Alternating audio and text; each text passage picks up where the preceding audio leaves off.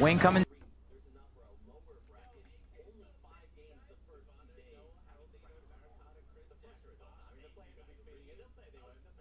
We haven't seen before. Of course, a day grand final, 6 games on Sunday, 5 games in the upper and the lower bracket. So I think it's going to be a little bit different here. Yeah, I think that's something we haven't really seen before in Fortnite either, this upper and lower bracket. We're going to have 25 teams that we don't even get to see compete tomorrow as well.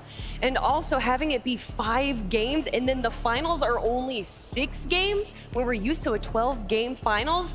It's going to be a bit unexpected, I think. That is what we are here for. Now, how long are we here for?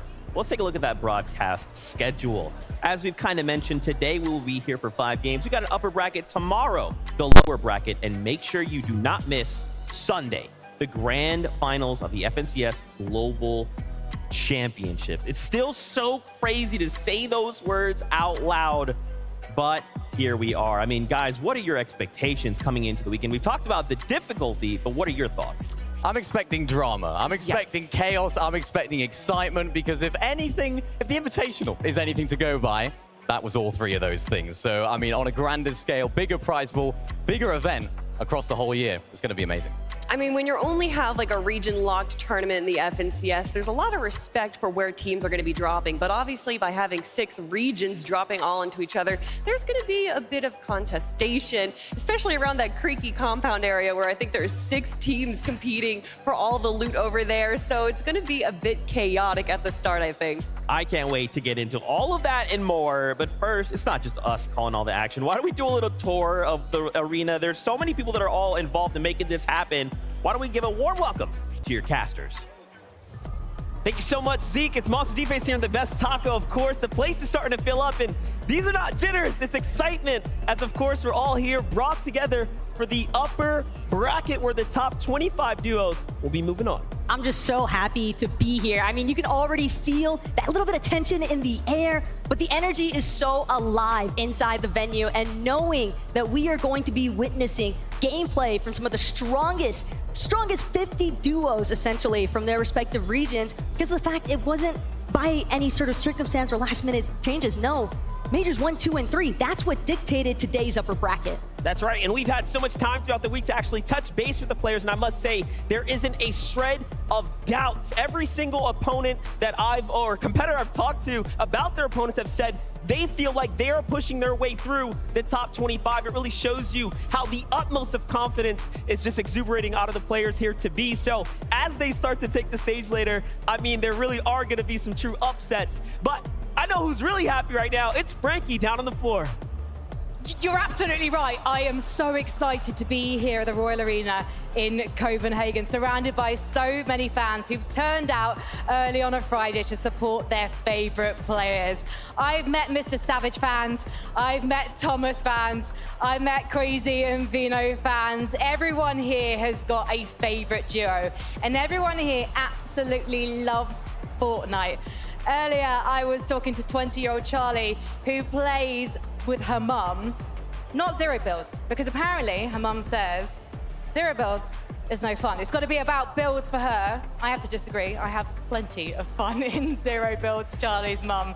But an absolute bunch of legends, surrounded by legends here in the arena. And I cannot wait to see the support they're going to be giving the players all weekend. And speaking of players, they are nervously lining up behind the stage. They've had to split from their duo partner. That's a secret. You'll find out why later on as they walk onto the stage. And so it's almost like every man for himself. Or it would be. But actually, these players, they're so delighted to see each other in person. They're giving each other so much support, and that's all going to change once they board the battle bus. Now, someone who's been giving me a lot of support and taught me so much about Fortnite in the last year is my friend Vivid, and he is over in the Creator Lounge. Doing the tour around the arena. Of course, the fans are funneling in. The players are hiding out backstage, ready to jump in. But we also have more special people here at the Royal Arena. It's going to be creators from around the globe. Very, very excited to talk to them throughout the weekend, kind of get some of their insight, how they are feeling about the event, and check out all of the content that they will be producing as the show goes on. So I am currently over at the Creator Lounge Lounge, and this is where we get in some exclusive talks with some of those creators. Now, as far as expectations are concerned for the weekend, I mean, I'm going to be looking towards the NA guys that are going to be competing, right? I am from NA myself, but there's been a lot of talks about some of the smaller regions showing up at the Global Championships. I mean, we got Brazil, Asia, Middle East, OCE here as well. Cannot wait to see how all of the action unfolds. Just 5 games for the upper bracket today. And as far as that goes, it's going to be very, very exciting. Kelly talked about it. It's a brand new format. Can't wait to see what the players do with it. But for now, we got to go back to the desk. It's going to be Zeke and the crew. Thank you so much, guys. We are getting closer to kicking off the competition. But what is at stake here? Well, there's quite a bit of prize money. Yes. Quite a bit. That's right. Just a little bit. Good amount. Let's have a look. Just a little Let's bit. take a look. Of course, $1 million going to the duo that can walk away in that $1 spot on Sunday. But even just getting here will net you something. Yeah, 75th place today will get, of course, $4,000 to split between the duo. I love how casually you mentioned, yeah, $1 million. $1 million first place. As you do, standard. That is an incredible sum of money. $500,000 for each of the winning duo. And of course, this is after Sunday's grand finals is where it's all going to go down. This is a huge prize pool, Kelly. It's a huge prize pool, but also it's a huge difference between first and second place. We saw at the Invitational how close it was between Seti and Cammy and Queasy and Vino, how a quick decision changed their placement between first and second. And that today, this weekend, is going to be a $350,000 decision, as well as this incredible trophy that we're seeing right now. Absolutely. Thanks. And big shout out to our friends over at Swarovski. I mean, it's like the Invitational trophy, but just that much crazier. Now, obviously, we have quite a bit of expectations, and I'm sure this crowd, viewers at home, all have their own. Is there people you guys have eyes on? Lots and lots of people. Of course, we have so many duos to talk about, and there's plenty of duos that we have our eyes on to do well, of course, across this weekend. Of course, one of which, Zagu, one of the Asia players, of course, teamed up with Peppo. Exciting duo. I'm excited to see what they can do. Yeah, I mean, we have 50 teams to talk about, and we're going to be breaking them down even more. But just looking at some of the duos that we have right now, the names of like Cooper and Miro. We saw Faizan and Kitos at the Invitational surprise all of us by getting a 5th place against some of the biggest names in the game. I mean, just look at this. It's actually crazy to see this on the screen because these are some of the world's best players all in one lobby together. We're seeing so many massive names on the screen right there. Yomzo and Rise, of course, qualifying through to the upper bracket. A team that we're going to have our eyes on to take the championship home, potentially. Just wild. 6 regions all coming together on a single stage. So there is going to be so much chaos because now you're thinking, okay, well, I'm in this region. I'm used to fighting players from this region. Just kidding. There's 5 other regions that I have to worry about and how they play in their region. Mad. Now, Kelly, you brought up a good point here. Duos that I wanted to kind of focus on. We got to talk about Zagu. We got to talk about Peppo Clip. We saw Zagu back at the Invitational, and man, they put on quite a bit of performance. So they're hoping to bring some of that experience to today. Yeah, I mean, after game number 3 of day 1 of Invitational, Zagu and his duo back then, Mareem, they were actually in 2nd place. So a lot of teams, a lot of people would sort of see Asia as a smaller region and not put them in their top 3, but they have every reason to be in people's top 3. They're going to come out strong, they're going to come out aggressive, and they're going to be feisty. They're also going to be coming out of Eclipsed Estate, one of the new POIs we're seeing this season. And let me tell you, this is an incredible POI, potentially unconned as well. Not only are they going to have the rifts that are near them allowing them to rotate, but they're also going to have those 3 mythic podiums, kind of giving just a little bit more chance for that RNG of what mythic's going to be dropping there. Also, they had a great performance in Majors 1 and 2, getting that 1st place finish in Major 1 and then a 2nd place finish in Major 2. Major 3, though, they actually split. They decided to play with different teams or different teammates. Didn't actually work out as well for them. So now they're back together. They're feeling good, and hopefully they'll get back to their winning ways. That's right. We will definitely be focusing on them, but more duos to highlight across this entire lobby list of players. Let's take a look at Suns and Anon from OCE. What can you tell me about these guys? These guys are the back-to-back Major 1 and Major 2 Grand Final winners. Coming from OCE, as you mentioned, they are a fantastic duo. They're one of only 3 duos that actually go back-to-back, winning each different major. So I'm excited to see what they can do today. A little stat from both of those winning majors. In all 24 games that they played of those Grand Finals, they only failed to pick up an elimination in 1 of those games. So expect some electric gameplay from them. Expect some aggression for sure. I love that you're talking about aggression eliminations because I'm going to talk about placements now because in Major 2, out of the 12 games they played, in 11 of them, they placed top 15, which is just unheard of. My only concern, though, is that they're landing naughty nets, which isn't the most beneficial POI. They also have the likes of Queasy and Vino landing just to the west of them, so that's going to be a little scary. It's a difficult spot to get Storm Surge from. Naughty nets has been traditionally one of those spots, particularly on OC. They don't have the practice on the global stage. I'm interested to see what they can bring to it today because they're going to have to pull out a few strategies. For sure. Kelly, you said a duo, Queasy Veno. Why not talk about the other side of that coin? Oh. You know we have to talk about them. Cammy, Seti, right? Your invitational winners. They went from winning the invitational to not having the best start in Major number 1. But following, they really picked up the pace. Yeah, I mean, we know this duo from this moment, isn't it, Kelly? What a moment this was. Invitational, Queasy and Veno contesting them at their drop spot, and we all know how this went. I mean, knowing your POI and the ins and outs is so pivotal, and we see that in this moment at the Invitational, why that made such a difference, why Queasy and Vino didn't know that you couldn't build a wall there, and that's what separated them from success and failure. And I think they kind of got a little taste of their own medicine because in Major 3, we saw them have a little, or I'm sorry, Major 1, they had a kind of a rough start getting 23rd place right there. In Major 2, though, they got 5th place. And then in Major 3, getting 4th place, top 5 in 6 of the 12 games. Yeah, and as you can see, they're landing at Frenzy Field today. The biggest question mark for this duo for this competition today is that they are actually contested, which is something we haven't seen from them since Major 1 this year. They didn't have a great major, as you said, Kelly, but for them, they've been practicing a lot off spawn at the moment, and even they've actually been practicing their drops in Duo Cash Cups at Kenjutsu Crossing. Oh, Who lands at Kenjutsu Crossing? It's Queasy and Veno. Yeah, so I wonder why they could be practicing their drop at not their drop spot. Probably no reason. There's probably no way that matters in any way, shape, or form. It's probably going to happen, at least we hope, even just a single time. Now, the beauty of being here in this setting is that we have the players standing by. We can actually talk with them. And who better to do that than none other than Frankie, who is standing by right here, right now, with none other than the man himself, Seti. Yes, I am. I'm very excited. To be honest, I'm quite nervous, and he is cool as a cucumber because this man is no stranger to success at an international LAN. Seti, is this bringing back memories of the Invitational? This is definitely bringing back many memories, and we're here to make some more. Was that the best moment of your life, lifting the trophy in Rally? Yeah, 100%, and I'm ready to make another one. How do you top that, though? I guess we'll have to see.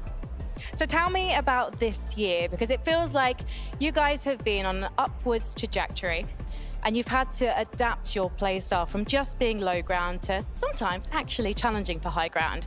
What's that been like? It's been great. It's been great adapting, because now we can play low ground, mid ground, and high ground, so just great combination. What about aggression? Because you're not necessarily a team that does go for eliminations. You do like to make the end game. Do you think that's going to be difficult for you to rack up those all-important points here? I don't think it's going to be difficult at all. We're going to make end game, we're going to make some eliminations, win some games, and that's it. Are there going to be any interesting off-spawn battles coming your way? Oh yeah, obviously. And what will happen if people do drop you? Just be prepared. I can't wait to see it. I imagine you and Cammy will be incredibly prepared. Thank you so much, Seti. Polska Gorum. Polska Gorum! Thank you so much, Frankie. And of course, Seti, you can see the focus in his eyes. He is looking to prove something. Could they be the ones to get the back-to-back from Invitational all the way up to Global Champions? I think if you ask a lot of people, they would say yes. I mean, the type of players that they are, the way that they are, their sort of mindset towards the game, very, very cool. You saw it in that interview. Very, very cool. Very, very calm and collected. It's a duo you got to look out for. Without a doubt. Absolutely. Well, let's keep this ball rolling because we know we want games. Let's talk about the format. What does this look like? So we kind of talked about it. We have an upper bracket, a lower bracket, but let's break that down. So today and tomorrow, we have 5 games lined up. Then the top 25 from today will go straight to day 3 in the grand finals. The players that in that bottom 25 will go to day number 2, where players from the last chance major are waiting. Then in day 2, that lower bracket, the top 25 from there, will move on to day number 3. That will give us the top 50 best duos from around the world. Yeah, this is going to be very, very exciting. I mean, this is something that we haven't seen too much before. I think a lot of players might be thinking, oh, you know what? Day number 1, upper bracket, is just a good sort of day to have an extra one in the bank, right? You might see day number 2 as kind of like a backup in case things don't go well on day 1, but no. You want to get rid of that mindset. Make sure you do it now. Make sure you're qualifying right here because you want to get it done early. You don't want to leave it till tomorrow if you can't. Well, especially because all of these duos have been preparing for this day. In day 2, it's 25 new duos that they'll be facing against with drop spots that they aren't too sure of. So that is definitely going to throw a wrench in some things. And also, a lot of these duos are used to having a day 2 to kind of prepare and research, but they're not really getting a 12-game series here.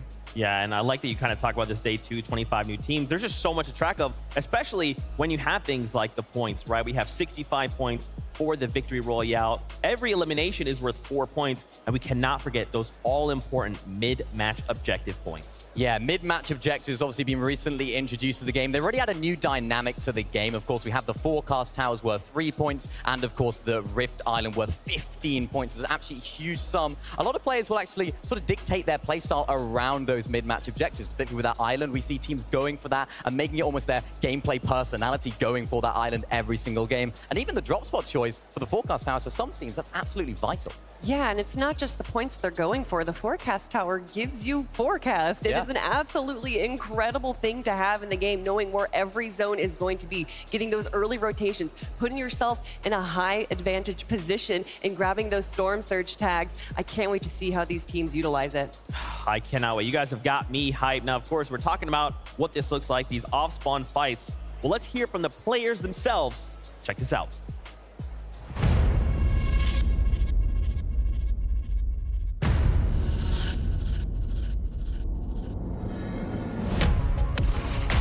Being contested just means that at the spot you land, you have another team with you. It's kind of like 50% chance like that you survive. You need to be lucky, get the right guns, get in the right position. If you want to have good loot, you're going to have to fight for a spot. Often it's seen to be a bad thing, but sometimes it can be good as well.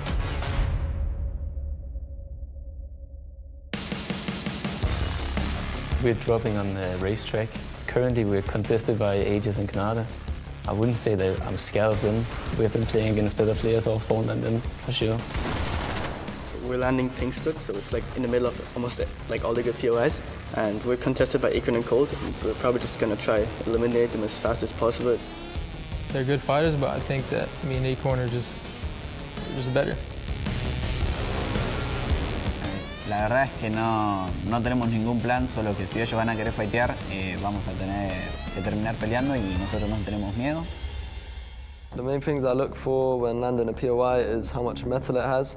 Wood and brick is everywhere around the map, but if you can get cap metal, you're already at an advantage.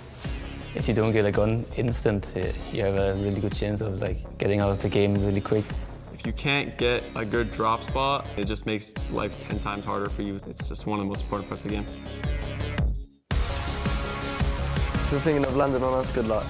We've had teams contested, they got last place. They can try again. If I eliminate Thomas and Obi 6 games in a row, I'm 100% winning this tournament. Everyone that contests us is gonna get eliminated. They're finished. They're finished. Well, this is kind of interesting because I've just heard you two talking about each other in the video that we recorded on Media Day. And Thomas, you said that you have faced off-spawn battles against better players than Canada before. Can you look him in the eyes now and just reiterate that statement, please? I mean, most EU players, like, in the top level is better than NA players, so, I mean... that's kind of true, but, like, you know, me, like, I'm the FNCS winner, just won, you know what I'm saying? Like, you're going to see today, like, who's really the GOAT, you know what I'm saying? And you also said, Canada, that if you win all the off-spawn battles today, you're taking that trophy. But I thought, after watching your Major 3 winners interview on FNCS, that you didn't care about winning here. I mean, like, being contested, like, it sucks. Like, I was contested, like, FNCS Major 2, and, like, you can't really do anything about it. But, like, when I heard I was coming to Copenhagen, like I'm not gonna lie, I'm here to find a girlfriend, you know what I'm saying? The Danish girls are here, they're pretty beautiful, so. Can I keep your eyes on the prize, though? Because there is a trophy out there. You're going to go and have a date with it in a moment. So you have a think about what really matters in life, and I'll give you a hint, it's Fortnite. And I'm going to come back to Thomas, because I want to know why you're so devoted to dropping at racetrack. I mean, we've been landing there the entire year, so we wouldn't switch drop. Like, it would be dumb. We haven't practiced anything else, so yeah. And what's happened when other people have tried to drop you there? I mean, it's been ups and downs, but we're trying to, like, learn how to play it the best. But yeah. You don't want to just learn how to play it the best, though. You want to play it the best, especially if this guy is coming at you all aggressive and American-like. What do you think you'll have to do, though, if the battles don't go your way? Are you going to agree to just split the POI, or is it just going to always be all-out aggression? It's going to be 50-50 on the slope truck every game. So, I mean, Canada haven't touched the game for 4 days, so... I played this morning. I played this morning for like 2-3 hours. I'm feeling good. My finger's looking good, so I'm looking good. And just one more question. How long did you play this morning? I didn't play this morning, but I played like all week, so yeah. He's fresh, he's warmed up, and I'm excited. Let's head back to the desk. Kanata, always the jokester that he is. This is an off-spawn fight we will be seeing happen at the racetrack. Obviously, Kanata, coming off a recent win, does hold the axe of champions, going up against Thomas HD, someone who has yet to get a win. What can we expect from this head-to-head fight? This head-to-head is going to be very, very exciting. I mean, we've seen Malibuka and Thomas HD. They're actually contested in Major 2 by Tus and Putrick, and they actually still managed to get a 3rd place. They were kind of half-splitting the POI at that stage, so I think they might sort of do the same maybe if it's on day 2, but day 1, they still have tomorrow to go. I think it's going to be all out 50-50, as they mentioned. They've got to go for it. Yeah, and it's a little bit of a different story for Kanata and Agers, who, when they were contested in Major 2, got 12th place, and then when they were unconned, of course, in Major 3, they walked away with their first FNCS win. And a lot of that was due to their loot pathing, being able to quickly loot up the entire racetrack, and then be able to rotate quickly for an early tower to get those surge tags. But I think there's a possibility to split racetrack. There's great metal and brick. It's splittable by the west and eastern side. You have the slurp truck on the west side, and then you have that forecast tower towards the eastern side. So, I mean, they just said it's a 50-50. I do think that once one of them sees how rough it's going to be for them on the drop, that they might try and split it. I mean, I spoke to Malibuka yesterday. I had a little talk with him. I was like, mate, how you feeling about tomorrow? He said, it's duos. Anything can happen. We don't know what's going to go down. And I'm sure for a lot of fans in here, for a lot of fans are all over Denmark, they'll be feeling like this is Thomas's destiny, right? Hasn't won an FNCS yet. And what better place, what better time to do it than now? And Thomas just is regarded as one of the best mechanical players in the world. Yeah. Teamed up with Malibuka, who's regarded as one of just the best players in the world. I cannot wait to see this duo go up against Kanata and Agers. Let's keep this conversation going. We have to talk about more duos. Relentless Retreat, Cal Gamer up against King. Yes, it's that King, top 5 of the World Cup King, probably BR's best player or regarded the best player, that King. Yeah, 100%. I mean, this is Relentless Retreat. Anything can go down, Kelly. This is where it all happens. We've seen different playstyles from these guys throughout this season. Of course, Cal Gamer seemingly getting it unconned in Middle East. Everyone in Middle East is just feeling like, you know what? Yeah, let's just let him have it. He's the king of this area. But King himself has been actually contested by another duo throughout all the Cash Cups, and they don't seem to be fighting. They seem to just sort of be splitting the POI a little bit. So I'm interested to see how this dynamic works between them both. I like that you're talking about the dynamic differences that we see, because both of these duos here also have a lot of similarities. Both of them back-to-back champions in Major 2 and Major 3 for their respective regions. But I love that you talk about Cal Gamer and how respected he is, because he might be one of the most studious players that we have ever seen in Fortnite, comparable to players from just any region from around the world. And again, Relentless Retreat, is a splittable POI. Yeah. But what I'm interested in seeing is that it takes about a minute to be able to get down into the vault for those mythic POIs, and whichever team is able to get down there first is probably going to have the upper hand. And I'm really glad you mentioned that, because I was actually speaking to King. Yes, I get to speak with all the players. You know, we all get on. But yeah, me and King, we were speaking out. We're actually watching them scrim, and they're actually trying to practice the quickest route to that mythic vault. It shows how much they're going to prioritize that. They're making sure they get there as quickly as possible, because the loot that's in there is absolutely valuable. Well, you've heard our thoughts on it, but why don't we head on over to Frankie, who once again has a head-to-head for us. Take a look. Thank you. Yes, I have been very fortunate to be joined by CalGamer, who is the king of the Middle Eastern region, but also king himself, one of our Argentine players who's representing Brazil. And both of these players have won 2 majors alone this year. We're also joined by Daniela, our fabulous translator. So CalGamer, I'd love to speak to you first. I know that you are someone who researches your opponents. Have you watched any of King's matches, and do you have any opinions on how he plays? I haven't watched him that much, but I watched a little bit, and I realized how he plays, and he's not very good. So that's why I'm there. And why would you say you're a better player than King? I mean, it's just the facts. You know, he's just not that good. Are you going to put your money where your mouth is later, though? Because you are dropping at the same spot as him on Relentless Retreat. Yes, I don't really want to talk too much. I mean, after a few hours, we're going to play and see what happens. Shukran, okay. Well, I'll go and talk to King then while you get your thoughts in order, and we'll come over to Daniela as well. King, you are arguably the greatest player in the Brazilian region right now. Tell me why Relentless Retreat, though, is a spot that you're going to win when you drop on it against CalGamer later. ¿Cómo vas a hacer el drop spot ahí cuando vas a bajar del bus? ¿Cómo lo vas a... ¿Cuál es tu método?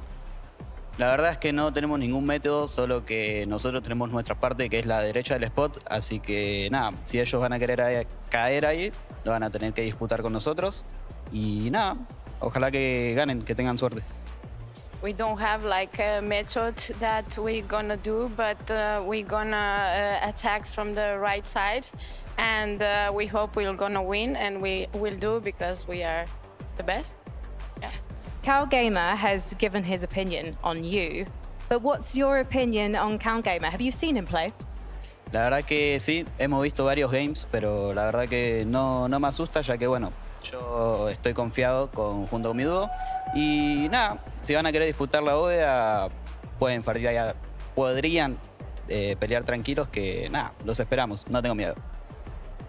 We are waiting for them. We see them playing, and they're not so good like they thought. And I'm sorry, it's Argentinian, so we talk so too fast. So he will fight until the end. I'm really looking forward to the fight. Hopefully the end will be in the aim game for both of these players rather than at the Relentless Retreat. Thank you so much, gracias, mucho gracias. And Shukran, thank you so much for talking to me, CalGamer. We will see what happens between these two and their duo partners when they drop on Relentless Retreat in just a few short moments. So they can't both be bad. They just have no respect for each other, do they? Like, no, mate, you're not having it. He's bad, no, he's bad, we're both bad. Yeah. Of course, just some friendly trash talk, right, as we prepare for the global championship. That's kind of, I guess they're both in high spirits. That's kind of where you want to be, right? I think they're just trying to get in each other's head, aren't they, really? That's all it is. Yeah, sure. I was like, I don't even want to, you know what, that's fine. Just yeah, that'll do. That'll do. Guys, we actually have something very special lined up, and we have a remote interview with the man, the myth, the legend himself, my oldest friend in the world, Cypher BK. Cypher, I don't know if you can hear it, but the crowd is going absolutely ham right now. How you doing, man? Yo, I'm doing great. I'm glad to be here for the FNCS Global Championship, even though it's remote. I'm excited to watch a ton of Fortnite this weekend, and I am personally rooting for Clix and Epic Whale. I want to see Clix get his first FNCS championship. That is amazing. Dude, how has it been? Like, obviously, you've been watching, right? We've seen all of these duos just kind of grow and evolve over the year. What are your expectations for the competition? I mean, I want to see a repeat of what happened at the Invitational, just like a super intense, like first and second going head to head in the last match. I think we're going to see something, and we're going to see some early drop fights and whatnot. But yeah, I was there at the Invitational. It was just electric, and I'm hoping we see that again here in Copenhagen. How crazy was it back in Invitational, right? Kind of the first time we'd had a LAN like that, and now we're back, but the stakes feel so much higher. You talked to a bunch of players. What were they kind of feeling at that time? I mean, everyone is always a little nervous before the tournament, but I think once they're in the battle bus, like, it's game time, and the stakes are really high. I mean, this is like the biggest prize pool since World Cup. Correct me if I'm wrong. Like $1 million for the first place duo. That's a life-changing amount of money. So I think it's going to be intense. It's going to be insane. Yeah, absolutely. And I mean, Cypher, for those of you or them out there that don't know who you are, can you tell us a little bit about who you are? Because I want everyone in the world to know about you. I mean, I am a very big Fortnite fan. I've been playing it since the very beginning. I was honored to be among the Icon series last year, and it's just, I'm still loving this game, and I'm super excited to see what you guys have cooked up for the last couple of months of this year, because it's looking crazy. That's awesome. Cypher, where can all these new fans find you? Cypher PK on pretty much any platform. Awesome, man. Thank you so much for stopping by. We really appreciate it, and we hope you enjoy the competition. Thanks, y'all. Good luck out there. Going crazy. That's right. Y'all can go crazy for Cypher BK. He's a legend. Y'all, this crowd is the best crowd I think we have ever had. Yeah. And that's great, because we're going to see next level Fortnite. I don't know that I'm like prepared for what we're going to see this weekend.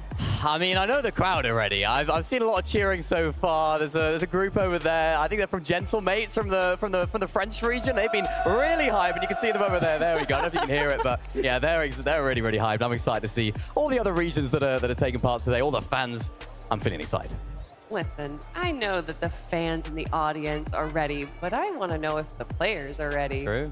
That's right. Well, we are not that far away, so you've gotten our thoughts. Why don't we get the thoughts of our casters as we draw ever closer to the competition? Yeah, I must say, especially after watching the head-to-head interviews there, that I'm feeling so good, and I'm looking forward to, of course, the competition of the contention that we're going to see on the drops. And what I love the most, too, is that it's one thing to know your drop spot, but for all of these representative regions, you have to keep in mind it's the international competition, it's the global championship. So just knowing your drop isn't good enough, because every region is going to have their own sort of flair for the competitive meta, and it's going to be a really interesting dynamic to see how some of these players choose to break into it, because even at the Invitational, where we last saw some international competition, one thing where I think some of the other regions in general might have struggled with was the surge strategy. So I want to see how well that's been wrapped up to be brought here today. Well, we know a couple teams aren't going to have any surge issues. It's those that, of course, are competing against one another, especially Kanata. Let's just back up here and really touch base about the problems that he's going to face right now. Kanata and Agers are surely, two of NA's best, right? And they have a difficult task in front of them. Thomas HD, Malibuka, right? He was really honing in on the fact that he has been playing all weekend long, and he feels like Kanata's focus isn't quite there. Is that going to be the default in his playset? And that's the false sense of security that Kanata's trying to implement into Thomas's brain right there, because at the end of the day, Kanata is a competitor. I mean, he is one of the few players that we have here that's actually got some of the most FNCS appearances. Well, you know what? We've had a long road to get here, and all of a sudden, we are closing in on it. So let's go ahead and dim the lights. Fortnite fam,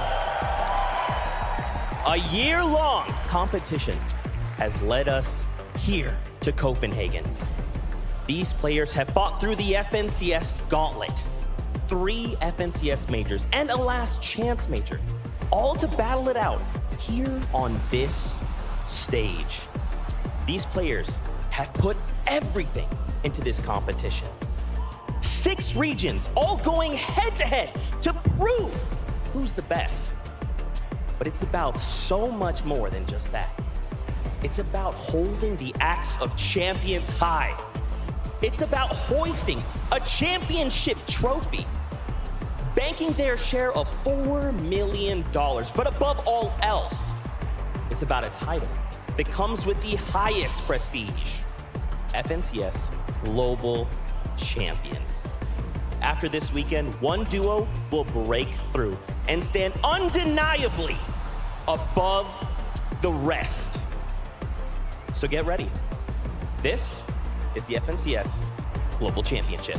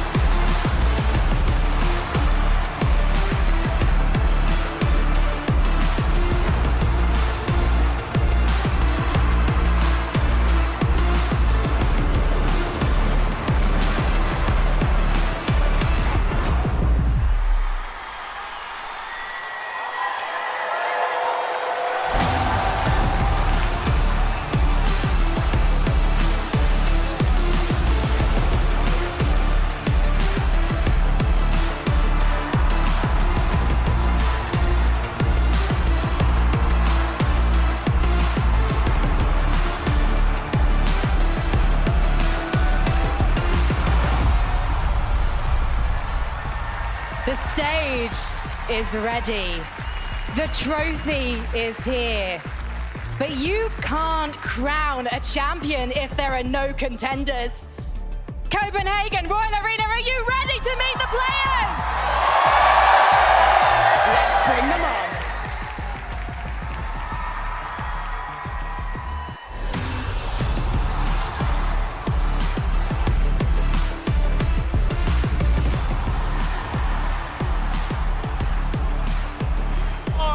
They're gonna come to the stage right now, and of course, most importantly, it's the battle that they had to fight through to be here. Bullying their way through the Shockwave Hammer meta, one of the most destructive seasons. They have to brace for chaos as these players now step into the most chaotic environment they have faced all year long. And with 196 total finals appearances spread amongst all of them, they are here to show exactly why they're the forerunners of their respective regions. And you think about it, they had the first chances, the first opportunities put in front of them, and they did just that. They secured it, and here they are.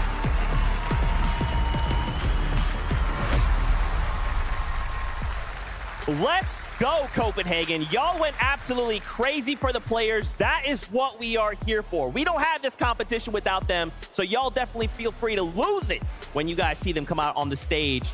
My gosh, that is just the qualifiers from Major number 1. There's so many big names. Thomas HD, though, Malabuka. That's we have eyes on. Yeah, well, I mean, I heard a massive cheer. Yeah. And we're hearing it right now. I wonder why. I wonder who they're cheering for. Is it Thomas HD? Yeah, I think it might well be, because he is the Danish man himself. What a perfect player when you think about all of his attributes. So smart. His aim is next level. And of course, pair that with Malabuka. This is a dangerous duo. Only bad thing, contested today. But they have so much skill in this duo that they should be able to overcome the problem.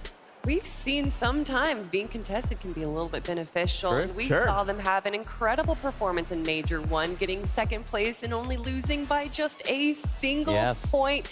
They are the best team to have never won an FNCS, but I think that they may be changing that this weekend. That would be so crazy, right? No FNCS title, but a global championship title? That would be next level. We talked about EU. How about we gone over to NA, Acorn, and Cold? I feel like so many players and fans alike talked about this duel when they won, saying this is probably one of the best duels in NA, period. Yeah, there was a lot of hype around this duo when they performed in Major #1, of course, coming out with a great performance. I like this duo. You sort of combine a really, really big brain IGL in Acorn and arguably one of the best fraggers in NA in Cold. This kid is crazy, and I'm expecting to bring that dynamic. You can see them on the screen right now. They're looking happy, they're looking excited, and they should be because they're a top team. And we saw what Cold can do on a LAN setting at the Invitational, getting a 3rd place finish with his old duo mate Scented. And I mean, their placements outside of Major 1 was 6 in both Major 2 and Major 3. So even when they're doing their worst, it is still so vastly better than most of the competition. Now, of course, that was a look at just the qualified players for Major #1. We have 2 more to go. So please give a warm welcome for your qualified players from Major #2. The Kinetic Blade was the season. It was also the problem that they had to learn how to overcome, learn how to make theirs, and perform to the best of their capabilities because, my oh my, what a destructive time it was. They really had to slice their way through the competition to qualify for Globals. But more impressive still is the sheer amount of experience that this particular group of contenders carries with them. Considering 18 out of 24 of them have played on a LAN stage here before. Can you imagine having that experience, bundling it all up and then putting it out right here in front of you where there is your chance to make the bulk of $4 million? We know who you're looking at. I know who I'm looking at. But most importantly, can they step up? Can they perform here now as the times and options are limited? There's only 5 games. I mean, if that was it, right? If that was just the let's go, everyone's here, let's hit play, I believe that's a grand finals lobby. There's still more seats to be filled, but as we focus in on the qualifiers for Major #2, Queasy, Veno. This stadium went crazy when they walked by that trophy. Some would say these are the villains of this arc, right? These are the guys that went up against Seti and Cammy and fell short. Now they want to come back. They want to come back even stronger than a year ago. Yeah, definitely one of the best teams in EU. I think that's without doubt #1, #2, #3, one of those 3, because these guys are absolutely incredible. We saw in Major #2, 12 game grand finals, 6 victory royales. I don't understand how that's even possible. And then arguably the biggest upset came when, of course, they didn't qualify to Major 3 grand finals. How does that affect their mentality going to this? Is this now a bit of a redemption for them? Not winning an Invitational, not making Major 3 grand finals. What a better time to do it. Listen, the whole adage, you know, fool me once, shame on me, fool me twice, or shame on you, or whatever. It may be something like that. I'm not good at those. They changed their drop spot at the Invitational, and it potentially cost them that 1st place spot. And then in Major 3, they changed their drop spot again and didn't even qual. So I think that they're going to be sticking to their guns and going Kenjutsu Crossing and potentially going to be coming out on top in day 1. There are so many big names. We have to continue the conversation.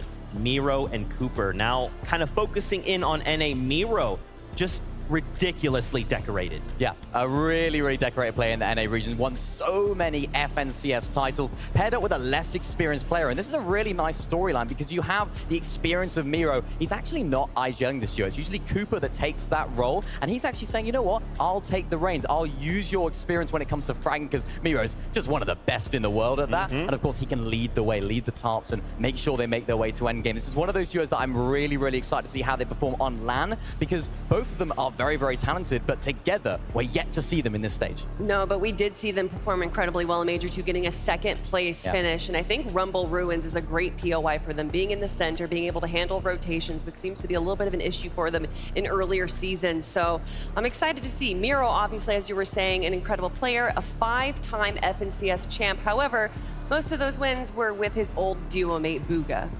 Absolutely. Well, we have one group of players left, so Arena, welcome them. This is your qualified players from Major #3. And as we all know, Fortnite is ever changing and evolving season to season. You never really know know what you are going to get, but guess what? This team, these players had to go against the zero mobility when it was arguably so difficult. And what they might have lacked in mobility, they certainly made up for as far as adaptability is concerned. Because having gone through every single iteration of competitive seasons, competitive metas, to find themselves here at the global stage, that is the embodiment of mental fortitude. And really and truly, it's one of the hardest things to do, is when it's your last chances, when it's your last opportunities to punch your way straight through to the biggest opportunity of your career. And it's time to put up those numbers. Can you do it? Surely all of our major 3 qualifiers had to play with that pressure. They had to play with that knowingly, you know, a looming pressure of, hey, I can only do this one more time. And again, considering what's at stake, considering that they want to go straight in to that finals lobby here on Sunday, this is their moment to siege it all. That's right, there are no more chances up for grabs here other than the 5 that's put in front of them. You want to do it here and now. Will you be one of the first top 25 duos to punch through to Sunday? We'll find out.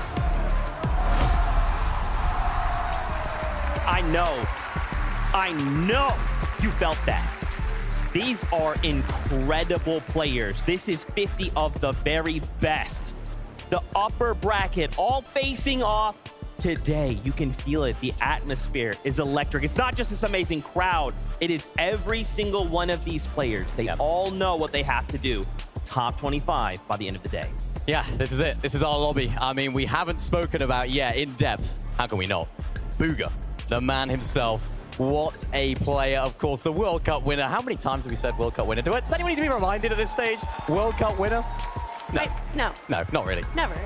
I mean, Bugha and Threats, I love this duo here. Bugha obviously having the history and the knowledge, with Threats having just some of the most insane aim in the game. Having these 2 powerhouses together definitely excites me. And what excites me even more is that they're landing Sanguine Suites, one of the new POIs, where they're gonna have those 2 mythic podiums, and it has absolutely insane amount of chests, ammo, and loot. So even though they're gonna be contested by Nutty, I don't think that's going to be too much of a concern for them. Yeah, and I was speaking to Threats yesterday. I was saying, how are you going to approach that off spawn? He said, mate, there's so much loot at this drop spot. We're not too concerned about fighting each other off spawn, but we want that vault. They're going to be going for that vault every single game, so we'll see how it goes for them. So insane. More duos to talk about. Iamzo and Rise, front runners from NA, a duo that all of us just feel and expect such greatness from them. Now the question becomes, how do they perform on LAN? Yeah, the Canadian duo here, a lot of people had a lot of expectations for them going into Major 3. Donda's the best team in NA at that time. Didn't quite live up to that first place, but still managed to get a 3rd place overall. Lots and lots of hype around this team. We haven't seen them perform on LAN yet, so this is going to be a very, very big test for them. Will they live up to that hype? Will the weight lay on their shoulders a little bit and maybe put a little bit too much pressure on them? I'm not sure, but either way, they have the talent. I mean, you're talking about 3rd place in Major 3, but I don't think that paints the full picture, because in Major 1, they also got a 3rd place. In Major 2, their worst performance was 4th. Yeah. They have the best placement between all 3 majors than anyone else here. And they're going to be landing in the gas station, which is a great split POI. So I think they might be the kings of NA for today. What about the kings of OCE? Could that be Worthy and Alex? I had an opportunity to meet Worthy, just a sweet guy. Yeah. But Alex is pretty widely regarded as the best player in OCE. Yeah, 100%. Such a recognizable character in the OCE scene as well. And these guys definitely pack a punch as a duo. In Major 3 Grand Finals, Alex on his own had more eliminations than 33 teams had eliminations. So him as a solo is outperforming some duos, which is absolutely insane. A big thanks to Coach Timmy for that stat, because that is just showing how good these guys can be when they're on this big stage, when they're in those Grand Finals. They do not crumble under pressure. I mean, I think that incredible power is showcasing also in Majors 1 and 2. He placed 5th and 3rd, but just him, because this duo formed in Major 3. They might be actually the newest duo that we're going to be seeing compete here today. And they're going to be landing near that creaky compound where there are so many teams landing there. It's going to be interesting, to say the least. To say the least, indeed. Now, of course, we only have 5 games here today. Pressure is on. With less games, you cannot make a mistake. How much does even just this going down to 5 games change everything? I mean, it changes everything, particularly if you are contested. If you lose off spawn, that's a fifth of your games gone, where previously it was a little bit less than that. So you have to make the games count that you are contested off spawn. We talked about Malibuka and Thomas HD versus Ages and Canadas earlier. If those guys don't have a good game when they make it off spawn, there's no guarantees that you'll make the next one off spawn. So you have to make it count. And we always talk about, you know, maybe they're a day 1 team, a day 2 team. Oh, they're going to have an opportunity after day 1 to VOD review and look. They're not going to have that opportunity. No. Essentially, these are like 3 separate tournaments each day. So these teams are going to have to do everything they can that day to get in that top 25 spot. Yeah, I think when I think about more of these duos that we're going to see, right, Tayson and Mustache, another duo that kind of just jumps to the front of my mind. Tayson, I mean, if you asked any EU player, you just said the name Tayson, they'd be like, yep, I'm scared, I'm good, leave me alone. But also now paired up with Mustache. Where are these guys landing? What can we expect from them? I mean, Tayson, widely regarded as the GOAT of Fortnite. However, there's a big however. Okay. He's yet to do it on LAN. He's yet to do it on this massive stage. So a lot of people would say he's the online GOAT, which I agree with, 100%. He's won so many FNCS across different game modes, different chapters, whatever the meta, he is on top. But what a perfect time, what a perfect storyline for Tayson and Mustache to finally do it, to finally crown Tayson as an in-person winner, not just online. Yeah, and we're talking about Tayson, but Mustache is also an incredible player in his own right. But there is a thing such as tournament jitters, and Tayson definitely seems to have an issue with that. Being in front of all of these people, thousands of people on stage, is a little bit different than playing at home in front of your own setup and everything. But I think with the right preparation, they've had a lot of opportunity to practice leading up into this, then maybe he can finally be the LAN GOAT we know he can be. But how much of that, you kind of talk about being here in front of the crowd, even that one mistake, how much could that affect those mentals, right, Kelly? Because it's easy to say at home, I made a mistake, I'm out, okay, let me just get up, walk around, whatever. This is so very different. I think it depends on the players and the team. When you have someone like Kanata, which if you guys haven't had the opportunity to watch the Major 3 playback of him, where essentially the entire time he's just screaming, Agers, Agers. I think having mentality like that, even when you're down, is such a big deal. And you'll hear a lot of these players, what's a big part of your success in winning this major, that major. And a lot of them will say keeping their head in the game, even when going down, just talking about what went wrong and moving on from it instead of dwelling on it. So different. It's so different being in this environment. You know, you're at a different desk. Everything's a little bit different. A chair potentially is a little bit different as well. So everything is almost alien to you from what you're used to. You can't just get up after a bad game, go have a cup of tea and relax in the living room. You have to stay in this area. And that's what can add to the pressure as well. You're in this area, you're in this zone. It's now or never. Can they do it? I wanted to ask a question here. So obviously the bottom 25 move on to tomorrow, okay? Yeah. So if you're one of these duos that find yourself in the bottom 25, let's say they've revealed some kind of strategy. Is that good? Is that bad going into lower bracket? Is there some kind of advantage or disadvantage to doing so? As I said earlier, I don't think you should be aiming or hoping that you get in the lower bracket. Right. It's not something that you want. You want to be getting into the grand finals today, now. But if you do end up finding yourself in there, things could definitely change. I think tonight's going to be a very important night for these teams that are going to find themselves in that lower bracket, because there will be 25. And I think that's going to play a big part, because then they'll start to figure out where are we going to be dropping, where's our loop path going to go. We don't know. I'm getting word. Ooh. It's time. Now, as we prepare for this first game, you guys find your seats on the battle bus. I want to hear from our casters to prep us before game number 1. Thank you so very much, Zeke. And yeah, find your seat on the battle bus. Find your seat in the arena here, because we are looking at a very contentious drop map. I know we focused in on a couple of those, you know, head-to-head face-offs, but there are so many more battles happening today. I think one perfect example we were just discussing was the whole Vika pink. But hold that thought, because the battle bus has gone off, and we're ready to roll into game 1.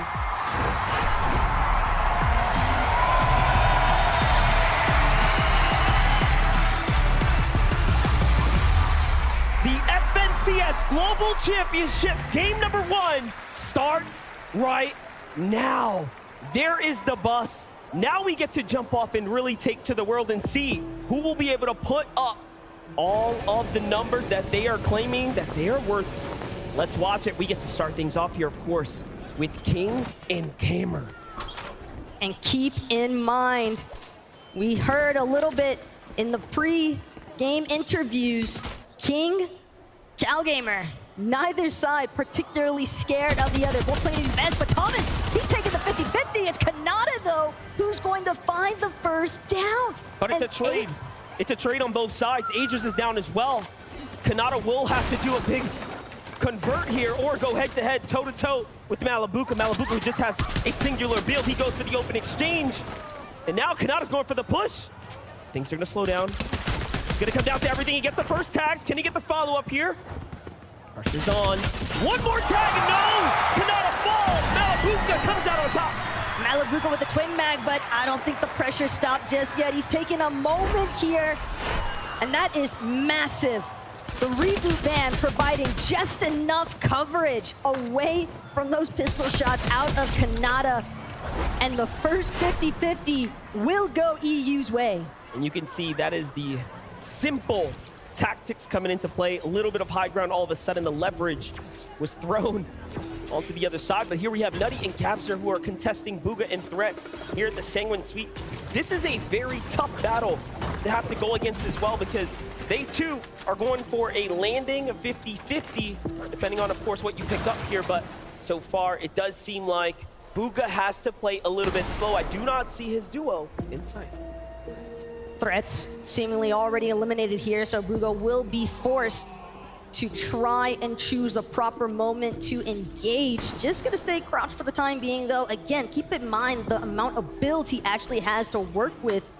And Infiltrator Pump might be able to buy him a little bit of time as well, but seems as though Bugha is investing fully into weaponry here, understanding he can't take that extra second to reload. He doesn't have a teammate to fall back on just in case. And as for Nutty and Abzer, they seem to be just taking their time, actually prioritizing some of the loot inside of Singling. Well, as one duo falls, another one rises up to the occasion. Here we have Yamzo and Rise looking pretty solid, getting their drops and their route together. So far, so good. Speaking about other things happening, though, I did see Baka, who is also contested up towards the northern portion of the map, get an exchange off there, too. And here we get to take a look in with Queasy and Vino down at the Kenjutsu crossing.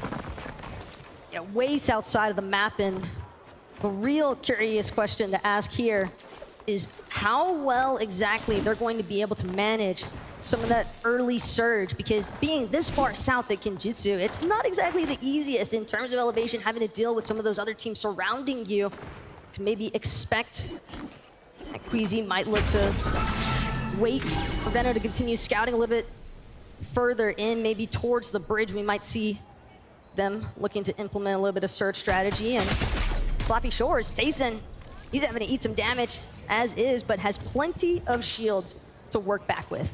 Oh yeah, we all know that this here is definitely a very popular exchange.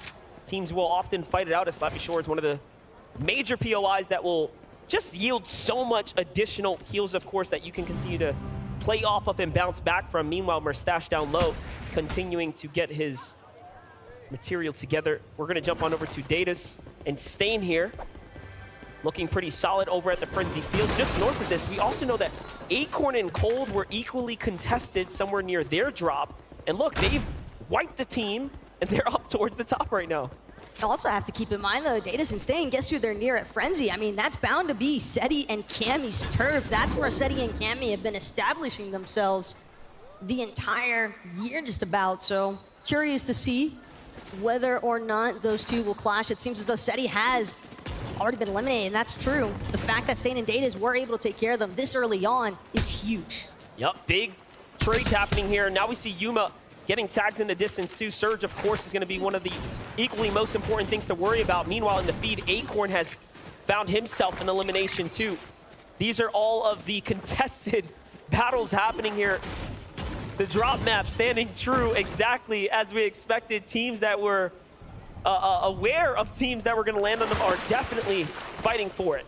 And you can imagine the confidence boost, the momentum that some of these teams engaging in those 50-50s are bound to be looking for. And the best part about it is getting those eliminations so early on leaves you plenty of room to actually continue working on their pre-planned loop pathing. Not having to really worry about interference towards some of those rotations can make a big difference in positioning later on.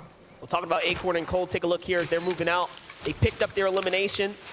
They're trying to see if they can single out the solo remaining, but nothing just yet. So not really getting greedy with the opportunity put in front of them, but instead banking that elimination. Remember, there's just 5 games, right? Only 5 games. You pop off in game number 1, and all of a sudden you're really set up for a potential just seal top 25 for today, right? The goal is get to grand finals. I mean, just think about the amount of sheer splashes that Acorn just had available for himself. 12 splashes to work with is a huge amount. They can definitely take their time in terms of finding those ideal movements in case they need a little bit of that slap effect to work with. Thoric, meanwhile, continuing to seek out a chest that might be left over, splitting there with bolts. Seems to have an idea of maybe looking over towards one of these forecast towers, maybe also keeping an eye out for that reboot van in the distance as well, for anybody that gets some ideas early on. Forecast tower is definitely extremely powerful. It's going to be one of the best pickups you can play for in the distance, though. Sun's also not making it easy for anyone rotating through the valleys here. Now we have Fastroki and Kylie down at the western, southernmost area of the map here, split up from his teammate, looking to hold out a potential King, maybe rotating down at the bottom. It could be Cal Gamer there, but no, it is King in duo. And they have danger nearby. They've already exchanged between the two. You can see the passive standoff here, but these are fights that are so important. These are fights that you need to, at the very least, entertain for now. As far as Kylie is concerned as well, a little bit of leverage there over King with some of that height, but seems as though King has spotted out that Kylie is just a little bit across the way from him. But transitioning back over to Pink and Vico. A lot of these players just seeming to take their time. As long as you have a twin mag assault rifle, it just doesn't really seem as though there's too much pressure to activate some surge strategies early on, but Pink here really sitting on some of the augments that he's gonna choose to actually prioritize. Rolled up, looks like we got a little bit of a standoff here on the rotation on in. Hero in triple FHD. Pretty tough situation to be in. Tagged up here, forced to go ahead and bunker down, save for a second here. It's Ritual and Reet who have a bit of a high ground position here, looking down. Very nice spot to be in. Meanwhile, Giras and Shari also nearby, getting the pressure of the lobby here. Ritual and Reet can determine any team that they want to put the pressure on, and others are going to look inwards to see if they can jump in on it.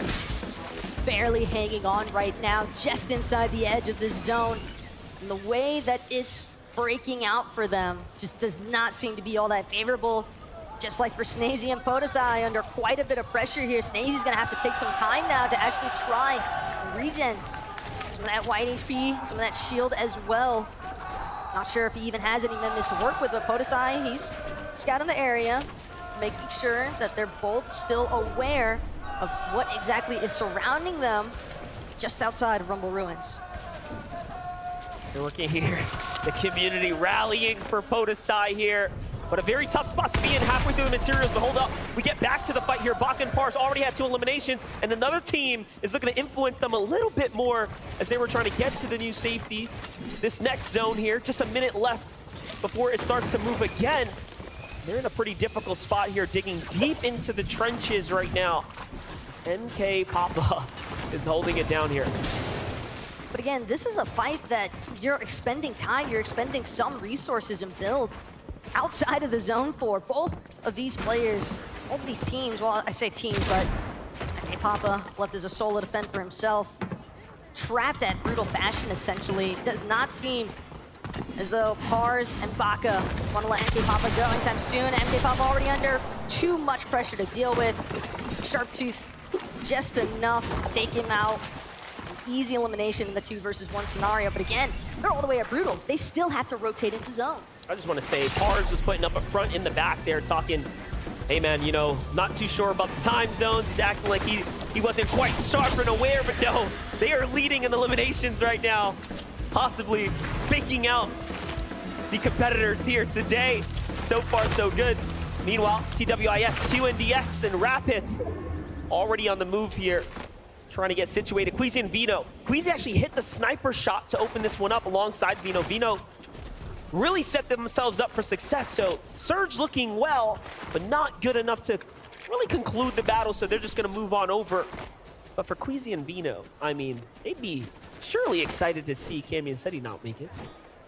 I mean, they have to be at this point, given that they're still in.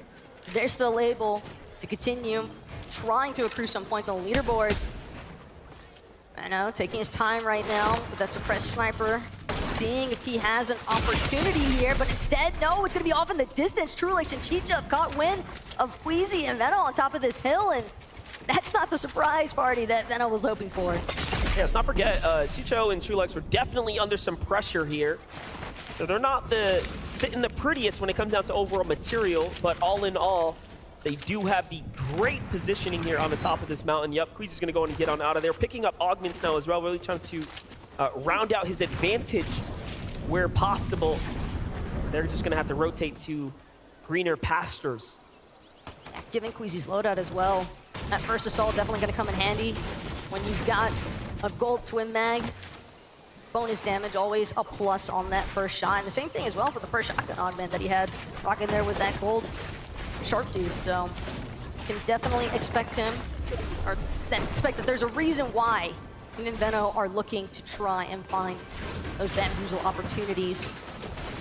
Not too surprising though to see teams still trying to collect as much brick as possible here. Karmi and Vanyak definitely wanting to acquire just a few more builds, but understanding the fact that with some of these teams starting to trickle in as zone continues to pool just further towards that mega city area, they're gonna have to be careful of the teams rotating from above them. Yeah, and there are a couple late stragglers looking to make their way to the new zone. Meanwhile, Sphinx and Boyo sitting right above Acorn and Cold here. Like the positioning so far. No reason to do anything too hasty just yet. Meanwhile, on the feed, Miro's taking his own damage to himself, possibly taking some fall damage, possibly being deep in the zone here, falling on a late rotate. Could be troubles on the horizon here.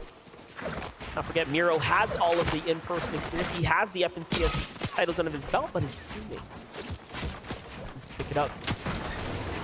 Let's watch those Sphinx. Look at the material count here. This is a desperate plea to get somewhere that he can replenish. So coming into the mega city comes with its own risk, but there it is. Refarming material is going to be the name of the game for them. Meanwhile, securing the island, Malabuka and Thomas HD. A huge, huge gain here if you, of course, can secure this. Worth 15 points. You are the first to Rift Island to go ahead and convert. And it definitely seems as though Malabuka and Thomas are initially going to be successful. I'm not sure if these other teams that are looking to actually rift in will have a chance to catch up in time, as Malabuka, Thomas still holding down the capture point. You've got to be aware of the fact that there are bound to be some other teams. Maybe if they can't get the capture point, might still be looking for the vault that remains, but that is a free 15 points there for Malabuka and Thomas, and the teams rotating from the underside. They've got to be careful now because that's some good loot for Malabuka and Thomas. Another way to look at that, Baka has 3 elims. They scored more points than those 3 eliminations are worth in just a matter of 15 or so seconds. Very, very great way to put yourself into a Sunday position. And now we watch some of Brazil's best Kitos and PH Zin versus Baka and Pars here. Man, Baka and Pars has not had an easy way to the safe zone so far. I wouldn't be surprised if Storm Sickness turns on at this point for them. But when you think about it, they're nearly 600 above the damage threshold to be that far up on Surge and yet still in a less than favorable position here. Is there a possibility that they may have spent too much time looking for some of those early fights and that might have delayed them just long enough? Yeah, well, listen, we got to get caught up with the in-game and the mid-game, so let's go on to 11. Thank you very much, Monster. Look, there are so many high-profile battles we've been watching all across the map. But one that we need to pay attention to, the Invitational champions, Cammy and Seti, went down early against Daedus and Stain, and it was a fight we knew could happen, but many people didn't actually expect it to go down how it did. Daedus and Stain wiped Cammy and Seti off spawn, and now they're conceding throughout the game, and it's going to be a big question mark for whether or not Cammy and Seti can bounce back, and how are Daedus and Stain going to use this opportunity? How many more times can they continue to beat these guys off spawn? I had the chance to speak to Daedus and Stain yesterday, and even though they don't speak English, I tried my best, and they were there practicing their drops. They said they were ready, they said they had the better drops, and they were going to beat Cammy and Seti 5 out of 5. What a bold statement to make. Thank you, Levin, for the insights there and the valuable insight of being able to really hear from their perspectives. But now we have Bugha. Oh, big tags coming in for Bugha. He doesn't have a teammate either. Threat's already down for the count here. He's below the surge. He's gonna have to do more here, Taco. Bugha just looking so isolated right now. Bing and Gun just really taking their time to see whether or not they want to try and finalize on an elimination onto Bugha. Bugha definitely aware, definitely closing in, sees that brief moment of separation there between Gun and Ping, and feels as though it might be his opportunity to strike, but Gun being certainly aware of the fact that they're going to have Bugha trailing in behind them, and Bugha, he's trying to take the shots where he can. Gun having some difficulties getting those builds up behind him. That's going to put them in a really rough position as both of these teams struggling to make it into zone. For a second there, I thought he got the knock there. Close. Would have been a huge come up for him, but now he does have to move in. So just 97 above, he will recognize that, of course, he has to continue to fight and push his way through this. Meanwhile, Odesai finds an elimination onto Kitos. And other trades happening there too. 7-man finding an elimination. And his teammate Mshari gets one as well. So Middle East finding their success tier 2. Let's jump on over to Miro. Miro, who picked up Okis just a bit ago. That's going to be the single Elam in the pocket there. And a long, long rotate now as they have to push all the way eastern here if he wants to get safe. You can see Miro kind of just hoping that nobody's going to spot him out from Mega City, but for Miro and Cooper, all too easy pickings here. Onto poor Okis, trying to hold his own, but unfortunately, this pincer maneuver is one that we've seen time and time again from the likes of Miro and Cooper. Just a synchronized attack that is way too problematic for any solo to deal with. Look at that, Alex and Worthy turns the corner, and Gon is waiting there from the outside of the zone, so we know Bugha is also close by. It's a very dangerous pocket to be in. I like that they're going out and around the edges here, but zone is already up to 2 ticks worth of damage for every time you sit in the zone there. Alex and Worthy also have a little bit of an uphill adventure.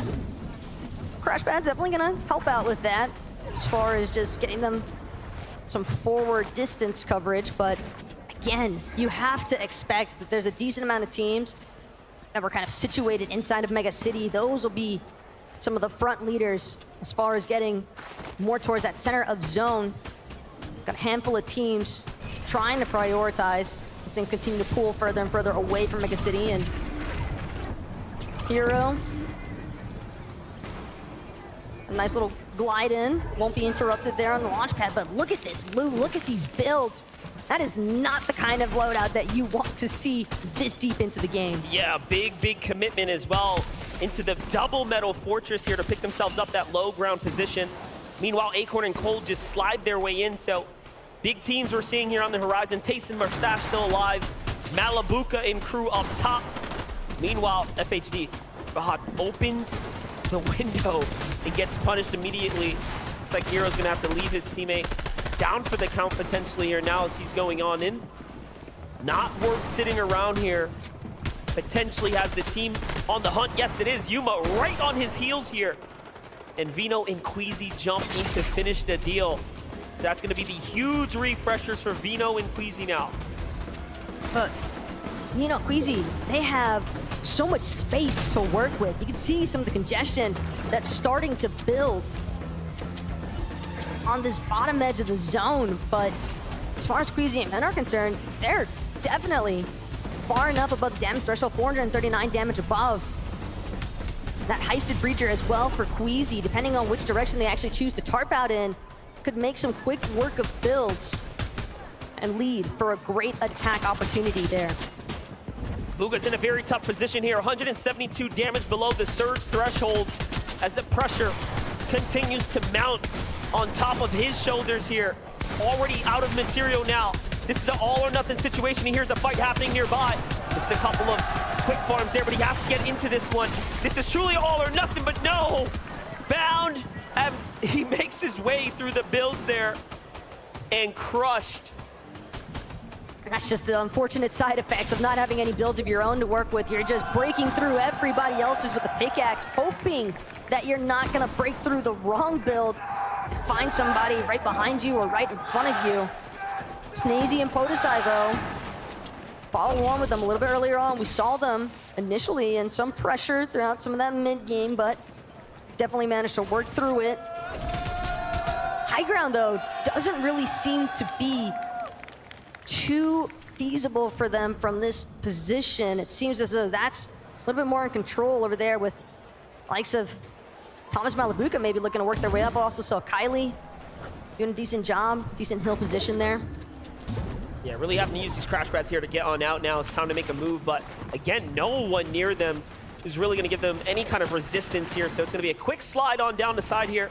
As long as no one opens up the edit, they are fine. And Thomas and Malabuka with expert precision get right into position here to go and be set up for the first to make it to the new zone.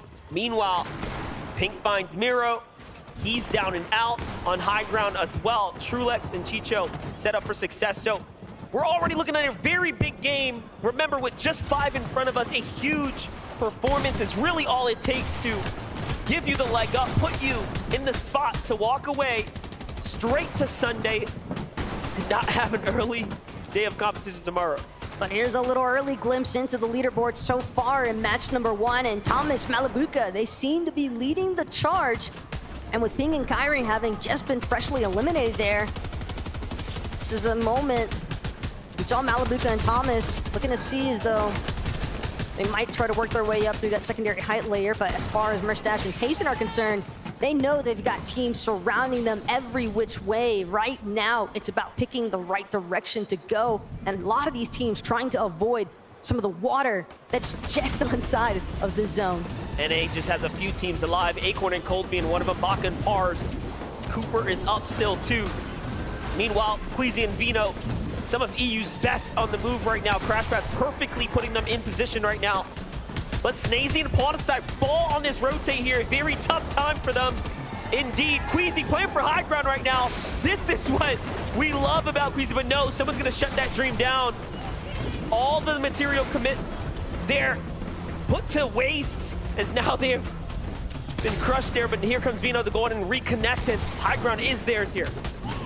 King, meanwhile, on the opposite end of the spectrum, as a solo forced into the water, swimming through this ultimate low ground, hoping that he doesn't encounter anybody else anytime soon, but it's gonna be mixing off to his side, not able to connect the shot, swims directly underneath a duo, and it's gonna be an opportunity for Strokey to possibly get knocked. No, instead it's gonna be King under pressure, and it's too much. The elimination onto the Brazilian King. Yeah, the comms come out, they say, wait, there's someone under here. Come down, support me, and with no hesitation, there was for Strokey and Kylie just coming on in, getting the full finish there. Here's Pars and Baka. Baka so hurt, but 6 eliminations, my gosh. They are doing it again. They did it at the Invitational. They're doing it at the championship so far. Remember, this is gonna be arguably the most difficult bracket to fight your way out of. It is, of course, the 50 best that played through their respective times of those seasons throughout this entire year. But look up, it's Queasy, it's Veno. They get chopped momentarily by Merstash, but it's still not seeming to deter them from maintaining control of this high ground. Merstash now hoping that this legendary Slurp Juice is going to buy him enough time to get out of this difficult position that he's landed into with Payson and Cole. Meanwhile, backside of the zone, trying to charge his way forward, looking to stay as close to Acorn as possible, because as things continue to move, you can expect all these other duos to follow suit. And Alex gonna eat a shot immediately, Lind. Meanwhile, High Ground goes for a fight here. Mustache and Tayson trying to take it all away. They take down OCE's Power, Alex as well there. Big find for him. But no, they have to conclude. They have to concede it. They give it down. Queasy puts up the fight against Tayson and puts him down as well. No material left for the High Ground team. A very tough spot to be in, but it's all or nothing now. The end game is already theirs. This is surely a successful run already. Reet is still up too. But they just need barely enough builds to actually connect it to the hill over this water where everyone else is trying to deal with it. Reet, though, alongside Ritual, everything in his power here, gets the elimination onto Acorn. It looks as though Queasy may have fallen in the feed as well. What a big trade here. Just a couple players left now. This is it. Vino solo here, but he does have builds. The clutch is possible. He's also one of the healthiest here on the lobby. Vestroki doesn't have much to work with. He also can't get up and over. It's going to come down to the siphon of whether or not he can get the conclusion, and Vino does. But getting here, finds Vestroki in the finish, and Vino wins the game. This is starting to look pretty familiar, Monster. Queasy and Veno striking first in game number 1 of the Global Championship. What a way to do it as well. Explosive fashion, in historic fashion. You know, they are a team that should be racking up wins, and they're doing just that. Lucky for us, we have Frankie there for the word. Yes, I have run down to this booth. I knew exactly where you were sat, boys. This is exactly the start you were looking for. So stand up so Copenhagen can see you. Come on, Queasy. Veno, what's it like to win the first victory royale of the Global Championship? Because I know that Major 3 was a bit of a tough time for you. It's standard for us, it's standard. You know, every year we always go win first game. We always gotta have some victory royales. And, you know, we just gotta do what we gotta do. Is it nice to be back in the same space on LAN together? Does that help in game? Yeah, 100%. I mean, from last year, we came here to finish the story and we'll see how it goes. How are you making Season 4 work for you? I think we're well prepared. We try to hide everything that we could, and we'll see in the finals. So tell me about that final fight then, because it was an EU number. You know your opponents quite well. Why do you think you were able to get the upper hand? I mean, you know, we had Thomas and Malabuga come up on high, and we put them down, thanks to Queasy and myself. And then, you know, I clutched out as a solo. You know, it's just standard, and I can't really say anything more, you know? Well, you don't want to tell everyone in Copenhagen that you took down the Danish boy Thomas, so you're not scared that you're going to become a villain here? You know, well, I think we came in on our villain arc. And because we came second, you know? We want to show the rivalry's over. But it's not, is it? I mean, we'll see. I'm looking at them now. Well, you guys fix your eyes on each other and get ready to board the battle bus again as we head back to the desk. Congratulations, Queasy and Vino. Here we go. Global Championships kicks off. And what do we expect? Not quite this. I wasn't sure if it was going to be Queasy and Veno. To be honest, there were so many names, right? But of course, Queasy and Veno say, Zeke, hold on a minute. This is us. I love that he kind of calls out, we're on our villain arc. Yeah. I agree. I think these guys want and have so much to prove. In the year they've had, right? That second place to us is amazing. Wow, second place, life-changing amount of money. To them, it was a loss. Now they're coming back stronger than ever, and they want the W. Yeah, these guys are winners, right? They see second as the same as 50th. It doesn't matter to them whether anyone else is taking that crown, because they want it to be them. They want to make sure they can do it, and I really, really like the way they played that end game. Beautiful stuff from them. Just typical Queasy Veno stuff. They're on high ground. They got to that front side of zone, cranked up, actually fell down at the beginning of that end game, which kind of threw them off a little bit, but no, they're used to that sort of situation, and that's exactly what they do best. I do think that the zone pulled a little bit in their favor, but by zone 3, Queasy not only had a gold Twin Mag AR, a gold Sharp Tooth as well, 6 crash pads, but also had 2 mythic slurps. They were set for success from the get-go. We see them, of course, get chopped right there. That was the moment that kind of set them a little bit away, but no. Taking out Malabuga right there, that breacher shotgun, as you mentioned, Kelly, so good on height, just putting the pressure down and actually using those crash pads. Of course, we saw Queasy going down a little bit earlier here, but I think if I'm Queasy, I'm going to be so confident having Veno on my side because, I mean, just look at that. That's what he can do. Massive shots. If there's anyone you want clutching up as a solo, it's Veno. He's got the aim. He's got the game sense. He has the mechanics. And of course, he's such a smart player. Just look at what it means to them. Getting off to a great start. What a start for them. They couldn't have wanted anything different. Yeah, I mean, I think what we have seen so much about this duo is it really doesn't matter what situation they get put in. A lot of times we do kind of see this happen. One or the other is left alive, but what both do together is they're setting the other up. So it's like, even if one of us falls, it doesn't matter. I've set you up. You have everything you need. Go make something happen. Now, of course, in this situation, Final 3, Veno's like, got you right where I want you. Yeah, the players that they were going up against, too, were incredible players. And so still to be able to do that as a solo player like Veno just did just shows how confident and calm he can be, but also very excited, too. But, I mean, if we're talking about Queasy and Veno, we got to talk about the other side of the coin, right? Seti and Cammy going down early, just like Levin showed us. Yeah, really rough start for those guys. A start they definitely wouldn't have wanted. I was saying at the beginning of the show, they were practicing their drop spots. They were looking good, but unfortunately, things can change. Bus paths can change, of course. Environments can change. You never know what can happen. And of course, when you're fighting against a team that isn't on your home region, usually things can be different. Teams have different playstyles that you cannot possibly prepare for. So if there's anything we know about Cammy and Seti, when they do make it off spawn, I'm sure in the next games in the future, they'll be absolutely fine. It's just getting to that end game for them might be a problem. Yeah, and this is just the first game, right? Obviously, with only 5, which is usually the typical 6, we don't want to be making mistakes like this, but they still have 4 more to make something happen. Now, of course, a couple other duos we wanted to highlight for you guys, Thomas HD and Malabuka. Again, like, as we talk about names, you're just going to be like, yeah, nah, I forgot about them. I mean, I know they're here. This top 8 is great, but looking to perform here as well, and a pretty good showing in game number 1. Yeah, not a bad showing at all. I mean, we saw it in game in the first little off-spawn battle right there. What a time to do. What a way to kick off the weekend, right? Thomas HD managing to win out off-spawn. It wasn't even Thomas, actually, that clutched it up. It was, of course, Malabuka who managed to pick up this assault rifle off-spawn. Really, really great for him, actually, because he just found that little bit of high ground there at the end. I really like the way he used the reboot ban to block as much shots as possible. And then this little hut, managing to find that high ground and then finally take out Canada. What a start for this duo. And we know how the rest of the game went. Solid game for them as well.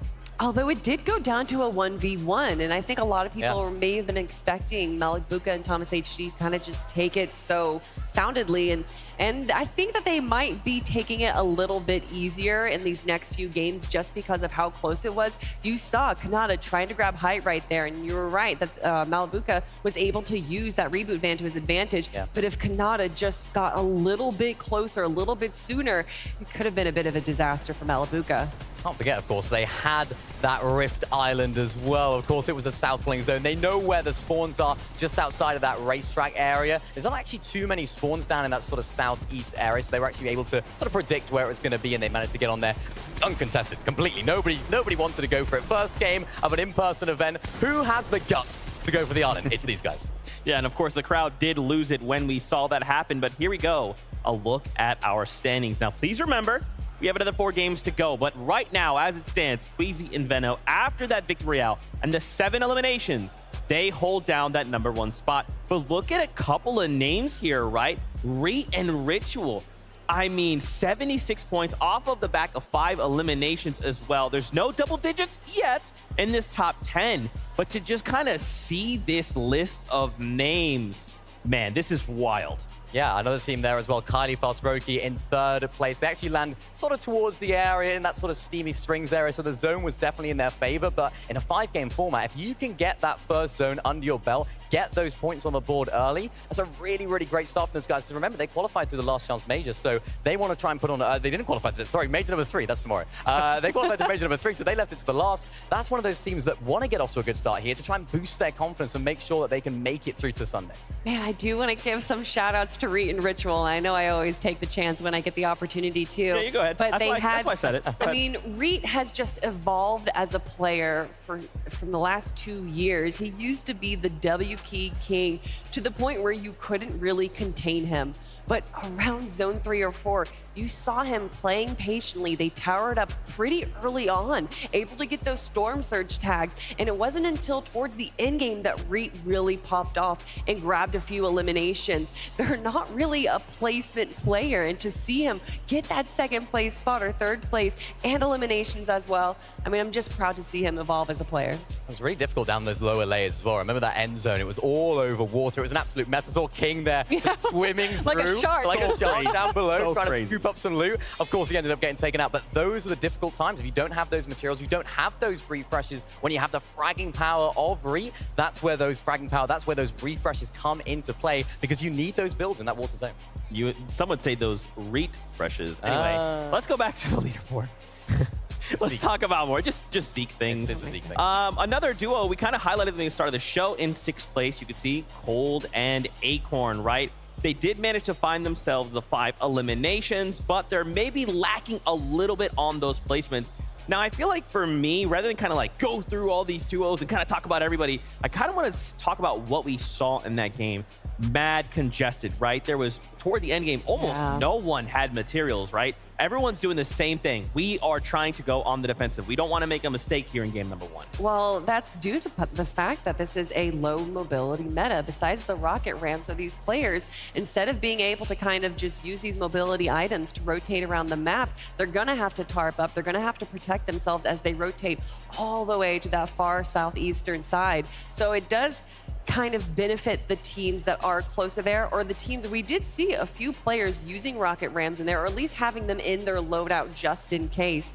But this is going to be a difficult meta. It did start in Major 3, so a lot of these players are already used to it, but still, utilizing your mats when you can is definitely going to be a big part. And you mentioned them there, Acorn and Cold in 6th place. They made it to that end game because of their off spawn. And initially, we were thinking, right, these guys have been contesting Pink and Vico. That's been the storyline for the whole time. But it seems like they actually switched drop here, and they actually ended up going towards iDrop and Mappy in that sort of central area where all of those caravans are. They actually switched their drop. Last minute, they thought, yeah, let's just try and land on this team, and it worked out for them. So that just shows how those little decisions like that, switching the drop spot at the last moment, can make a big difference. And it did make a big difference. We saw earlier on in the game that Acorn and Cold had 12 splashes on just one player. And again, using those rotations, that's pretty much one of the only mobility items in the game besides the launch pads and then, of course, the mini crash pads as well.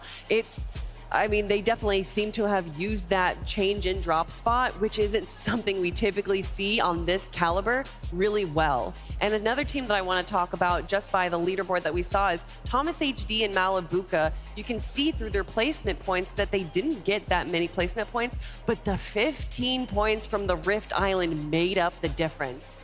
Those mid-match objectives will make or break some duos. Now, at the start of the show, we talked about Tayson, the online GOAT, looking to make that LAN title kind of all-encompassing, just GOAT status, paired up with Merstash after this game, right? This was a pretty decent start, right?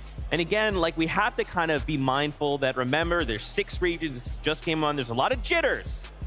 After game 2, what can we see them adapt or change that might make this game 2 crazier for them? I mean, we saw them go for height there. We saw them pre-popping those slurves. You see it at this moment right here. Merstash just trying to look up at Queasy and Veno to go for that high ground. Tayson, unfortunately, getting taken out. So, of course, this was a difficult situation for them. Didn't quite have the builds to make it happen. And that can be the problem. If you're cranking up on that backside of zone, you're expending so many materials. And if you're going up against a great height team like Queasy and Veno, that's where things can get difficult. But a really great start from this duo. Of course, landing at the north side of Slappy Shores. We saw them getting those surge tags really, really early. Massive base that they seemingly build every single game they go there. All those extra heals, it got them to that end game. And they just need to keep that consistency, because if they keep it up, they're going to do good. And I think what helped them too is that they were holding second high or in that mid ground really well, where a lot of people, a lot of the top teams were kind of fighting for that high ground, or they were in the depths of the water below. So by being aware, situationally aware of where all the other teams are and taking that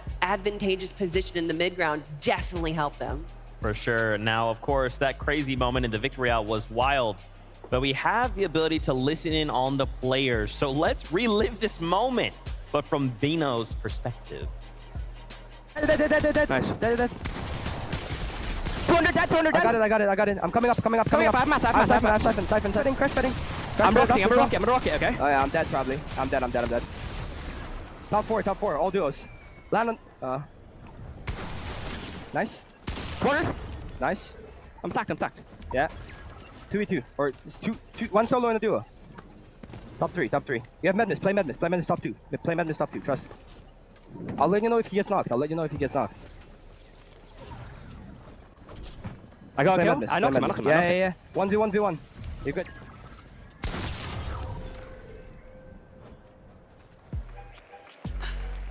That's kind of nuts, right? I love that Veno is able to just focus, right? It's just about just let me rock my mechanics, right? Just tell me where to look, tell me what to do, and then just let me execute upon that. Queasy just so calm, right? He's like obviously there is a bit of chaos in the moment, but Queasy just listen, just grab this. You're fine. Trust, you've got this. And that's such a skill as well. I feel like not many people talk about it. When you are down and your teammate is solo clutching like that, the comms that you give are so vital. You can see Queasy just making sure that he is giving the absolute perfect comms, what he needs to know. Maybe he might have missed something. Maybe it's his heals. Maybe it's his materials. But Veno's like, okay, let me cook. Just give me the ingredients that I need. And part of the reason he cooked there was that rocket ram, using it to go straight up into the air. See where the rest of the remaining lobby is. Land down immediately and get that incredible shot. That's why we're seeing them in first place right now. 93 points to start off the day. A pretty decent lead relative to the rest of the lobby here. And, you know, I don't want to say necessarily bravery, but to use that rock ram in that situation almost is like... It's risky, right? Mad, high risk, high reward, but for him, he makes it work. Here's a look at our top 20 duos as it stands just after game number 1. Remember, 4 more to go.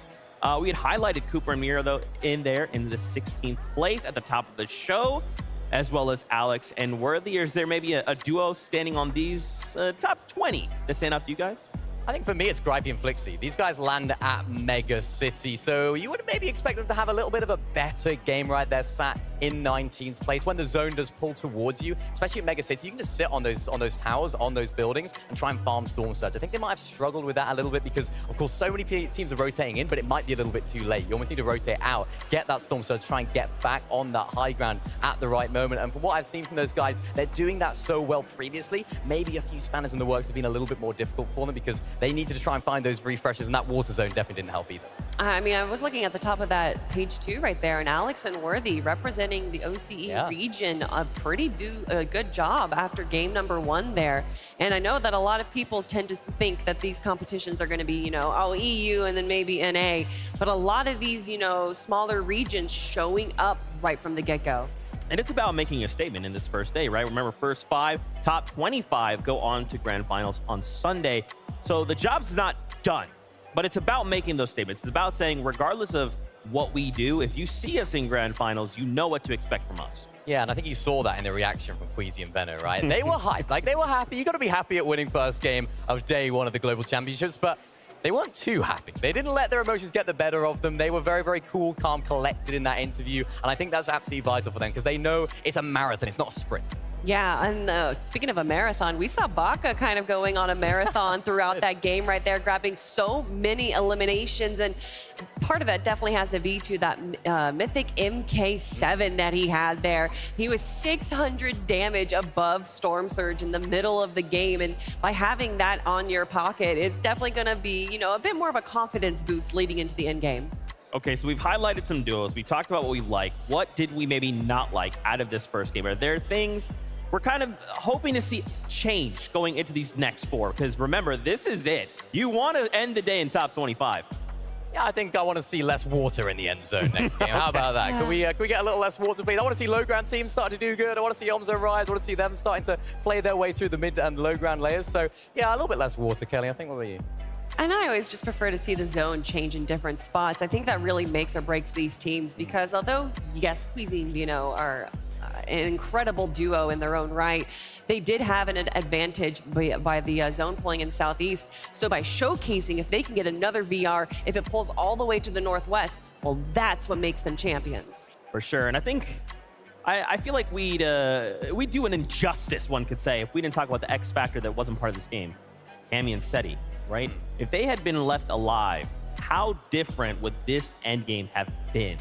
I mean, who knows is the question, right? I mean, these guys, Of course, Queasy and Venom are a fantastic duo. They won on high ground, but Cammy and Seti can disrupt lobbies like that. They can play their way through those mid-ground layers. And of course, sometimes we've seen them. I mean, we talked about it at the beginning of the show, how they're able to go for high ground now. We saw that sort of developing throughout Chapter 3. We saw them trying to go for that height, just adding another dynamic, another element to their game. So, of course, as you mentioned, they're not necessarily labeled as a height team necessarily, but they can do it. So if it's anyone can sort of contest those guys, maybe it's them. I mean, showcasing, though, that they did have that rough start. I don't know exactly how their positions would have been towards the mid and late game there. And I think by having that rough start, if they did make it and survive into the end game, they probably would have stuck to the low ground.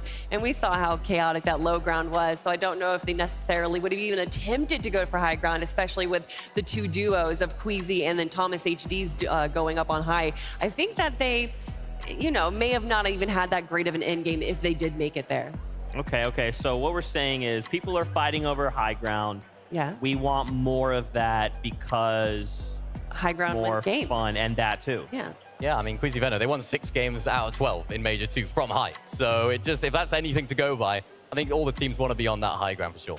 I'll say something. I want to see Booga again in game number 2. He held out so long as a solo player, which is something you would expect with someone as much experience as him, being able to understand when to leave a fight, how to rotate away from everyone else through the dead side rotation. And I think he could do even better with threats. Yeah, that was a kind of a difficult situation to be put in, right? So many people landing there at Mega City, losing threats very, very early on, and then there's just so much pressure. You can't go for the reboot. You can't try and make something happen. He did still manage to find eliminations, right? That's still points. We still are working towards something, but I think you're right, Kelly. With threats there, it could be different, Mini. Yeah, definitely. And we saw Booga actually going down to Surge there. He was trying to be a little bit too aggressive because he needed that Storm Surge damage. And when you're only 1 of 2, it's so difficult to do double the damage that you need because, of course, he's only on his own. He tried his best, and being only 174 below at that point is a credit to how much damage and how much aggression he was showing in that mid game because he needed to do it. But, I mean, it's Booga. He can make anything happen. Yeah, and this is still just game 1 of day 1. It's fine. There's so many more opportunities for these duos to change up their play style and potentially pull out something we haven't seen before. That's right. Well, let's hear from Frankie, who's actually standing by because we want to hear what's going down in the crowd. Well, I think Copenhagen thoroughly enjoyed game number 1. Did you love it, Copenhagen? Were you happy that it was a European victory? Let me hear you. I have met a couple of Americans who's traveled all the way here. I don't know if there are many North American fans in the audience. Can we hear it? Do you love North America? That's not bad. And don't forget, this is the Friday, so the audience is still arriving because people are coming from work. Maybe someone's plane was delayed. What about Brazilian fans? You can always count on the Brazilian fans to show up for their players. Any esport, any game, the Brazilian fans always give love. We've also got so many Japanese players on stage as well. I did meet a lovely Japanese family who came in just for them today as well. Any more Japanese or Asian fans? Oh, I love it. They've all gathered over here. We literally have a row over here of the Japanese fans. Oh, we literally have an entire group of people who are in jerseys who are here to support the Japanese players. And what about Middle East and Africa? Oh, well, we've certainly got some of the crowd going, and I can't wait to hear how things hot up as the competition continues. For now, let's head back to the desk. This is what it's all about. It's hard to not get a little bit emotional when you think about, like, we have been having competition kind of separate all year, right? And now getting to come together to just compete.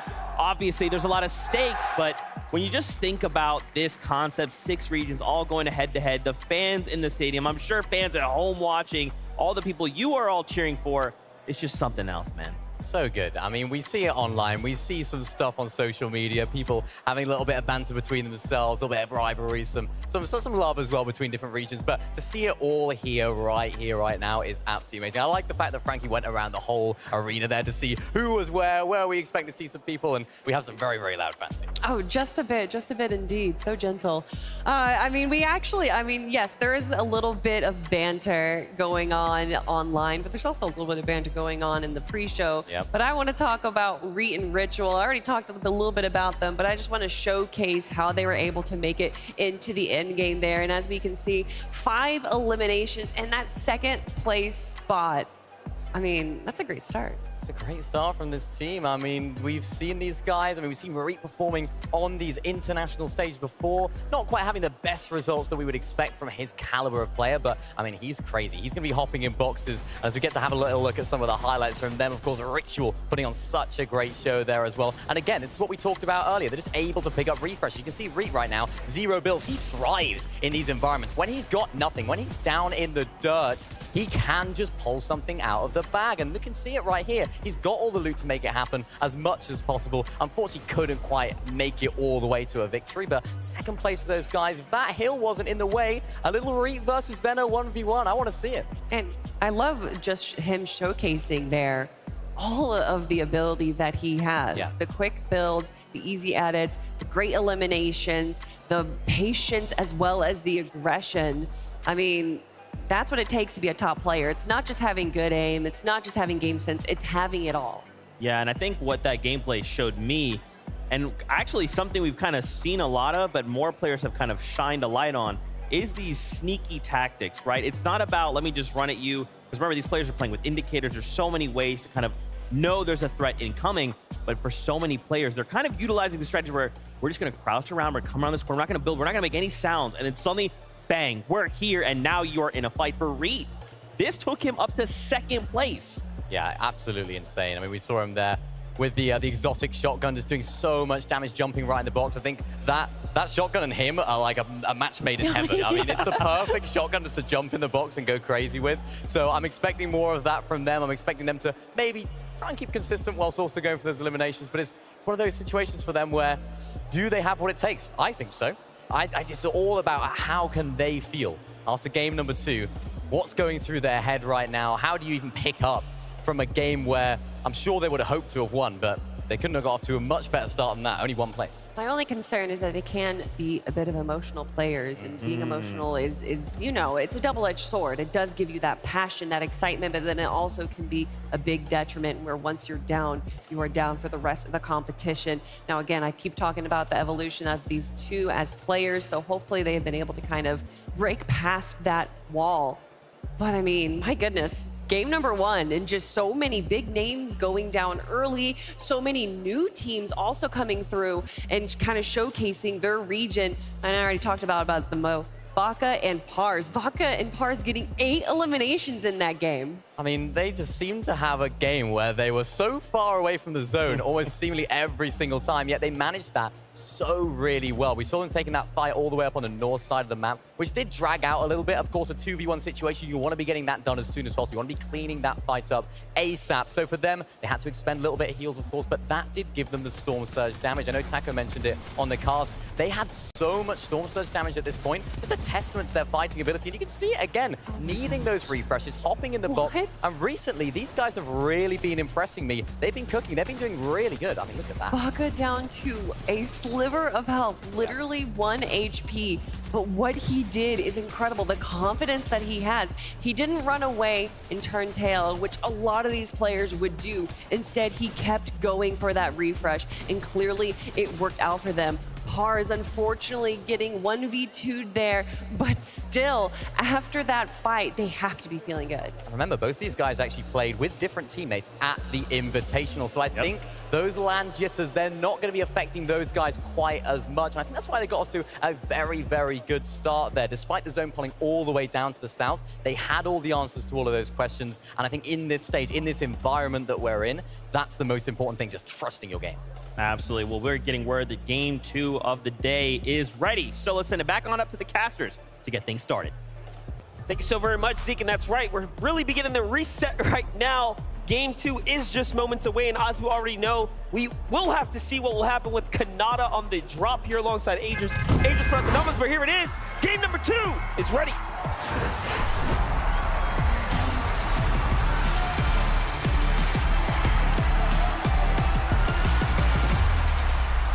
And just like that, we are right back in it with match number 2 of day 1 here of the upper bracket of the Global Championship. And again, Monster, You were just starting to touch on it, but some of these initial 50-50s, particularly that one down at Drift Ridge, not going the way that maybe some of these players might have expected. And crazy, look at this, the 50-50 Stain and Datus landing directly on top of Seti and Cammy. Really looking to play upset here. Seti quite doesn't land perfectly inside. He doesn't get a weapon first, but Cammy does. Cammy does exactly what he needs to. Gets the finish here, gets the siphon as well. And it's all in his favor right now. Here comes the pressure. But it's all up to Datus to keep the hopes of Asia alive here. They managed to win out game number 1. Seti, though, relatively low. We see Kanata as well, striking back for revenge there with a knock onto Malabuka. But the action here at Frenzy Fields, it's continuing to build as Datus now looking for a little bit of a wraparound just outside of this barn. Datus getting some nice shots. Seti will go down. Now it's just a 1v1 between Cammy and Datus. Man, Datus really showing us what he is capable of. Coming second, the FNCS major thing for the Asian region, but no, comes in and Cammy finishes the job. They strike back, but it's not over yet. Meanwhile, it looks like Kanata and Agers have also finished the deed on their side of the map. You gotta think, look, Kylie Fastroki listening to what's happening here. So Cammy and Seti are not safe just yet. Meanwhile, North, Pars Baka, coming out of the early game, they had 3 eliminations. So it wasn't just this team they finished. They had more to fight after this. But it started with Pars and Baka getting that early duo elimination onto Misha and Teeny. And whether or not they can look for a repeat instance is all going to boil down to whether or not Baka and Pars really want to try and take a more aggressive push here. We Call of do Whispers. have to bounce back, though. We absolutely have to look at a quick highlight here. Take a look at how Kanata, with the redemption shot here, opens up onto Malabuka. The greed was real. He finishes him off, and then Thomas HD in the distance. The shoes were changed. Put on the other foot here. They secure the slurp truck, get the double angle, and Kanata aggressively slides on over to get the full finish.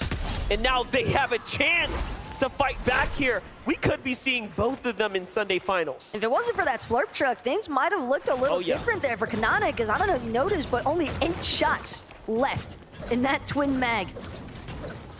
But again, now it's going to be Thomas and Malabuka who are left to sit and simmer, wait to see whether or not they can finalize things there in game 3. Crazy to think, too. There's only 5 games, right? And all of a sudden now, 2 of our favorite duos, one from EU and NA, now have a chance here to really sit, make a big deal and push their way up the standings. Really showing you that, hey, there's a limited number of opportunities, and you have to make the best of it. I told you, Fastroki and company might be coming on over, and look at this. They're here to play upset. Cammy and Seti, they might have dealt with Stain and Datus at the beginning, but they still have plenty of work cut out for them. Fastroki, just slightly above Cammy for the time being. Cammy, though, doing a good job utilizing these builds. Some brick gonna be going out. Not enough yet for Fastroki to feel comfortable. But it's Cammy with that left side peek, a bit tough to try and work with. Seti watching the side angle here, seeing if he can take advantage of any opening, cracking the armor here. But Fastroki putting the pressure on. Starting to run low on ammunition here, so he will have to be careful or make a decision here to full commit. Instead, gets punished first, cutting right through the over shields and the additional shield pot there, so he is going to have to dig into it. Meanwhile, Kylie with the side angle, suppressed pistol, putting in good work here. We like the angles, but Seti clapping back. Ooh, another great angle. Cammy really hitting the tags when it matters right now. That's tough for Kylie as well. I mean, he's really got to get up close and personal. That suppressed pistol going to be difficult to work with in comparison to that sharp tooth. But Cammy, Seti, they are not willing to budge. They are staying as close to each other as possible because they also want to make sure that they stay in contention of this capture point, not trying to let it go for free towards Kylie and Fastroki. It seems for the time being, they have successfully managed to push them off entirely. So it does look as though Cammy and Seti are going to buy themselves just enough time, and the capture point will be in their favor. Meanwhile, Pink and Vico lurking nearby. They're contesting half of the split off of Acorn and Cold. But now, on the other side, Slappy Shores, Tayson, and Merstache. Here's the team that can truly take home the grand finals if they can make it there. Definitely a pick, indeed. What a tower base, though, for Tayson. I mean, you got a couple of med miss waiting, ample amounts of shield potions, including a couple of big shield potions. So for Tayson, His sole responsibility for the time being is just to establish as much surge damage control as possible, and it looks as though the Limb feed tells a different story, or actually a same story if you're Pars and Baka, because for the time being, Teeny at least, no longer in the lobby.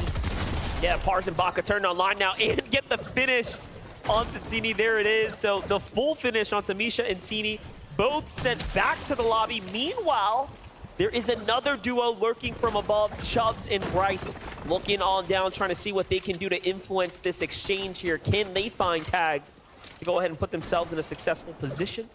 So far, so good, but these are absolutely important exchanges here. And listen, Pars and Baka, man, you got to give them some respect, dude. When it comes down to performing, you would have thought at the Invitational, hey, look, we don't have LAN experience. What's going to happen? Nope. They are here showing that they didn't need it. And they're even better than the last time we saw them. Don't really need LAN experience if you can just trust your instincts as a player, and that seems to be exactly the mentality here for Pars. Just breaking through Teeny's builds. Teeny, absolutely no health to work with in that circumstance. But it's a nice establishing point there, because now that is 2 games back-to-back. That's going to start to pose a real issue here, because again, Monster, it's only 5 games, and for Misha and Teeny to be knocked so early on, they've got some ground to really make up for at this point. A lot of ground to make up. Recover to be made here, but Acorn, Cole looking good so far. Just vibing out here, trying to see if he can farm some surge in a distance. Meanwhile, Ritual will find a knock onto Edgy. And Ritual, what a surprise from them. I did not expect them to have such standout performances, especially with such a strong game one, and then an even better start to their game 2 so far. Here's Jamon and Yuma. Very, very interesting duo right here. Just kind of floating around for the time being. Just waiting to determine which direction. It seems as though they're just gonna build a little bit further into this jungle biome, and Yuma, Neymon, doesn't seem as though they have any other incentive for the time being as far as aggression is concerned, but might be having to pick things up a little bit, as again, we did see some teams struggling a bit in game number 1 as far as that surge damage threshold was concerned. Yeah, for Strokey and Kylie, definitely not going to have a problem with that right now. One of the few teams with an elimination right now. Already making a move deep into the outskirts here as they see there's a potential cache left behind. So just trying to secure what they can. Brick needed, metal needed. So very important for them to get their rotation loop route down snappy here, as the zone will be pushing in pretty quickly. On the other side, Pink and Vico from the Frenzy Farms now up to a high ground position here. Opting to go for trades, and oh, what a dirty angle there for Vico. Those are extremely important onto teams inside the Mega City. But again, we see some of the action that's been unfolding here so far, but we've got Levin to give us even more. Thank you very much, Taco. Look, we just saw Pink and Vika there on the screen. We've seen Acorn and Code in this game as well. Coming into this game, both these teams in the top 10. If you know anything about me, I like to see action. I like to see fighting. And I thought these two were going to be fighting. And even Pink himself said, look, we might have to fight them. There's not enough loot in this area for both of us to share. But they're somehow making it work. So far in game 1, both of them, they're making things so scrappy. Every single bit of loot they can get, they're going for. And somehow they're in the top 10. If they can continue, I expect both of these teams to qual. But when it comes time to grand finals, I don't expect them to be friendly anymore. I'm thinking if they can both qualify, that's when we're going to start to see some action for them. That's an excellent point. It's one thing to make your way through a top 25 being the you know, the hurdle to overcome. That's a pretty low barrier for some of these top tier competitors. But when you get to finals, you know, it's going to be a lot harder now, as number 1 is all that matters for the best of the best. That's got to be every duo for themselves at that point, and Pink especially. Yeah. I mean, you have to consider what he even mentioned in one of the pre-show videos that we saw. Cap Metal is so important for him, and you have to expect that at his split drop, he is not trying to share by any means with anyone else. I'll take a look at this. Zagu and Peppo actually have finally found themselves in elimination. Last game taken out a lot earlier than they would have liked. So this is their chance to go ahead and bounce back, put some numbers on the board. And they have a very, very interesting strategy. They're actually healing Striker and getting as much surge as possible. What a unique position to be in, but also you have to be so smart to think like this. This is how, again, ahead Zagu and Peppo are. But imagine being Striker. Your fate completely decided. Just watching yourself benefit some of your competitors to the utmost extent. And if you're a Fortnite like super nerd like I am, that right there, that was genius. That was so genius. Worthy, meanwhile, he's got to get a different sort of strategy going. Decent span out here. Will get some nice shots onto Mustache. Actually tags him up all the way into his white HP, but still holding strong here. Worthy doesn't seem all that excited to give up this positioning that he's established just yet, and for good reason. It's a pretty nice aerial view. Here's Gyros and Shari now. Great position here. Zone's already starting to hold more center than the last game, so this will be a very much different terrain than what we just saw in the last game. That's going to be probably a warm welcome for these Western teams that don't seem to get very lucky often. But as we know it, anything can, of course, happen here. It's got to be so scary sliding over the ice just then. You're just hoping that no one's going to be able to catch sight of you, but Cooper, not sure he's even fully aware of the fact that Zagu and Peppo are based just a little bit more towards the interior of this jungle trench. Miro following suit behind Cooper. These teams trying to make sure they don't stray too far from each other, but still wanting to make sure of the fact that they are collecting the resources they need. Because we saw just how congested that last game was, especially with the way that zone was pulling so viciously over the water. So much of these teams were just getting trapped inside of that mid-layer territory. Meanwhile, the Rift Island is going to start to formulate here, jumping just outside of Reet and Ritual's perspectives there. They can be the first to take a stab at it, and if they secure this, I mean, surely top 25 is locked in the bag, as they were in the 76-point threshold range of total points. So they can get a big 15 here with the Elans and some placement. They will be in the top 25. It could be done and dusted here, as there are only 5 games, but no, instead they say, hey, look, let's go for the full Rift, get straight to the top. No zipline for us. I don't know which was riskier, but it works out at the end there. Able to juke out some of those distant shots in the air, and being the first ones to actually touch down on Rift Island does mean that they'll be the first to try and make use of those bonus objective points with the Capture Island point. But again, Reet and Ritual, I mean, who did we see last game on the Rift Island? It was Thomas and Malabuka. Well, guess what? They got eliminated super early by Kanata and Ager, so now it doesn't seem as though there's anyone posing too much of a threat, but Baka and Pars, they've been fighting for as long as the game has started, it seems. Yeah, it's still Chubb's team too. Chubbs was looking at them before. It seems like he's given them a problem on the rotate into the zone. And look at the cost of Bryce, because Bryce was fallen at some point or another as they've made their way to this position here. But at this point, it almost seems as though Chubbs is just trying to waste Baka and Pars' time, trying to force them into expending some of their resources, some of their splashes and heals that they might not have wanted to let go of otherwise. And again, it's still early on. Pars goes into the box. He's going for the full push. Baka's here to back him up. And this is what happens. You shake the hornet's nest and you might get stung. And luckily for him, he will escape somehow, some way, barely sliding his way out the side there. Baka has a different goal in mind, though. He's going to go around the outskirts here. No stranger to the zone. Continues to play with it, but ouch. That surely wasn't a part of the strategy here, as Chubbs 2 stood behind. Tough spot to be in now. But look at Chubbs' builds. They're running incredibly low. He's actually going to forfeit that height positioning, but it's not like Baka Empires have any idea, but now Chubb seemingly under pressure from a team slightly further out. He still has to make his way in through the zone as a solo. Not sure if he'll find a reboot ban opportunity either this late in. What a spot to be in now if you're Kanata and Agers. Even more pressure as they only scored 0 points in game number 1. The first team to be fully eliminated, but not humiliated. They do have a true chance now. Finding tags here now into Thoric and Bolts.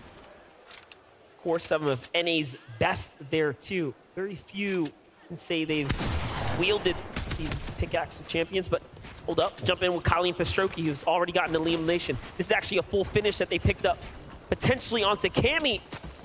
And now Seti is by himself. My, oh my, what a tough spot to be in for Cammy and Seti. Of course, didn't pull the luck of the draw game 1, and now game 2. Not going in their favor necessarily here. Could we be seeing them a lower bracket push? It's the fact that Seti and Cammy already had to deal with 1 nuance at the start of match number 2.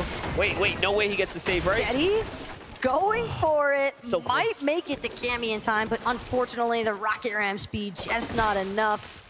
Having the reboot card though, we talked about how difficult it can be to look for that reboot ban opportunity, but it might actually be the intention from Seti at this point, because it's a lot easier to make it into that end game if you have your duo with you.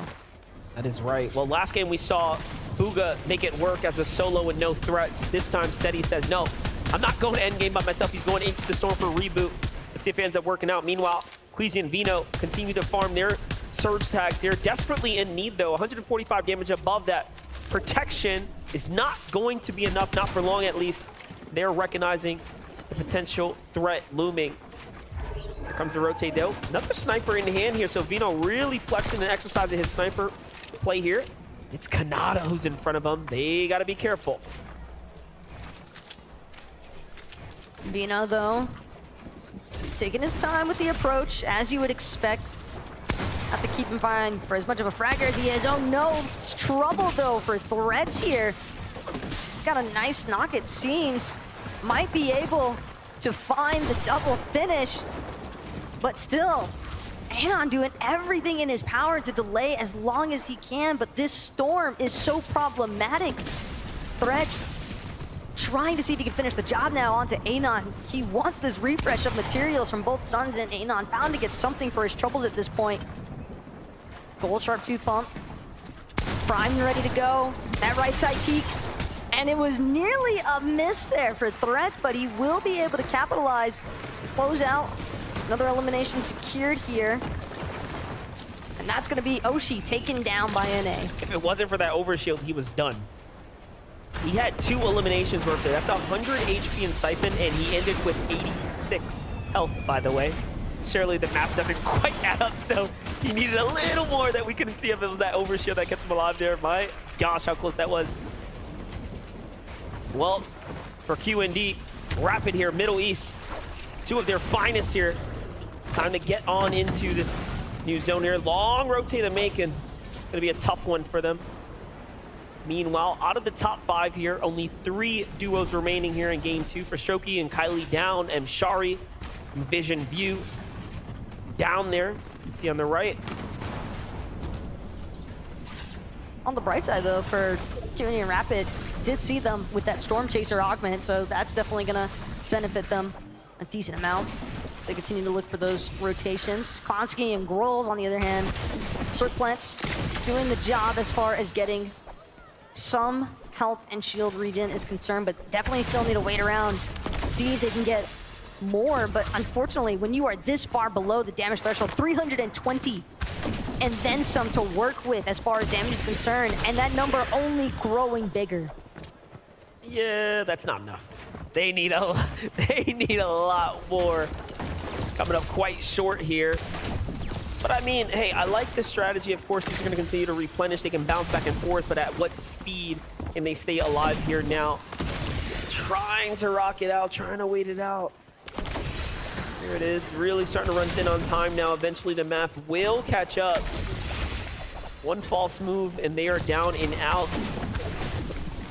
It seems as though they're really hoping that some of these other teams might just get eliminated all of a sudden, because we have seen circumstances where teams might be relatively far behind on Surge, but Dean gets eliminated, and then the gap isn't as big as it initially seemed. But for Vico and Pink, they've got a whole nother mess to cover. Only 18 below damage threshold, so the pressure is definitely on right now, but it's on Pink.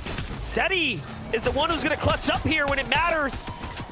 And although he may have saved Cammy, unfortunately, it does seem like he has to continue to ride this one out. It was definitely worth it, though, because at the end of the day, they picked up eliminations, and he picks up 2 more now, putting up at 4 here. So this is still a game that's worthy of earning at least some points, right? Remember, at a very, very early finish in game number 1.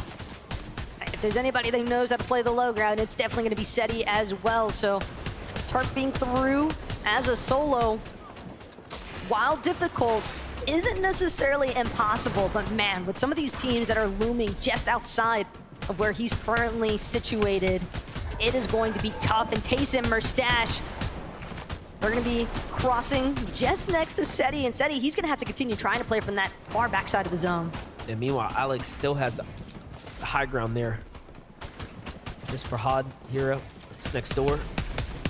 Big shots going out, teams in the distance here, hoping to pull zone, but Had and Hero put in the shots here. Man, Giras and Shari, 4 elim. Giras and Shari definitely with the 4 eliminations so far. And they're just continuing to see if they can add even more to that number, because even with 4 eliminations, being only 13 above on that surge damage threshold just goes to show you how aggressive this lobby has been. Definitely a close one there. Meanwhile, Reap finds another elimination there. Worthy, who had the high ground, gets knocked by Hero. Okay, so they must have over-peaked from their position, and now they've been taken down. That could be a potential huge swing. Could Middle East be winning game number 2? So far, they are setting themselves up surely to do so. Seti rotates across. Vino and Queasy already trying to do this back-to-back run, back-to-back number here. And look, Hero is trying to make their way up, but the resistance up top is Vino and Queasy. If there's one thing that Queasy and Veno love to do, it is take height by that 8th zone. And it's something that they've done excellently throughout 2 games so far. But again, they still have to maintain it. Can't count your chicks before they hatch sort of mentality. As Kanata in the elimination feed seems to have found Podesai, Snazy as well. Seemingly as though NA definitely striking back. Baka Par is still alive. Ritual still alive. Even Okis is up right now. Saw him mixed in the feed. Those are a few of the NA competitors that are up. I do wonder, where is Ziamzo? As he was also inside the top 10. If teams can continue to keep up that pacing there. But meanwhile, the story right now is how far can Seti push this here? That's it. Rocket Ram usage out. 45. Make that 49 damage above the surge now. Halfway through material, this is a tough spot to be in. Here's Yamzo's look. Mid to high ground here. Moving all the way across. Beautifully done and clean execution on the rotate here. He actually takes down Middle Eastern's Hero there. So that was that second to high ground team, and now they just have to deal with Queasy and Vino. If they can do just that, they will be the kings of the top. It's almost like dealing with a final boss at this point as far as Queasy and Veno are concerned, but so long as they're in the match, teams are going to have to look out. Cole, though, with Acorn, doing an excellent job taking out Sphinx and Oyo. That's going to clear things up for them as far as these immediate threat players are concerned. Seti, though, again, the fact that he is still kicking despite being a solo for so long here, MDF, what a fantastic display of his experience. I just can't wait till we get another listen in later, because you know Cammy and Seti are putting down the comms needed here to navigate through this game so effortlessly, making it look easy. Meanwhile, on the low ground, here's Middle East. Fahad here, representing 4 elims right now. What a big spot to be in, showing us just how good they really are. And let's again not forget, this is the Global's best tier. Joining us for the upper bracket, you had to perform in the upper tier of the 50 to be here today. Kanata falls inside the top 16 there. Very far push for him, but not good enough. Yamzo and Rise just doing such a great job leading the charge on the low ground at the front side of the zone. just doing their best to cut off everybody that keeps trying to traverse into their territory, as now Yeman will meet the same fate as so many others so far. Seti, though, still managing to tarp his way through, but running so incredibly low, only has 8 builds. Make that 6 left to his name, hoping that he can find a straggling refresh anywhere. The one who's gonna find that refresh is Fahad. He finds Okus there straggling in the distance, but hold up, here's Reed. No ritual in sight, by himself. We already seen him do it once. He clutches up, goes in, and takes down Pars. Once friends, now enemies here on the stage. Meanwhile, Seti says, hold up, you want hype for free? Not when I'm in the lobby. Down goes Girus, and a quick trade there, but Shari comes to the rescue here for his teammate, and he is the new king of hype for a second, but Acorn Cold, representing for NA, not known for the big Elans, but so far the placement point's exactly where you expect it to be. Here's Yamzo. Yamzo, clap from the side here. Rise left to do it by himself. He cannot flirt with the storm here. Acorn's clutching at the moment. Acorn's trying to do what he can. He's got that auto Maven primed and ready, but at the same time, even with the Maven auto, he's not going to be able to miss a singular shot. He has hardly any HP to work with, and you consider the shield that he's missing. He's doing a great job so far. Just continuing by time. Only 1 build left, though. This next moment has to be his best. Clixie doesn't see it coming as Acorn finds the elimination he needs. Just enough builds to keep going up. Absolutely clean elimination there. Shari now looking for it. They have 9 eliminations. Acorn goes all the way up. Needs to come on down. Knows where his opponent is, and he's looking for him. But the zone is ticking, gets right into it. He knows he's got a couple opportunities here. It's all or nothing now. 1 shot will be it, but no, it won't be enough. Still though, 4 eliminations in a second place there. And Shari take home the second game now alongside Girus. Seti nearly playing smartly there for Sherry and Girus, but even with Seti having eliminated Girus, Sherry doing a phenomenal job to clutch things up. And we've got Frankie standing by to get into their minds. That was quite the performance. How did you feel in those final moments of that game? Great. And what was going through your mind? Because you had an American flying up into the air, getting the information of you, but you had the better health in the situation. How do you feel clutching in front of all of these people? Amazing. Amazing. That's a perfect word. Let me come over to you, Girus. What was it like watching Cherry in that situation? Yeah, it was great. I mean, anyway, like in this final situations, I already knew we have so many points. We are already like basically qualified, so I was just chilling, and I believed in him. I knew he will win it. I love this vote of confidence. We're basically qualified 2 games in. So are you already thinking about Sunday? Not yet, but yeah, I mean, I think we are qualified, so let's like maybe keep focused on Sunday, right? Absolutely, but also focus on the next 3 games, because obviously you want all of these duos to fear you. What sets you apart from the competition? I think just good strategy, good communication in duo. Yeah, I think that's all. Well, we definitely saw the strategy pay off, but congratulations on the victory, Royale. Girus and Cherry, everyone!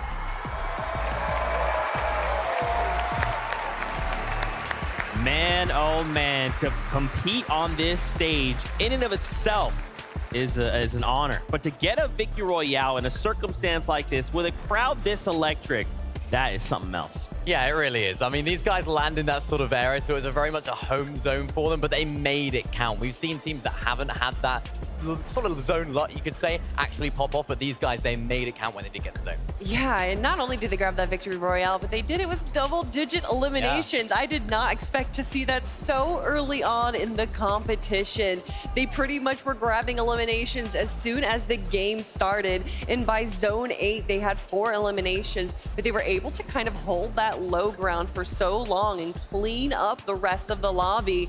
They deserve their VR. It was a battle of solos there in the end as well. I think I saw 5 solos right there at the end, all battling it out. And that's what we love to see from this. It's solos clutching up on the big stage, and that's really, really not easy. So great job from Chari to make it happen. Well, if we're going to talk about solos clutching up, then we got to talk about SETI. Yeah, My of goodness. course. From the start, I mean, we saw them go down early in game 1. We knew that they needed to do something a little different in game 2. We got to watch their drop where they went for the window of that barn in Frenzy Fields, and it looked like they had a pretty easy 50-50 there, but Cammy did end up going down in that fight. And they were able to make it come back against Datus and Stain. But then, not too much later, we saw Fastroki and Kylie trying to go for them as well. And if I'm not mistaken, I think Pink also was starting to try and make their way down, but then said, oh wait, no, that's SETI and Cammy. I'm gonna turn around right now. Yeah, you're absolutely right. I mean, we saw SETI in that end game. This was crazy. He tried to go for height. That was a solo. This guy's crazy. He was like, you know, he's like an autopilot, like high ground. I mean, oh no. I think I'm on my own.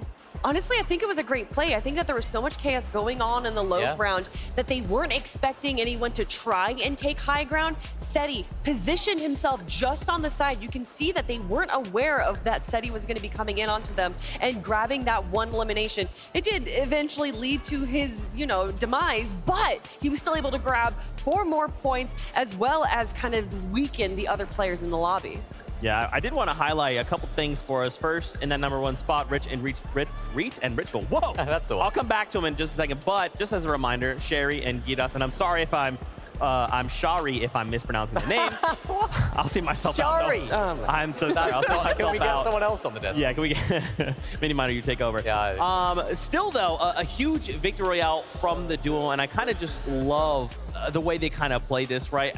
You can kind of tell, even just after these 2 games, these games are so hectic. They're not anything like the games we're used to seeing, right? A lot of these other regions, NA and E, which we typically broadcast, you can see, like, even though there's chaos, there's a lot of control, right? It's like, okay, well, I know we're going to do this, and we'll position ourselves. In these last 2 games, it's just chaos, right? Either no build or everyone's on mad low HP where everyone is one shot to the other. In this case, coming down to the 1v1, it is so hectic on this stage. I mean, in this situation, we've talked about it almost seemingly all year. When Queasy and Veno aren't on height in that end game, it's anybody's game. We saw SETI trying to spoil the party up there for Chari and Giras on height. He didn't quite do that, but he did take out one of them. And of course, that was Giras, so Chari had to solo clutch from high ground. Of course, that's what's going to win them these games. We're seeing it time and time again. High ground is going to win these teams the games. And because Queasy and Veno weren't there, the high ground was a lot more free. It was indeed. But I do want to talk about the duo that we were looking at for just a moment there, Reet and Ritual. Yeah, of course. Here we go, Kelly. All right. Listen, all right. They're doing a very good job right now. That might be why they're in first place. And they're utilizing everything that competitive Fortnite has to offer, such as Rift Island, getting those 15 points. And that is actually what's going to be pushing them into that first place spot. But also, look at the placements. They are currently tied with Cold and Acorn, who are some of the most consistent players in the world. Yeah, they definitely are. I mean, there was always a moment there where they were boxing up below that Rift Island. They were like, I mean, nobody's going up for it.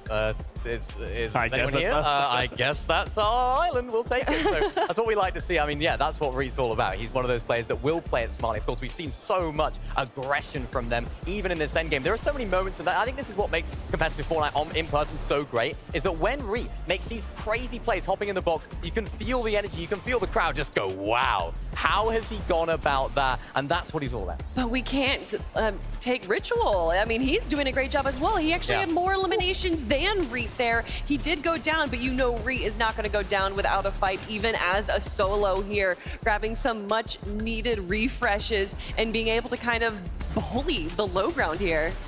I love this playstyle, right? He's almost fearless. We actually saw something very similar from Baka and Pars in the last game, right? One of them dropping down to 1 HP, but it's the confidence. It's like, it doesn't matter what situation we're in.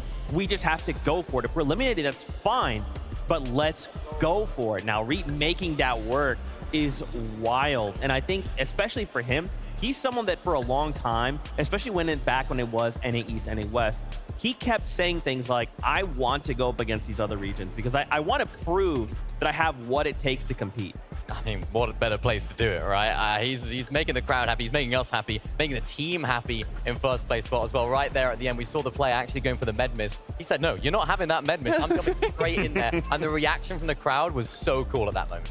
Well, I already mentioned them, but Acorn and Cold also had a great performance as well. And I mean, I love to see NA on top. Minnie, what's going on? I mean, NA on top here, this is a difficult one for them. But, you know, I like the way that they've adapted their play style. And, of course, they're doing very, very well at the moment. We can see this going through in this later stage of the game. I think there was a moment in this end game where they were trying to look up for that high ground. Didn't quite happen for them. But these mid to low ground layers is what they're known for. It's what they did so great in Major #1. And as I said earlier, they've actually adapted their drop spot. Levin said it so well in that mid-game segment. We saw them actually going further away from Pink and Vico, which is something that I didn't expect to happen. I thought they'd just go for a full-on 50-50. It's day one. Why not? And of course, it's working out for them. And Acorn doing such a great job solo clutching. We've seen him do it before, and he's done it again. Such a clean elimination there, and you know that they're feeling good going into game number 3 and 3rd spot. And at some point, I mean, looking at the points and kind of calculating it, maybe our top 3 have kind of already solidified themselves into grand finals. Obviously, crazy things can happen, right? I mean, we've seen our top teams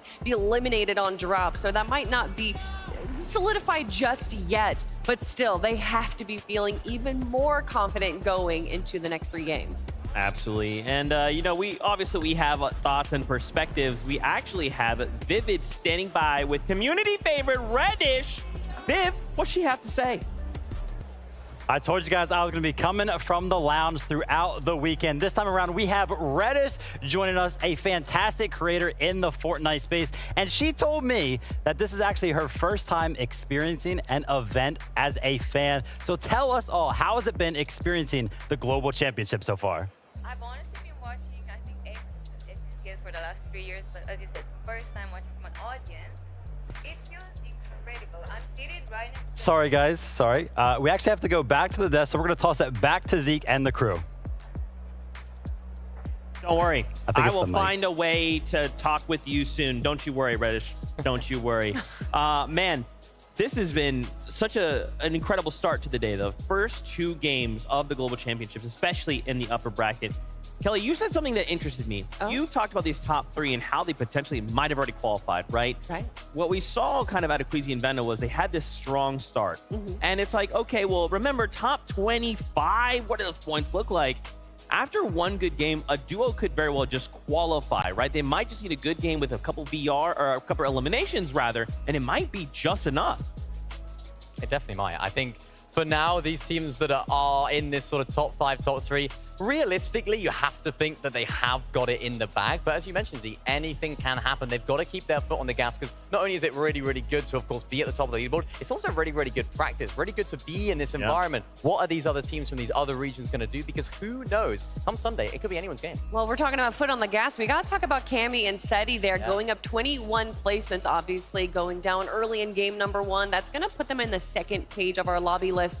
But we got to talk about Seti using the rocket ram once again. That seems to be where the utilization of this rocket ram is going. Launching high into the sky, seeing where the rest of the lobby is. I love this. And yes, by having the rocket ram, you see that a lot of these teams are foregoing that 3rd heal, which can be incredibly beneficial. But it just has so much more utilization than I think I initially thought.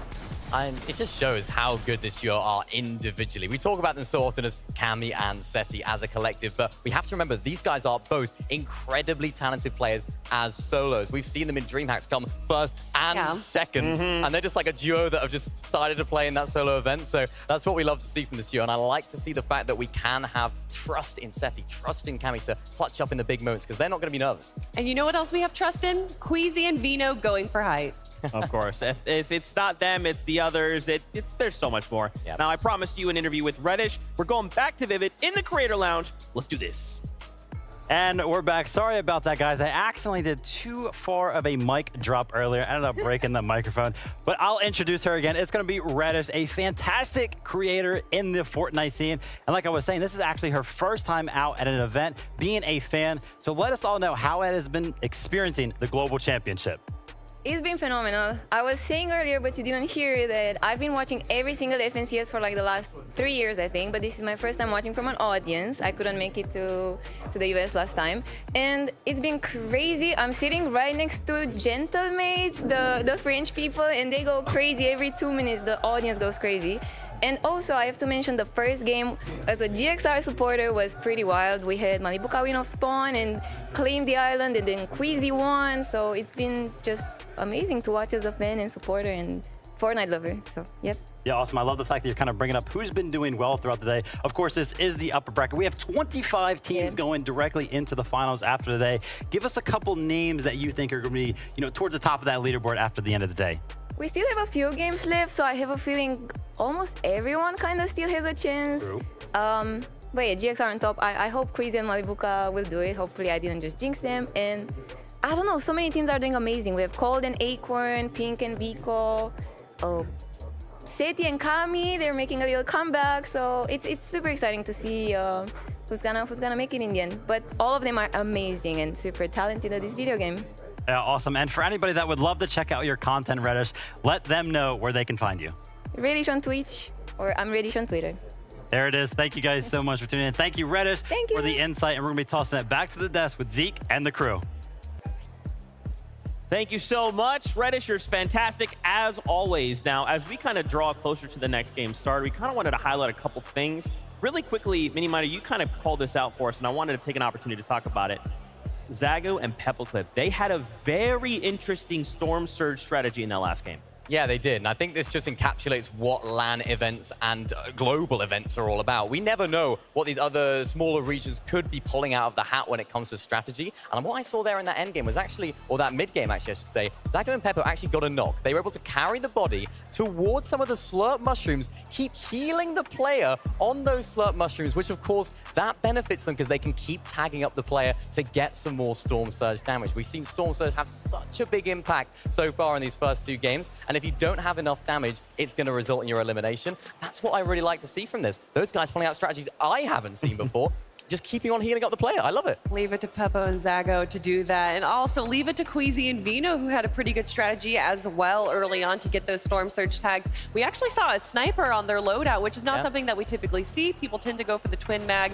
And then they also had 2 different spots for their splashes there. So by having more than, I think it was around 10 splashes, being able to not just heal, but also rotate quickly, which is part of the reason why we saw them be able to set themselves up for success towards the end game. And I say that as Queasy goes down, but still, being able to make it all the way there is going to get them those much needed placement points. Yeah, trying to get Venom to clutch twice in a row, it's a bit harsh, isn't it? You're right. You can't do it again, surely. But no, I like to see He's that. Just waiting until Sunday. Yeah, wait, he's waiting. He's putting it all in the tank. He brought it out in game 1. But no, not a bad game at all from this duo. We saw them trying to set up for what we're expected to see from them. Let's see if they can continue. That's right. I'm excited to see game number 3. So let's kick it on over to our casters to take us in.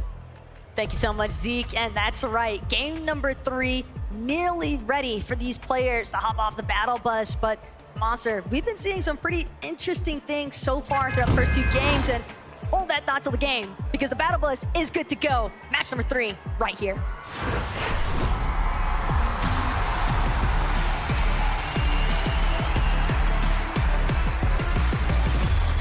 All right, we heard you make some noise. It sounds like you are ready for game number 3. I am too. Remember, there are only 5 rounds of Fortnite here today, so this will officially solidify the halfway mark. To start things off, though, we have to begin here at the Frenzy Farms. Cammy, Seti versus Datus and Stain. We've seen this go either way. We know that Kylix is nearby as well. Kyrie here, so you got to be careful. Meanwhile, gets the weapon first. He's looking for the tag, and they're doing a great job. They actually have the left and rights here. Buying just a little bit of time here. Seti also, a couple of weapons at his disposal. Tactical DMR, Infiltrator pump as well. Stain trying to do his best to pressure from the bottom of this barn. It's going to be Stain actually eliminated first. A nice tag team appearance there from Cammy to get the backup necessary. And that's going to be Stain and Datus eliminated yet again so early on, MDF, and we're already in game 3. Yeah, this time extremely quick. They secure the eliminations here. Meanwhile, 7th man and Cal Gamer versus King potentially unfolding here. I do know Kanata is battling as well. It seems like he was taken down and eliminated by a different duo. So we are already seeing a very huge miss-up. Meanwhile, King, he will show you why he is one of the best. Because let's not forget what CalGamer had to say. He said himself that he does not believe King has what it takes. He thinks King is a bit overrated, but I beg to differ. We have seen what he can do in person. We have seen what he can do in just clean head-to-heads in a box fight type environment. He's incredible. It's literally what King established his name on, was his prowess when it comes to box fight match opportunities.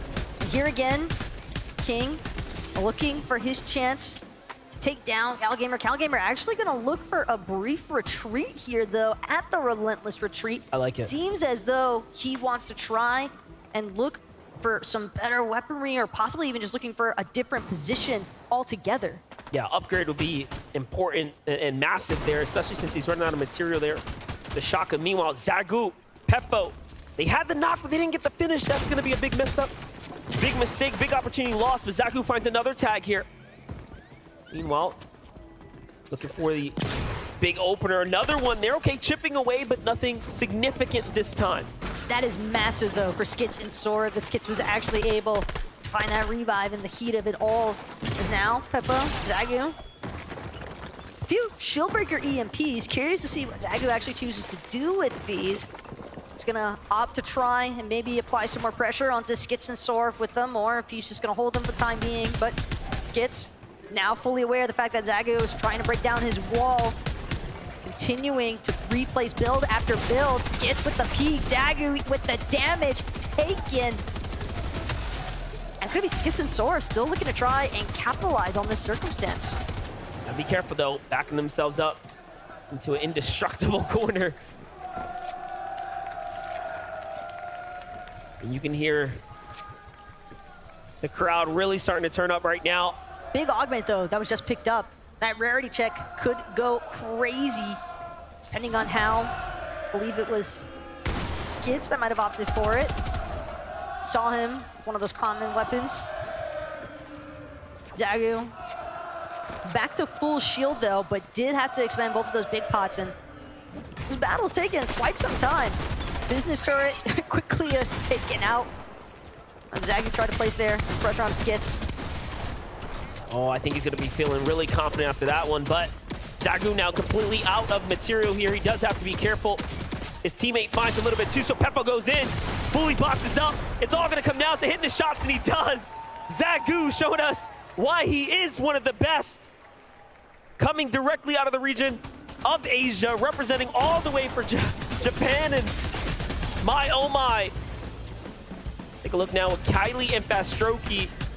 Man, they're just mixing things up. Constant trades for the most part, but for Strokey and Kylie here at Stevie Springs, south side of the map seems to be working out relatively well for them so far, having that elimination already, and now that's going to alleviate a decent amount of pressure here for Strokey and Kylie. They don't necessarily need to fully push in just yet. They can really wait to see how they want to actually choose to try and reapproach here, but they're not the only team to mix things up a bit, as now Misha and Teeny just above Bryson Chubbs.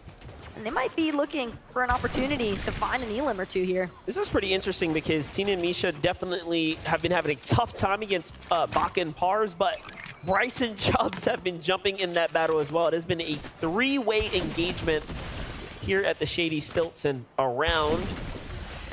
So Teeny and Misha trying to mix it up, saying, all right, what can we do different? How can we adapt here? Clearly, they made it to the upper bracket, right? But having a tough time so far. Might be looking like a Saturday appearance if they can't turn up and turn up soon. Meanwhile, Miro might be stuck in an engagement up against Shari is, well, a forced retreat actually. Cooper, very accurate. Some of those twin mag shots. Miro leading the charge up against his solo. And it seems like it's only a matter of seconds before Shari is completely collapsed upon, doing everything in his power to try and stay alive just one moment longer to see if there's somewhere that he can build off to actually scurry away and escape. But Cooper and Miro, they are relentless. They refuse to let this opportunity go. And it's going to be another 4 points by the way of Elim as they finally close out on Mushari. You got to respect that right there. Cooper all the way with the initial opener, and then the call out, setting up Miro for successes. He said, hey, look, they're one. Trust me. Miro with no hesitation jumps directly in there. Things are looking pretty good, though, so far for Threats and Buga over at Sanguine Suites. It does seem as though they managed to get their way into the vault. That kind of Stinger SMG certainly gonna come play a pretty big part there for Threats whenever they do decide to engage. And a few more battles later on. Clownski and Grolls, though, a team that we really saw in quite the position last game. It was really their surge strategy that seemed to be a little bit lacking in game number 2. So now the mentality here for Grolls and Clownski, if they want to find some points, want to work their way up even further on that leaderboard, just try and cement themselves into that top 25, but they've got to work through some other teams before they can find themselves there. Yeah, and work through those crash pads as well. Having them work against them for a second there, so Clownski couldn't unfortunately join Grolls on the push to the top, so cost them a fair bit there, but all in all, they have things under control. A good height positioning, at least. That can definitely help a lot as far as establishing some surge damage is concerned. Meanwhile, inside of Rumble Ruins, you have Axe Force hiding inside of a bush, and a pretty common strategy as well for players, so look for those tag opportunities with some of that safety inside of the bush. Yeah, now that single Elim right there is onto Cooper. I know we're just hyping up Miro and Cooper's big eliminations they picked up, but look, Miro's now by himself in the distance there, so Cooper caught off guard out in the open there and away from his teammate. Here we get to see Heroics Thomas and Malabuka. They are up, they are standing, which means they have survived the drop clearly, and they are working their way towards the grand finals here and now. Massive stuff, though, from Malabuka and Thomas, given that they had to sit out for game number 2 because of Kanata and Ager. Right. So for them to be able to play makeup time now, just adding to their total point count for the day. Because again, we are in game 3 of 5. So this is, I think, technicality of a halfway mark for a lot of these teams, and this is where you can really start to see the consistency that needs to be maintained come into play. Yeah, one might say this is the most important game of the tournament here. Between game 1 and game 3, I mean, either you set yourself up for success or you turn things around now and come out a victor. And by that, I just mean top 25, right? That is the goal today. And then, of course, Sunday, get as high as possible, make as much money, and be the winner of that $1 million first place prize. Here we got Pink and Vico. I know we were hyping them up. Definitely a team that has had a lot of success. Although, again, playing off the scrappy drop, but look, they find themselves finally fighting Acorn and Cold. True, but they had CalGamer and 7man also on the opposite end of them. It seemed as though they were kind of sandwiched in that position. So, might be a very tough circumstance for them to actually work around in as well. Here in the heart of Mega City, you got Flixie way up top on the building. Group A. Seems as though they had a successful battle because Flixie, with 1 elimination, looked as if he just got the opportunity to revive Group A there as well. But now, from this aerial point of view, opportunities to use these grind rails if necessary for a quicker rotation, but Mega City seems to be relatively safe for the time being. And the way Flixie keeps looking down leads me to believe that he's got some form of idea that Suns and Anon are the team directly below him. Just outside of the Mega City, King and Phaser Cam here. Very interesting. They've had a very long track from the Relentless Retreat till here. No Elims just yet, but this is a perfect time to go ahead and catch up 11, so let's hear the word. Thank you, Monster. Like you see, no elims. We obviously saw at the start of the day, CalGamer had a lot to say about Phaser and King's ability. He thought he weren't too good. And King said the same. He thinks they're not as good as they say they are. But these two teams have been going head-to-head, not full engagement, but still both teams looking to try and set up for fights where possible. We see them sort of pinching and peeking towards each other at times. And what's happening is that they're both disengaging, right? Neither team currently sit in that top 25. So one of these two teams is going to have to start to step it up if either of them are going to be making out of relentless retreat and making that vote useful. Thanks so much, Levin, for that breakdown on whether or not it's going to be CalGamer 7-man or King and Phaser. That's going to be the team that finally breaks through from that initial drop spot engagement. But again, with teams just actively choosing to disengage, have to believe that part of that reason is because they don't want to risk being early eliminated in match 3. Acorn cold though. They've got some eliminations on the mind because they want Pink and Vico if they can find it. Cold now applying some pressure onto the backside here. Pink and Vico certain to have to keep an eye out for it. Cold though just continuing to move around some of these top tier builds. And Acorn, Cold, slight lull in the action as they try to make sure that their approach is as methodical as possible here at Frenzy Fields. And of this duo here, the highlight player was definitely Acorn in match number 2, where he really went the distance in the end when it mattered. But I'm sure if he can do it one more time, it should be all but solidified inside that top 25. This has been a great showing so far. And again, contested. Half the loot he would expect, half of what he would really want. So to take out Pink and Vico, to send them back to the lobby, to not see them on Sunday would be excellent. They could make a run as grand champions. But what's interesting is that at Frenzy, keep in mind, CalGamer and 7-man were there as well, but they weren't when we last checked in just now. So have to imagine that CalGamer 7-man recognizing, hey, this just isn't the type of engagement we want to take right now, just like iDrop as a solo, trying to see if he can gather anything from Rift Island. If he's able to get this capture point uncontested as a solo, that will be absolutely incredible. Yeah, and you know, it's worth 15 points, so it's definitely a position you want to jockey for. Not a single other team has decided that they want to come up here. This could be his lucky, graceful moment here, but no, there is a duo just above them. Could iDrop build a big enough base here to buy him some of a flex, potentially? Oh no, it seems like the team's actually underneath. Okay, but we jump in with Queasy. Queasy's hurt here. Vino, pretty healthy. They have to double down alongside one another. It's Kylie and Fastroki. Kylie and Fastroki went south this game, had success down there, and now, because of that, inevitably, it puts them on the pathway, the war path of Vino and Queasy. That was a big shot, though, that Kylie just landed onto Vino, took down his shield almost entirely, so Vino's gonna have to pause for a moment, utilize one of those legendary slurp juices to make sure that he is at ample HP to actually take this engagement. It's Kylie now looking for where he wants to try and make this finalized approach, but doesn't realize Veno's managed to sneak up behind him. And Veno making sure to return the favor of damage done. Queasy as well, starting to create a little bit of a separation here, starting to see whether or not he could try and pressure on the other side of these builds from Veno. It's a nice pressure application from this duo. All they've got to do now is finish it.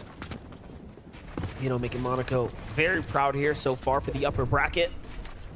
This fight now approaching that time where you start to think, how worth it is it? Can we get out of here safe and sound? Is there an exit plan for us? You have to assume they're feeling the same way. Yup, the demeanor says so, and we call it just right. They want to get out of there as much as we want to see them rotate, so on they go. Meanwhile, the same can be said about Pink and Vico. I'm sure they're thinking, okay, what's the game plan here? Acorn and Code know better, but at the same time, Acorn and Code are in such a better position. It's in their best interest to actually stay here, hold them out. And not only that, this is the team they want to take out. Exactly. Plus, Pink, we saw his builds just now in comparison to Cold. It is a night and day difference. I mean, Cold with 90 builds to still work through. Meanwhile, Pink, I believe last checked in, he had around like 16, 18. That's practically nothing. They've invested so much time here now that they don't really have another option other than to close this fight out because they need the materials, they need the refresh off of Cold and Acorn. Acorn, Cold, but Cold gets him in the box and puts down the other as well. Pink and Vico shut down and sent back to the lobby. And that is the best team for them to eliminate. They already have pretty much top 25 now, sealed in the bag. They were in 3rd place coming into this, picking up these elims here. It was so good to kind of run it back one more time. Boxes him up, finishes him off.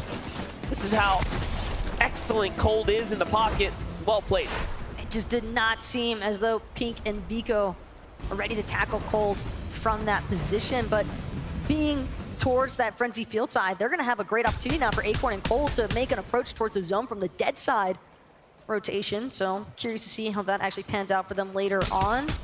But as for Rise and Iamzo, solid as ever in terms of applying damage. They're also the only team that finished top 5 in every major of the 3 majors. That is an exceptional position to put yourself in, really showing how flexible they are season to season. It also shows you they might just be the team this weekend. They might just be that team, but let's jump into the action here. Malabuka hurt, 3 HP, forced down, and the pressure unrelentless. Coming in from the Middle Eastern team, Rapid here, really pushing back. They've already claimed Thomas. And Malabuka wants nothing of that. The ME boy says, hey, listen, you're up. Sit down. We got this. Absolutely insane, though, just how quickly Malabuka was able to escape from that position, because it really looked as if Unity and Rapid were about to finish off this duo. But with Thomas being out of the picture, Malabuka, granted, we know that he's capable of making those solo clutch circumstances happen, but with so many power hitters left in this lobby as a team, that solo spot not looking the best. Vanyak, Carmi, absolutely scary, scary duo right here. Some of EU's greatest. Very hard-working duo here. Takes the Tini. Tina and Misha just haven't caught a break here. Rotating all the way down from the north side. Coming up short here now. Fragmented apart. Misha is looking to replenish himself here, but the Storm Surge is active. And Vanyak just says, hey, you know what? I want nothing to do with this. It's already looking pretty tough. I'm going to just go ahead and rotate on out of here. They're going to crash pad their way across, and that should be all she wrote. And nice, to be fair, effective rotate. It's a lot of map to cover, though, for some of those north side teams. With the way that things have been breaking down, but still, Vanyak and Carmi, again, doing a great job utilizing those crash pads. As Cammy and Seti together as a duo, that's something that we haven't really seen too much of at this point in the game. Curious to see how their end game goes now that they're both up and running. They're checking bushes, they're looking around, they're trying to see who is lingering about. They already have themselves their 3rd elimination, and they're sitting on top of the loot. So this is a full-on refresh for someone who was up on high ground here. So this is an excellent find for them. Meanwhile, looking at the top 5 here, Ritual and Reet are leading the charge by a fair margin. The only team on their heels now, Cold and Acorn, as Geras and Shari have been sent back to the lobby. But again, if you take a win right now, I mean, you have just about done enough. It'd be hard-pressed for you not to get out of the upper bracket and go straight to finals with a victory. Yeah, we're definitely starting to see a pretty big point disparity from our top 10 to even our top 20 competitors. Group A and Flixe, though, one more time. Another revive. It's going to have to go through, but this time it's going to be Group A turning the favor onto his teammate Flixe. But that med mist as well. Seems Flixe is going to be just fine for the time being, but they've still got to keep pushing forward. They still got to keep trying to move in, try and stay ahead of these zones wherever possible. But 2 revives into the match already, Monster. You can tell that they're definitely having some tough times with making these rotations. And I know we're jumping in with Monaco's Mustache and Falcon Taste in here, but I want to give a lot of credit to Baka and Pars, who have a great position over the lobby right now. A bird's eye view, they are one of the few teams poised up for potential high ground, and they have just continued to show us what they are made of. They are now officially slipped their way into top 5, really working their way up. But hold up, Tayson's got a lot of problems knocking on his door. Ping just got knocked in the mix there. So while he was focused on Tayson, other teams started to look inwards, and I'm not sure Tayson understands that there was a down body there. Or maybe he did and might be interested in trying to pursue it. He's thinking about it. Kyrie hoping he can get There it his is. thing in time, but it's going to be too much from Tayson. Interruption on that revive. Now it's Tayson and Merstash seeing if they can finish what somebody else had started. They managed to get the material refresh, the item refresh as well if they wanted. There for the taking, and Tayson will swap out for that double legendary slurp juices. But Merstash and Tayson still powering through some of these builds that have already been pre-established here, and that's just a freebie for them. Yeah, it's all in all a net positive. You get the damage that you need. You start inching your way towards this end game, then looks like it is going to be a Slappy Shores finish here. It's going just outside the mountain there. Vino's already marked up the position they want to be in. It's that natural high ground on the backside here, the ice capsule. But again, Bakapar is looking downwards on them, putting that infinite upwards pressure here, not making it look easy at all here. He's going to have to concede for a bit. It's cost him a lot. He's going to have to take some of Vino's inventory as well. So Vino trusting in Queasy to lead the rotate here. It's all about that middle, though, at this point for Queasy, especially when you know that you're having some pressure being applied to you from the high ground. The more durable your builds, the better. As far as understanding, though, which way he wants to tarp Queasy, recognizing the fact that he's got his chance right now to just keep building up. And again, with it being metal, it's so difficult for teams to really take a second to try and chop them out just yet. Queasy gotta look for the connect onto some of these other builds, but dropping down ever so slightly, still maintaining the height overall, though. And that's what I do best. Limited builds to just get there, connects it to a structure in the distance, but Cammy and Seti are looking backwards and they're saying, no, not today, not in this lobby. I want to fight for it as well. We need a big game here. We need it now. And all of a sudden now they are the most resistance on the front side of the zone here. But if they don't put pressure back, we know what's going to happen. Vino, Queasy will run with this. Seti and Cammy aren't careful. Keep in mind where their builds were starting to go towards. I mean, with the direction that Queasy's headed, at least, it almost seems as though they might headbutt each other on the high ground in a moment here. But instead, it's Acorn, a bit sneaky with the crash pad. But he's continuing to hang around. He wants that front side of the zone, but hanging just on the edge of it. And I just love how we're seeing, again, NA's best and EU's best, right? Back to back here, two different perspectives, two totally different layers.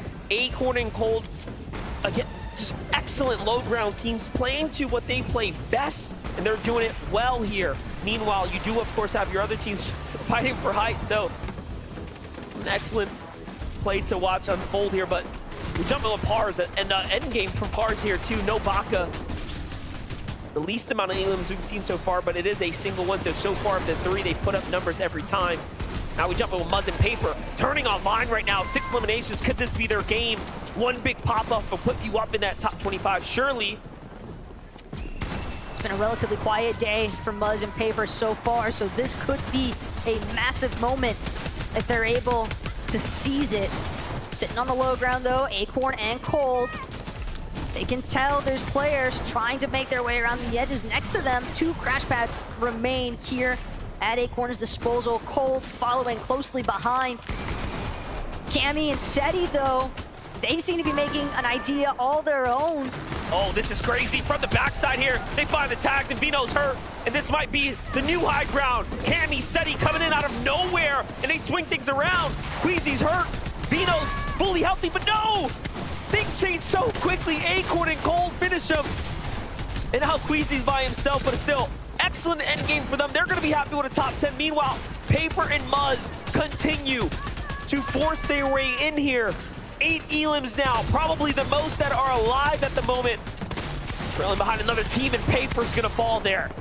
And unfortunately, Muzz to follow suit, but Merstash still up and kicking. Seti, though, with a massive hit, and that's the back-to-backs now onto Robop. But the materials refresh, it might not do him any good. He's not able to break into the zone in time. Acorn instead will be here to play cutoff, as now Merstash forced underneath it all. Larkpix as well, living as a solo. This is looking like Acorn and Cold's game for the taking. And Acorn's doing an excellent job pressuring with the breach of shotgun, making sure no one's got a chance to breathe, but Larkpix is still going. He's found 2! That's 11 eliminations for Larkpix in the low. wins the game. Acorn and Cold, the shrug. He's making it look like it was exactly his plan. It's just too easy if you're Acorn and Cold. But the best part still is that moments away from figuring out just how the day is actually going to wind up. And we've got our very own Frankie down on the floor to see what they have to say. I do. I'm so excited to talk to these guys because they're known for one of the most consistent placements in all of the games that they play, and you haven't disappointed us so far. What's it like, Cole, taking a victory royale of day one here in Copenhagen? I don't know. It's an insane feeling. I mean, this guy is just, I don't know. This guy's on something else. Like, this guy's the best player, I think. I'm serious. Yeah, doing it for Canada. We saw you in the air, nearly clutching the victory royale in the previous game, and now you've taken it one step further. For you, is it a bit of a dream to perform so well so early in the competition? Of course. I mean, like, getting ahead early is always the best, and no pressure now, you know? Yeah, you're not feeling the pressure. You're pretty set on Sunday already. Why do you think you are able so frequently to take down the competition? I mean, I'm just playing with the best player. It's not that hard. You have been preparing for this all year long. You qualified way back in Major 1. How do you feel like the game and the way you've had to play it has changed over the past year? I mean, everything's changed. You know, we kind of did good in the beginning, then we had a little downfall and everything's changing, but we're adapting pretty well.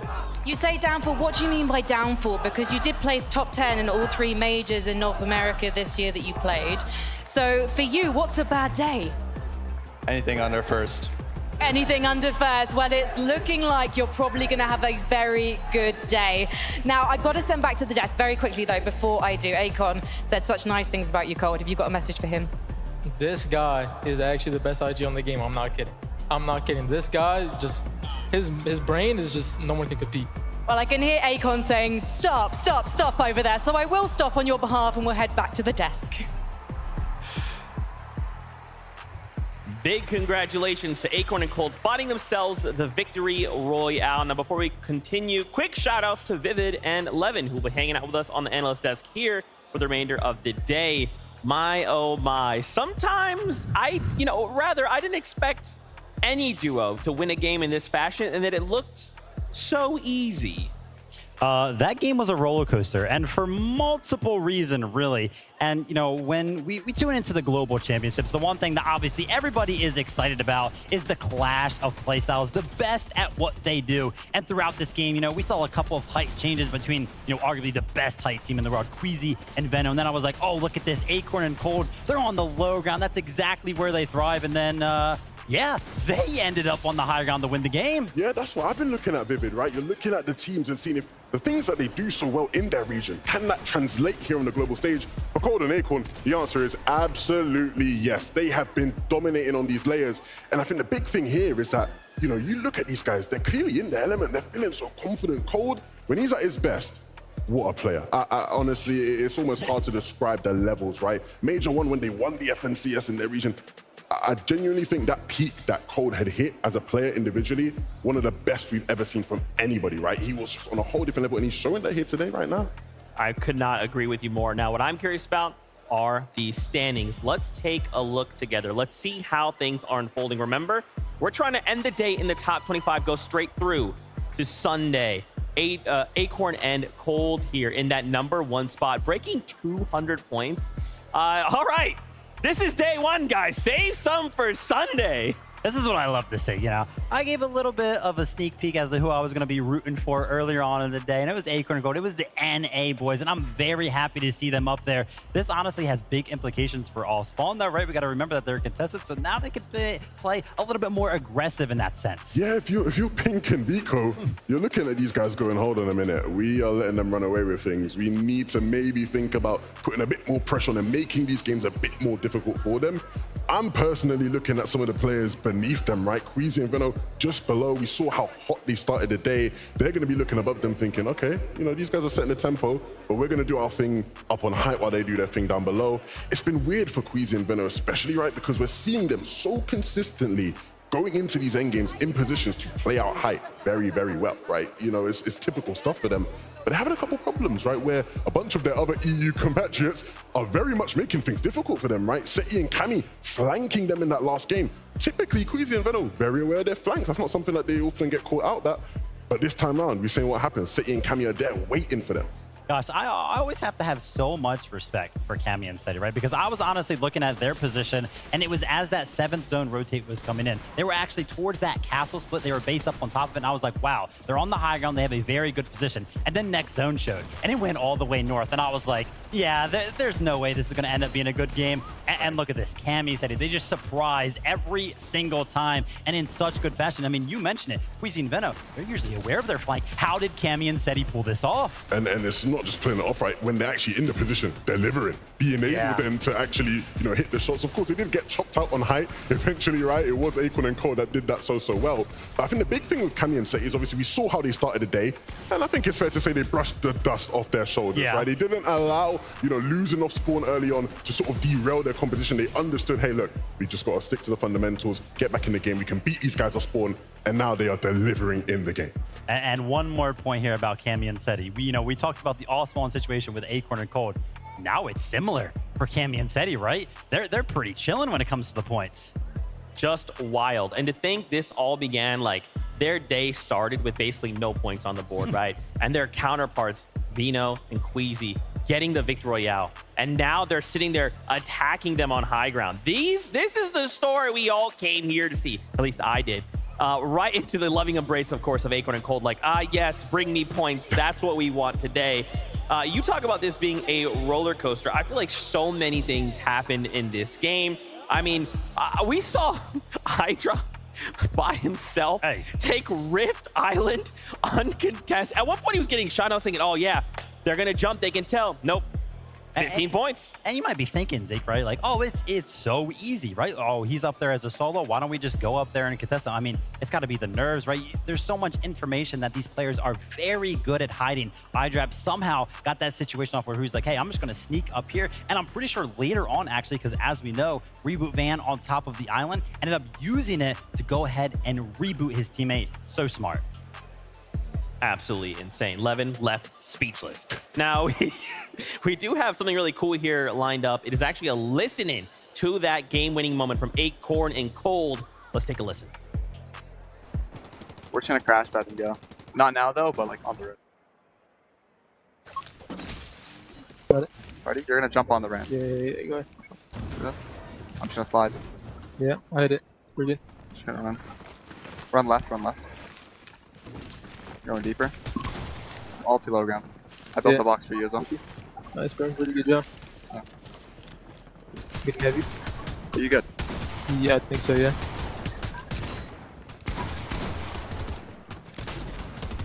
Got it. Good looking right here. Look here. Look at me. 100, 120. Break. 20 cone. Got it. 30 white. 60. I got it. I'm PC for that one. Low PC. There. I mean, I just have to say it. Every single time I get to hear these guys' comms, Acorn and Cold are so composed, so chill. You'd never think they're sitting at a LAN, you know, the biggest LAN that there is to play, you know, playing one of the most difficult lobbies. They're just there chilling. I think what impresses me the most, if you look at literally any esport, doesn't matter which one, have your pick. Professional comms sound like that. There's a lot of things he could have been calling out. Both of them, though, just sat there. They only called out what was most vital. The most critical thing in that moment. Everything else was calm. The moment they find a moment to strike, it's like, okay, let's actually communicate in this moment and get done what we need to do. That's crazy. I love watching, honestly, the professional players that play at this level. Because, you know, we're thinking about the meta, and we have the mini crash pads. They're out now. But it's not a lot of mobility, right? So you have to save a lot of your materials. And the way that some of these pro players do it, we saw it right there where they were kind of talking through that rotate. They're kind of just running in the open a lot of the times, not building, but they find those timings, and that's why they're so good. And big props once again to Acorn, right? This is a player who you see how Cold is talking about him as an IGL, saying this guy's brain is unmatched. You know, he's you know, the best player, whatnot. earlier this year, right, when they didn't do as well during Major 2, there were doubts within their relationship, right? You know, there was, you know, conversations about them potentially splitting up, and I had the chance to speak to Acorn about it, and he said, look, hands up, that Major was my fault. I was not up to par, I was not up to standard, but I'm going to fix that. Okay. And I think it's safe to say he's fixed it, right? You know, you see the way they're playing right now, and things are clearly in a much better place. They're clearly much more confident in each other, and that's always the key, right? You have to be able to trust your teammates, Zeke, if you're going to have success in a competition like this. That is why me and Vivid are good at Fortnite when we play zero builds, because I trust Vivid completely. Now, let's kind of focus in on here. We like to kind of discuss Storm Surge strategies. Obviously, y'all at home, I know I could use some help, but something that was we kind of saw it. Something we saw in game was actually Reet and Ritual. They have a very interesting Storm Surge strategy. Yeah, placing very, very high up on the leaderboard right now. And it's not even necessarily about the Storm Surge strategy. It's about using their drop spot to their advantage. They're going to be dropping towards Creaky Compound, which is pretty central of the map. And if we think about any of the Fortnite zones, right, usually most of them will involve the center of the map in some capacity in those early zones. And the cool thing about Creaky Compound, look at all of these hills that Ritual and Reet can take advantage of. The fact that they're landing there means that they get early priority to a lot of those positions. And every single game, they're going to make sure that they base up on those high ground positions to make sure that any of the players rotating through the center of the map, which, by the way, a lot of players like to rotate through the center of the map, and make sure they can get all the tags necessary for their Storm Surge. And I think an interesting thing to note, and it's big props to Reet here, when you typically look at discussions around Storm Surge and the ability for people to, you know, be effective in tags, you often go, look, controller players, it's a lot harder, right? Long distance, that aim assist ain't as strong. Reet making it look easy, hitting every single shot, bang, bang, bang, bang, bang. You don't care. You don't care. He's hitting everything, right? And so, big props to Reet. That's not an easy thing to do, especially under the pressure as well. We're at the Global Championships once and for all. So, I think for him to be doing as well as he is right now says a lot about him as a player. Good shout. Absolutely. You guys are killing it. You guys are great. I love y'all. All right. Actually, why don't we go ahead and check out the Creator Lounge? Kelly Link is standing by with a very special creator. Who are you with, Kelly? Thank you so much, Zeke. And I am here with someone very special. It is Keep Up Radio. Thank you so much for joining me here. Gosh, thank you for having me. Okay, so we're 3 games down, 2 to go. What has been your experience so far? Oh my gosh, I've been having the best time. I think just coming to IRL events and seeing the players play and the crowd get so excited and crazy, it's the best experience for sure. And what has it been like interacting with all the creators here in the Creator Lounge? It's been so fun. Shout out to Reddish, shout out to Peach, my people. I love getting to see the people that I interact with online IRL as well. It's really fun. Well, if we're going to talk about your people, then we got to talk about your favorite team as well. Who is it? Okay, so I came in not really knowing who I wanted to root for, but Cold and Acorn have like stolen my heart. I'm rooting for them. Let's go. Oh, then you must feel really good. Just them walking away in Game 3 with that victory royale. I know, it was so exciting. I was like getting a touch up right before, and I'm like trying to look over like, oh my gosh, they finally won. So exciting. So I'm excited to see what they do for the rest of the games. And I'm so excited to hear about what you do with all this Fortnite music. What is the process for creating these incredible songs? Yeah, it's so fun. I really just try to take pop culture and music and like kind of take the elements of songs that we know and love and like apply it to Fortnite, and I feel like the people really relate to it, which is so fun and so awesome. Do you have any songs in the works right now? Oh my gosh, none that I want to talk about yet. Okay, fair. Yeah, but shout out if you know Tilted Tower Dance, go Tilted, go Tilted. That has 100,000 streams on Spotify, and it's a Fortnite song, and I'm so proud of that, so really cool. Keep Up Radio, thank you so much for joining me here. Where can people find you online? You can find me on as Keep Up Radio everywhere, and can I just say one more thing? Yes, of course. Close. Oh my God, thank you again so much. And guys, back to you on the desk. Go Tilted. Go Tilted. Go Tilted. Go Tilted. Shout out to you, Keep Up Radio. Again, it's just so cool. We've been doing FNCS for a year now, coming together, bringing everybody into one big pool, just being like, what's up, Fortnite fam? It's great to see all of you from different walks of life, from different aspects of the game, all in a single place. How have you guys enjoyed the competition so far? Yeah, I think the competition is delivering completely for me, right? The atmosphere has been absolutely amazing. The crowd's been going absolutely wild, especially when Thomas HD is on the screen. I know the M8 audience up there, every single time they're on the screen, they've been going crazy. So shout out to everybody that's here. Yeah, the atmosphere has been unbelievable. And to think, we've got more days of this, right? Coming, we got Saturday, we got Sunday. It's going to get even more loud inside of here, which I'm very much excited about. But, you know, even in the server, right, in the game, the players have been delivering, man. I think when you have a competition like this where you have the stakes set so high, you know we're expecting the big names to come out, but they're actually giving us performances, you know, that match up to the status they have. It is a special, special, special day. So I think looking at all the players, hopefully these last 2 games continue to deliver in that regard. I saw the leaderboard was looking a bit too NA for my liking. So hopefully some more of the EU teams can sneak their way up there. But of course, this is, you know, the upper bracket day. The more important day will be the grand finals to see my EU boys up there. Yeah, no bias at all. No bias. No, 100% bias. No, of course. Fully biased. And I'm sure you guys are wondering, what's up with this longer break? Well, keep in mind we're halfway through the day, so we have to give the players a break. Get them to step back, kind of refresh the mentals to come back stronger in these next couple of games. Frankie is actually standing by right here, right now with Miro and Cooper. Let's take a listen. I am, and this is such an impressive duo because they came together for Major 2 and qualified for Globals back then by coming second. So, of course, I had to talk to them. Currently in 24th position on the leaderboard. And Cooper, this is your first LAN. Are you happy with how things are going so far? I think we should be doing a lot better in terms of on the leaderboard. But for my first LAN, I can't complain. You know, I'm having a good time, and I hope we do better. So how come you've become this fresh-faced IGL that everyone is saying such great things about, given that this is your first LAN?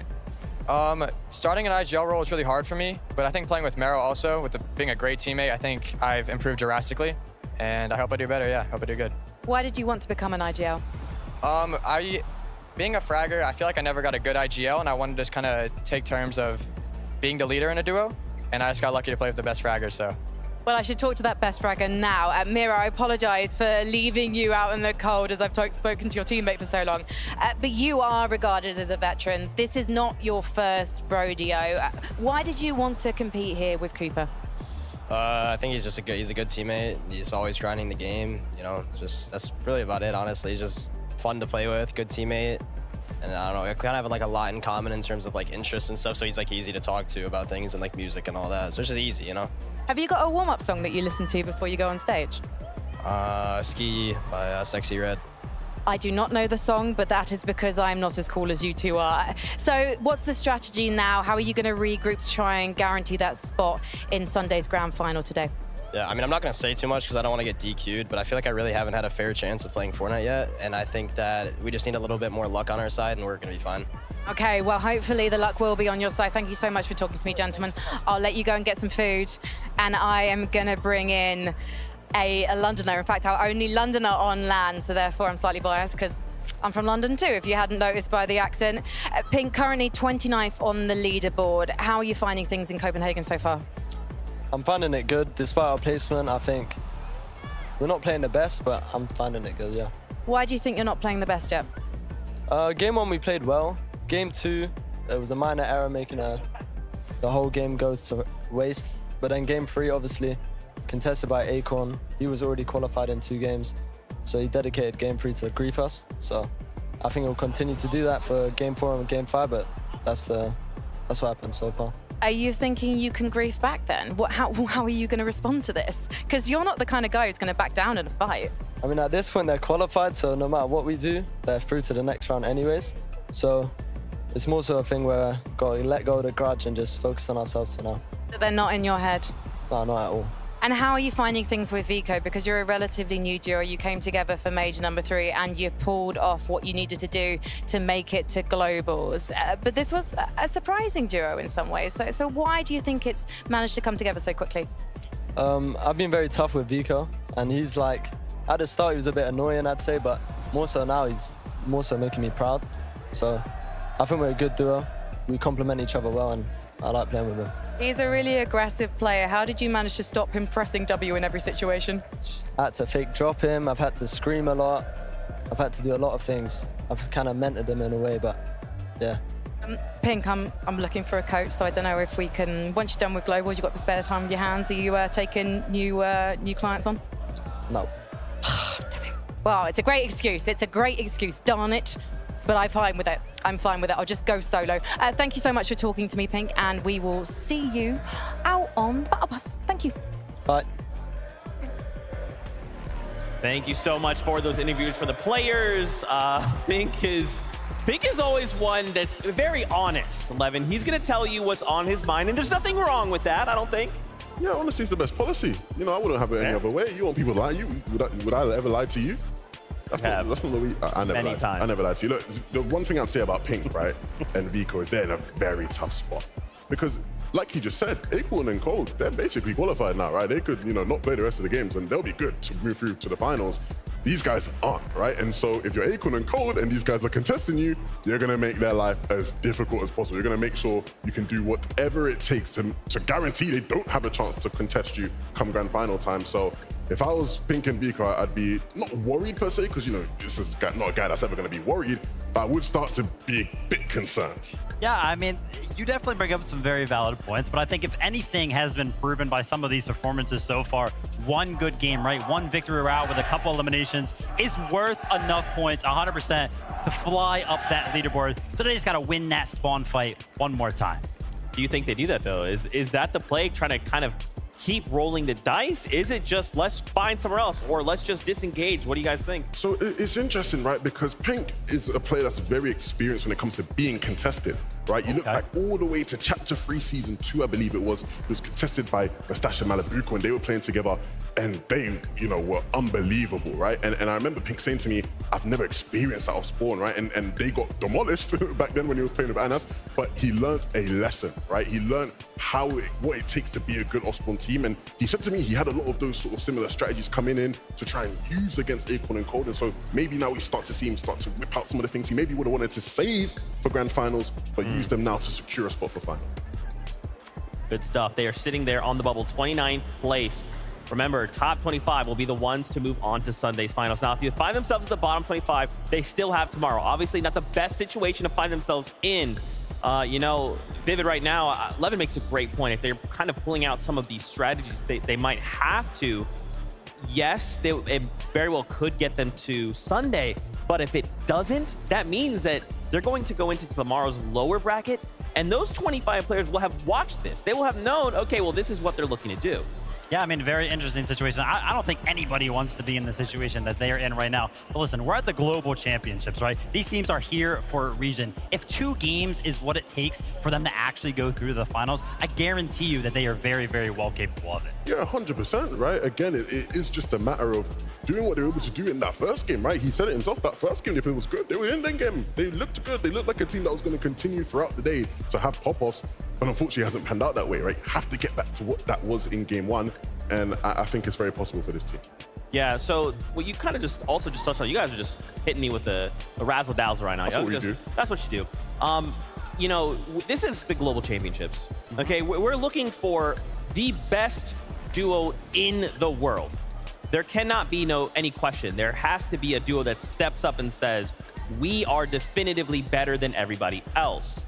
So I feel like at this point in time, we can be a bit more critical about some of these things, right? And we kind of have to be, you know? We can't just say, well, this is a major, you know, you've got weeks 2, week 3, you know, you'll go to, we'll see you in grands, it's fine. No, this is the end of the line. You know what? Levin said it. Honesty is the best policy, right? So I'm going to talk about one of the favorites here, right? We took a look at a little bit of the bubble right there, and I saw 23rd place, Thomas, HD, and Malabuka. That is not a very comfortable spot to be. Not at all. Not at all. And then obviously, you know, when you are the favorite, there's pressure that comes with that. You've got this crowd here that's making all this noise for you. If you are Thomas, HD, and Malabuka, you have to start thinking about, okay, how do we get back into this, right?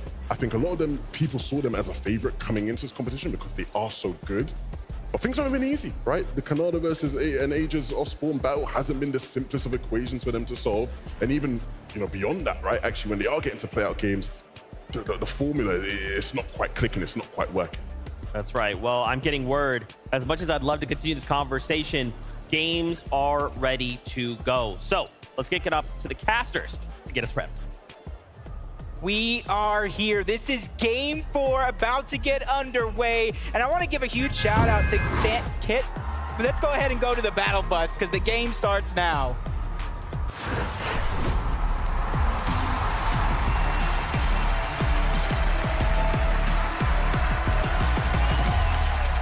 What I was gonna say is a shout out to Cammy and Seti. They had a little bit of a rough start to start the day, but they have shown it just takes one big game to get yourself inside of that top 25. And this being game 4, with only one game left after this, there's only a few spots left for those bubble teams to grab.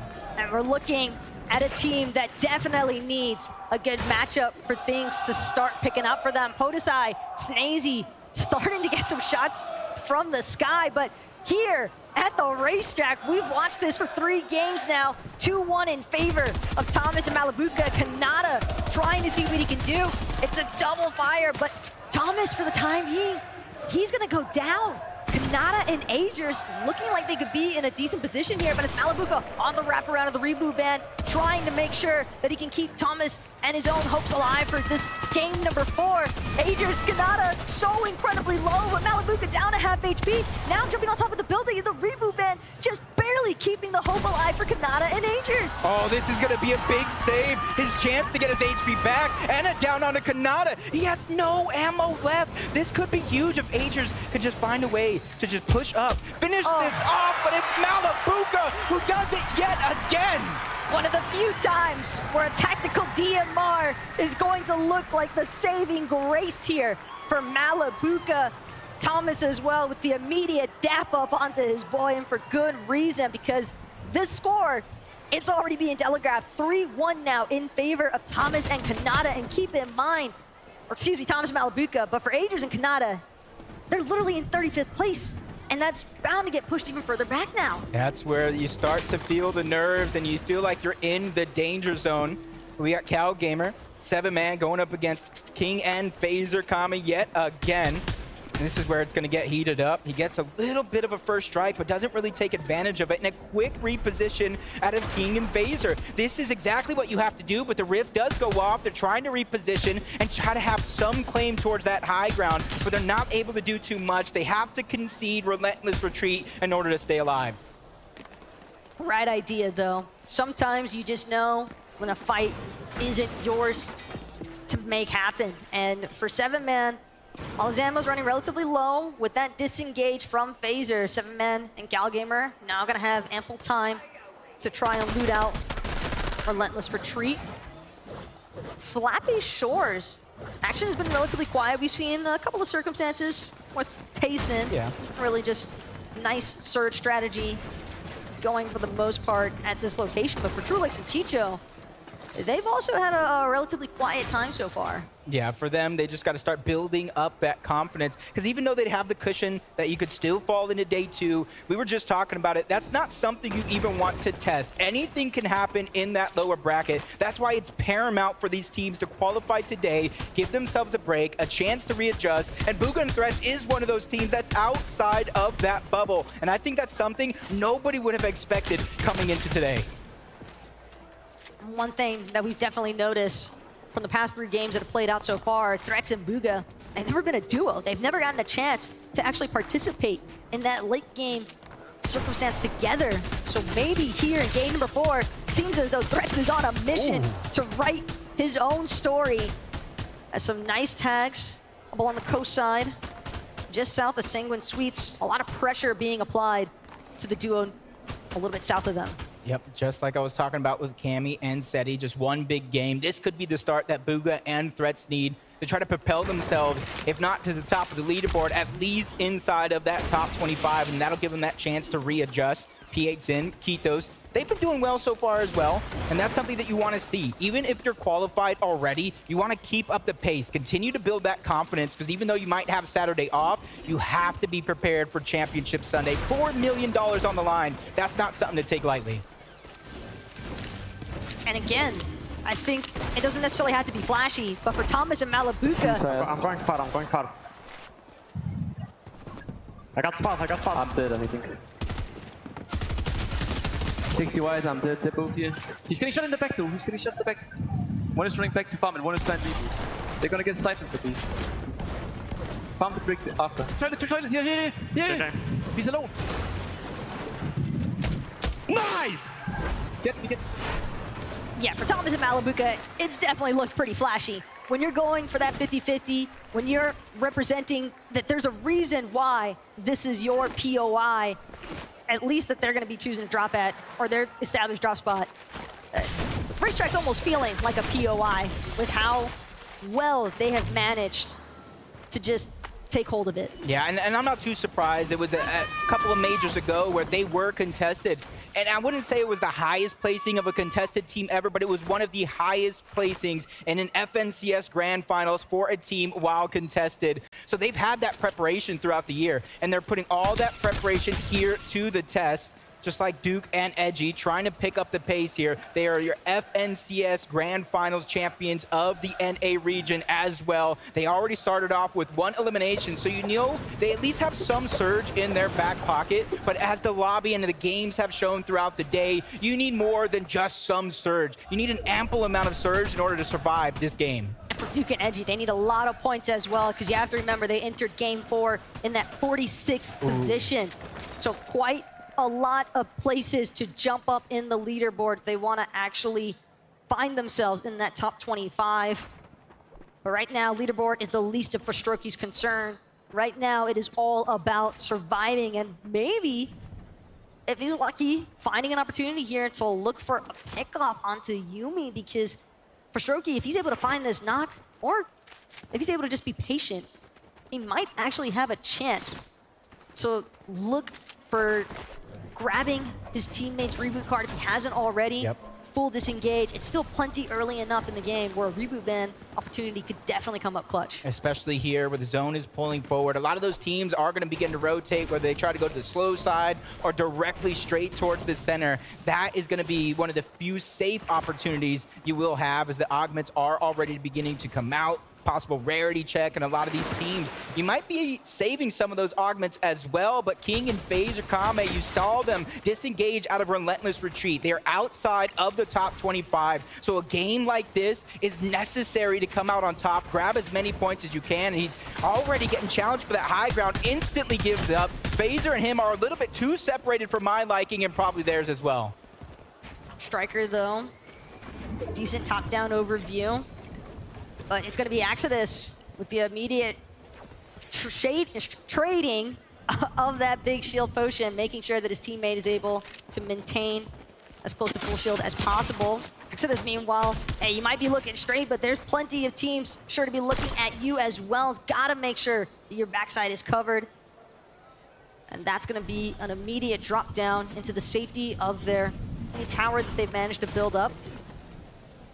Phaser and King, though, just outside of zone, just kind of landlocked for the time being as well on this beach outside of Relentless Retreat. It does not seem as though they're going to have a very easy time working their way in. Nah, and you kind of saw them there on the leaderboard, 22 points overall. As it stands now, that bubble, that 25th spot is at 58 points. So it's not too far for any one of these teams to really climb up the pace, but the usual Misha and Teeny switching up their drop spot, not liking how their games have been going so far, so they're sticking to what even qualified them to the Global Championship themselves, and that is these sneak attacks. They're going ahead and trying to cut off somebody's boot path and take advantage while they can, and that's QNDX that they're going after, and they have a 2v1 for the time being, and they're wasting a lot of their resources just trying to build for it, because that is the extra loot that they need. Instead of farming up at a drop spot, this is the strategy that they're going to use, but unfortunately enough, their opponent does get away. He finds a way to disengage, so they're going to have to figure out where else they're going to get their loot from. I don't know if that was intuition, by the way, maybe from QND, or if maybe some sort of audio cue might have given things away there for Misha and Teeny, but they were certainly ready to pull the trigger a little bit too soon there and didn't let QND actually fully step into the building. And again, it did seem as though QND kind of recognized better, thought that maybe the loot's a little bit too free in this circumstance. Just a huge beam from Okus, trying to go ahead and get as much surge as possible. I think for someone like him, he's been doing a good job so far, trying to pick up these opportunities where he can. And that's the thing. Reet and Ritual, probably didn't even really see exactly where those shots came from, who was surrounded or all around them, and see they're going towards the south side of the zone, that they have to be careful. Because as long as they continue to go south, we saw the zone was pulling up. So this will be the congested side. You already see in the mini-map, there are so many teams going ahead and grabbing their spot all around them. That's going to make it that much harder. But Misha and Teeny keeping things on the run. Weapon cache is going to come up, and that's 7-man and Cow Gamer that they're trying to contest for it. A little bit of a mistake there with the briefcase turret, trying to go ahead and use it to their advantage. Teeny with a nice shot from the side, backs up towards his teammate. 7-man Cow Gamer. This could be their opportunity to try to advance, clean up this elimination, finish the damage you already put down. But for them, it's just grabbing the real estate, grabbing all that piece control, so when the cache does pop, it is all theirs. Well, as far as 7-man and Cow Gamer are concerned, keep in mind, 7-man, decent loadout to take this challenge up against Teeny and Misha. Left side peek, maybe not the most favorable, but they're certainly still making the magic happen. Builds continuously being edited out for both sides and destroyed in the process here. But Teeny, Misha, they look as though they really want at least one, if not both, of these eliminations now. They know that 7-man and Cow Gamer are bound to have some excellent resources and materials, but again, if you're Cow Gamer and 7-man, we saw their loadouts. They don't necessarily need to pressure this. They've got exactly what they were looking for. It can easily disengage at this point. Yeah, and being another team that's outside of that top 25 bubble, they're just trying to play the safe game, scrape by, try to get some points, and that's Reet and Ritual are almost trying to do the opposite. They're trying to take the fight to Malibuca and Thomas. Thomas and Malibuca are one of those teams that talked about how good they're playing as a contested duo, but they're in 23rd place. Going down here, no placement points. They only get to 8 points for those eliminations off spawn. This is not what position you want to be in. And you can see they're not playing safe. Even though they did get some damage, they're not going ahead advancing on it. They got their spot in zone, and they're just trying to hold on to it. You see the loot switch. That's respect between teammates as well. Malibuca definitely understanding that there's a reason Thomas is known as a fragger in the EU region. And with that sharp tooth, seems as though Thomas feeling a little bit more comfortable with trying to aggress even further onto Ritual and Reet, but we'll have to tune back into them a little bit later on here, because keep in mind what Pink said in that mid-game interview, but we'll get more insight on that later on, because right now we've got some great insight coming your way via Mini Miner. Thank you so much, Taco. Now, we saw a huge game from Acorn and Cold right there, which basically solidifies their spot in the grand finals on Sunday. We can see them doing everything in their power to make sure that Pink and Vico don't have the same success. Now, Pink and Vico are actually in 29th place right now, so they're just dipping. They're getting out of there. Of course, getting inside the territory of Camry and Sethi as well. They don't want anything to do with it. They want to make sure they're avoiding fights as much as possible, because they've only got 2 games to make it happen.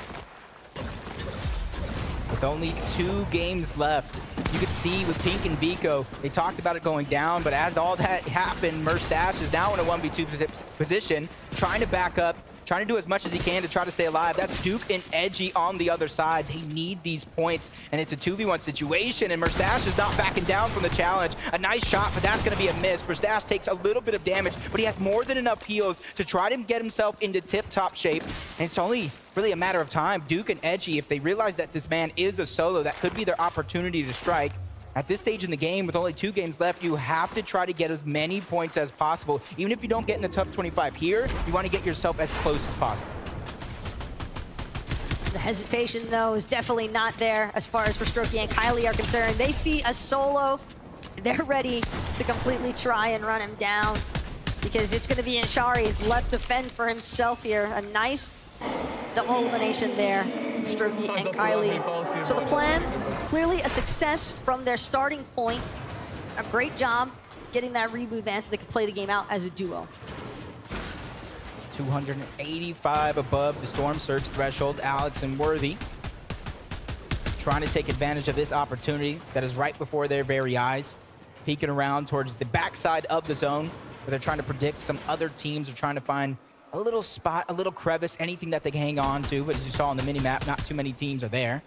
Acorn and Cold, you said it yourself. They have already got their spot into Championship Sunday. But you know as well as I do, there's more than just money on the line. There's more than just the Axe of Champions. It's about calling yourself the best Fortnite duo in the world. And that's what Cold and Acorn came to do. Specifically Cold. He was at the Invitational along with Acorn, different duos, but he placed third. He fell just shy of both Queasy and Vino and Cammy and Seti. And he's out for redemption here as Mustache in another 1v1. He takes out Oak, is trying to keep the show alive.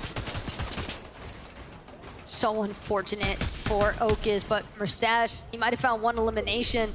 He's got a lot more work ahead of him, though, just from this position alone here at the Creaky compound. As a solo, Mustache is really gonna have to try and play things safe from the backside of zone. Probably gonna have to wait, recognizing the fact that there's some other teams around him, but no, actually, he can't afford to play safe because the surge damage threshold has just tapped in.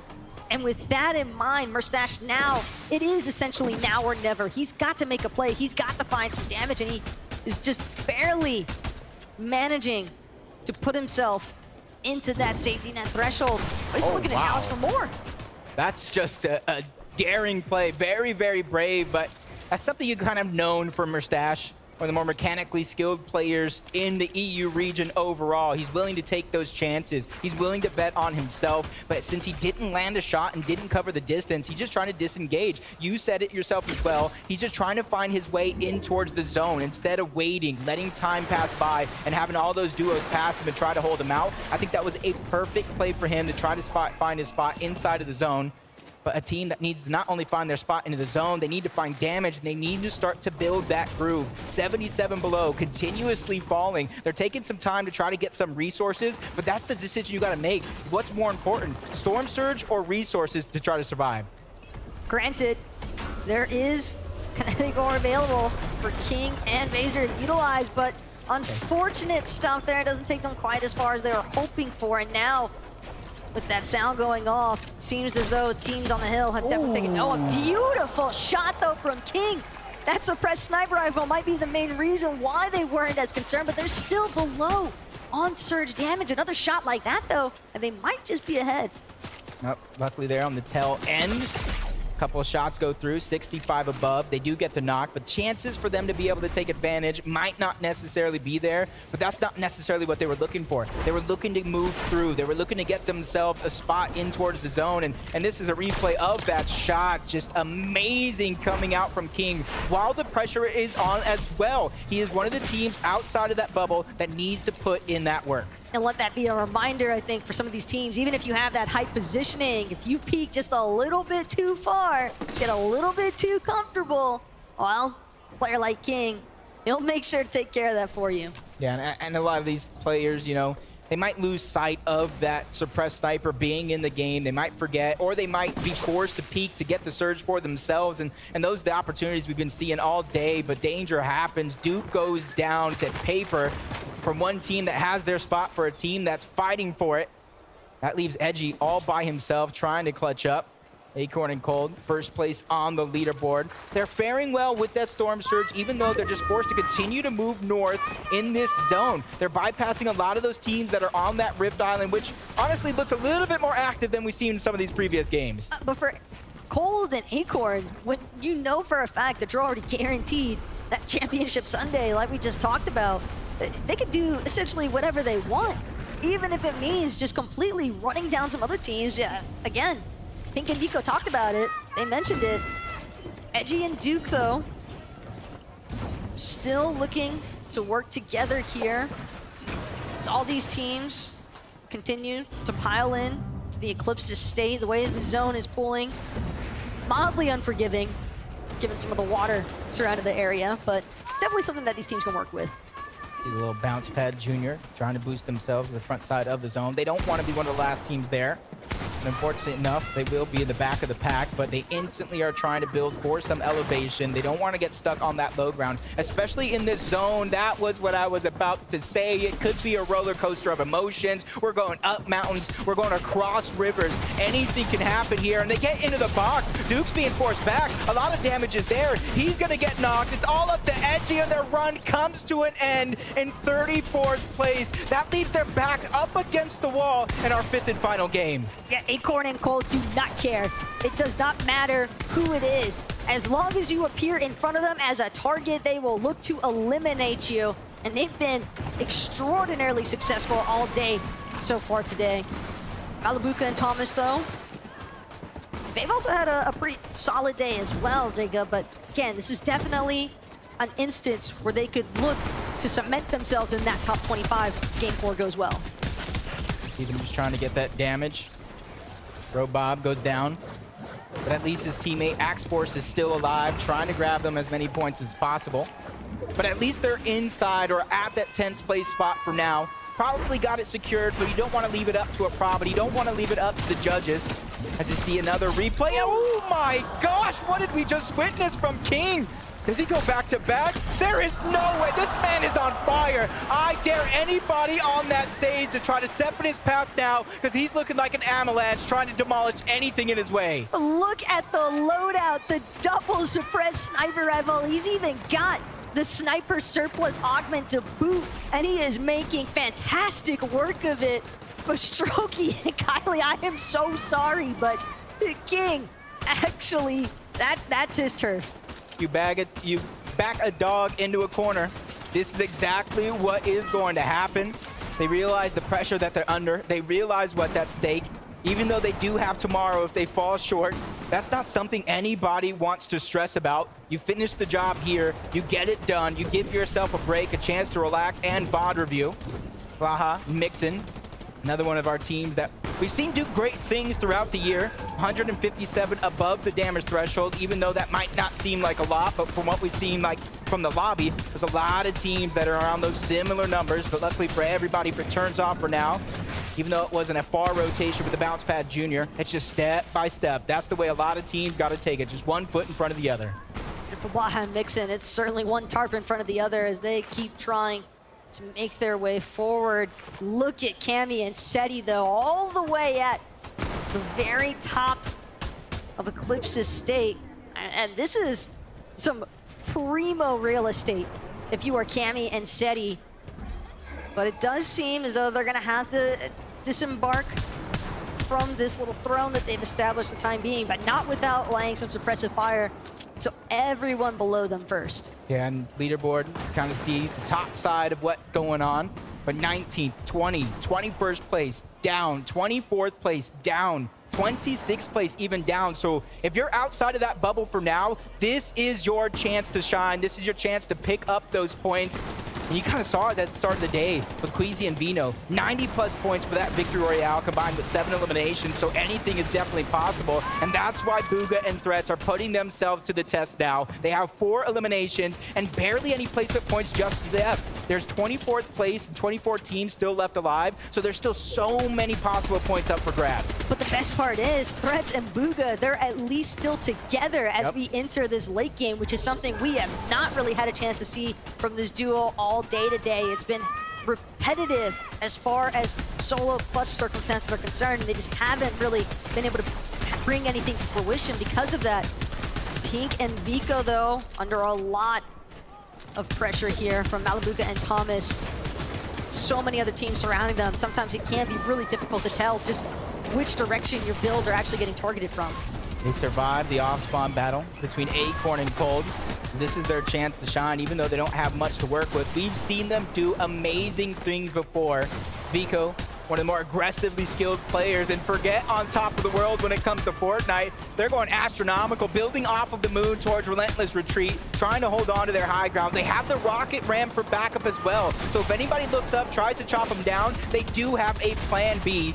Pink getting a couple more eliminations. Thomas, Malabuka, bypassing everybody else. They're trying to stay to the front side of the zone, looking back only when they have to. They have their eyes set on the prize for now. But I wonder if anybody realizes just how far up Cammy and Seti are. Vico, he needed a refresh instead. He'll find himself waiting for game number 5 to begin. As Seti, Cammy, we see Seti up so right now with the rocket grab. Who he comes crashing down on is another story we decided, because Yamzo and Rise, they're under fire right now. Yamzo's gonna drop all the way to the water. Realizes, tries to escape, but not able to. Mixon and Blaha instead the only ones seemingly able to continue pressing forward in this mid-low ground layer. 4 solos running around this lobby full of duos. Squeezy and Vino again. These guys are impressive, consistently finding a way to go for that high ground. Just a test here, just like in the first game, they're looking to hold on to it, get that victory royale.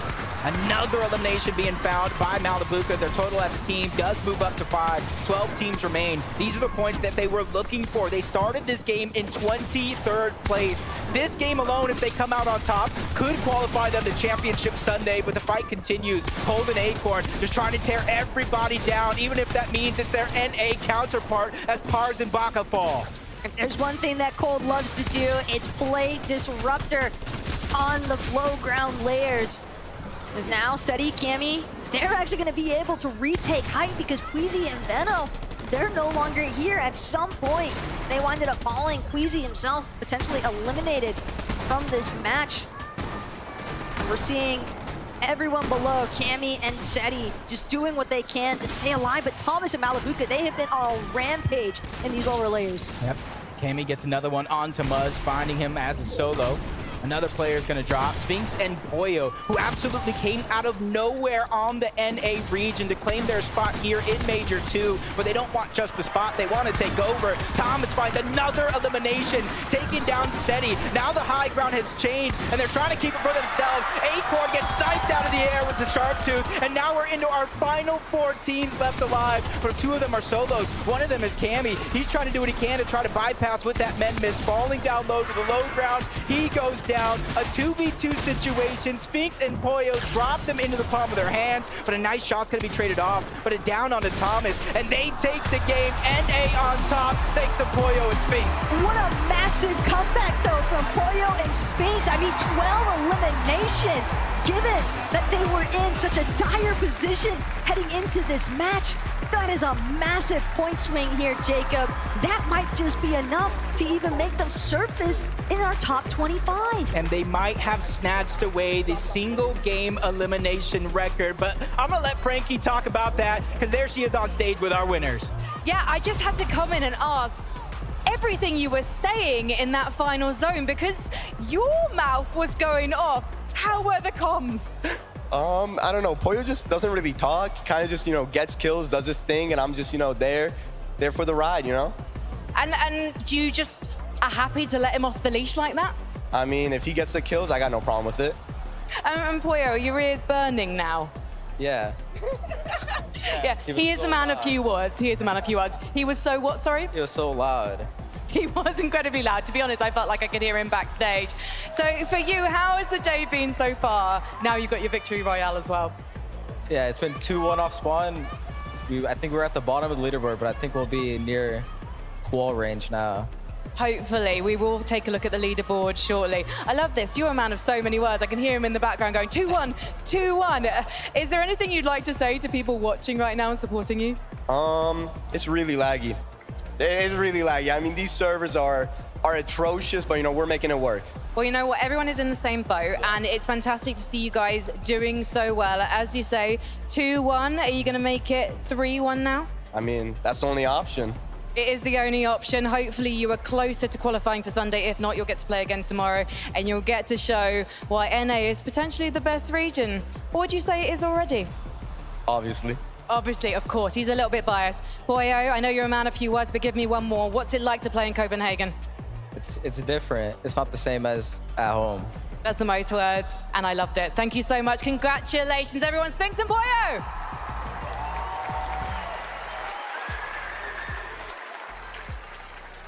Well, Evan. NA on top. What do you have to say now? Look, I just want to start by saying I love how Poyo's just won the game, hype moment, and all he's thinking is can Sphinx just stop talking? He's talking too much. Can you just pipe down a bit, mate? That's his only concern about that game.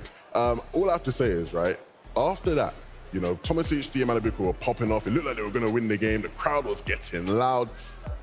When Sphinx win the game, everyone's just like, what did we just watch? The shots Sphinx and Poyo were just hitting at the end of it. Insane.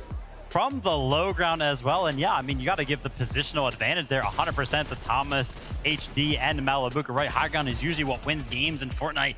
But the shots, like you mentioned, I mean, it's just too clean. And usually I give my respect to Acorn and Cold because usually they're so good on the low ground. Pollo and Sphinx, they're looking a little bit better, especially in this game, because they were just getting elimination. Look at this. Boom. That's the winning shot right there. You make it a 2v1, clean it up easy.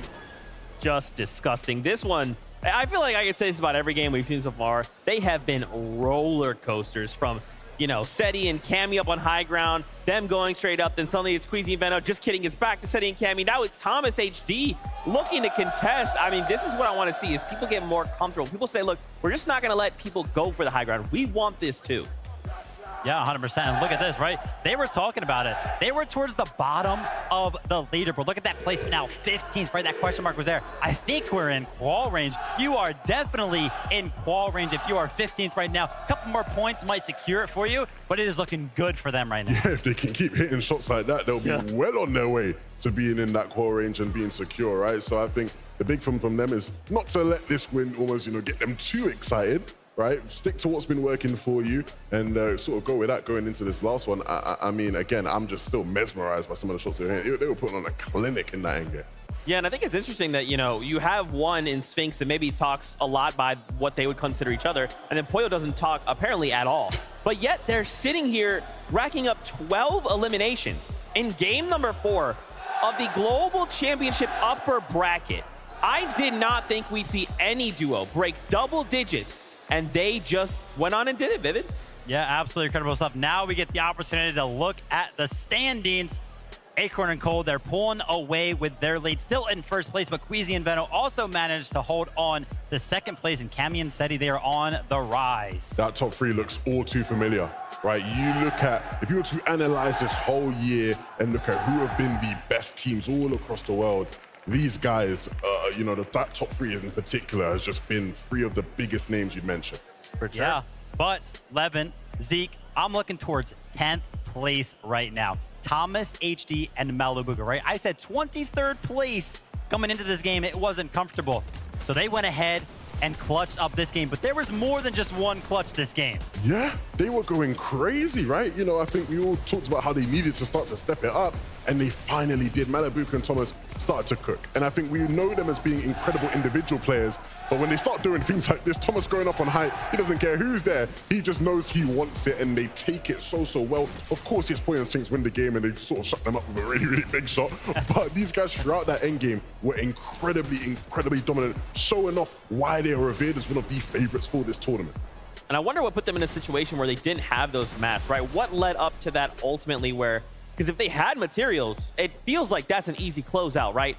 But they're kind of put in this situation where Pollo and Sphinx on the low ground of all things, they have materials, they have the angles. You're sitting there like a fish in a barrel, like, yep, we're gonna jump down. You've got your angles. We hope we'll hit ours. Yeah, I mean, listen, when you go up for high ground right, we saw them, they had to go ahead and contest the high ground right when they got the eliminations. It takes a lot of materials to go ahead and actually build up there. You have to make sure that all of your builds kind of stay supported and stuff like that. So that's probably why they were out of materials. And then not to mention Pollo and Sphinx just picking up so many eliminations on the low ground, almost impossible for them not to have those builds necessary. Of course, right? When you're racking them up over and over and over again, you're sort of just, even if it is just siphon that you're getting, right, it goes a long way, whereas Thomas and Malabuka weren't quite able to loot everything that they were getting. Yep. Just, you know, part of the trade, especially when you're up there on height as well towards the end of the game. Standard procedure, but they won't be upset with that game. They'll be very happy, especially when you look at the previous games they've had. And, you know, I got to mention it, right? That Thomas HD Malabuka clutch all spawn. Malabuka with the 1v2. Actually awesome stuff. And honestly, coming into this, they should have been expecting stuff like this, because throughout this chapter, Malabuka and Thomas, they have done that 7 times where one of them have gone down early and they've clutched it up. No easy feat, especially when you look at the competition they've been facing. Thomas, towards the start of the day, said, look, I've faced much better competition off spawn than Canada and Ages, right? So I'm used to doing this. And if he's able to 1v2 against players like that, they'll be confident they can 1v2 against Canada and Ages as well. So really good to see that happen. Like you said, the 2 clutches for them in that game.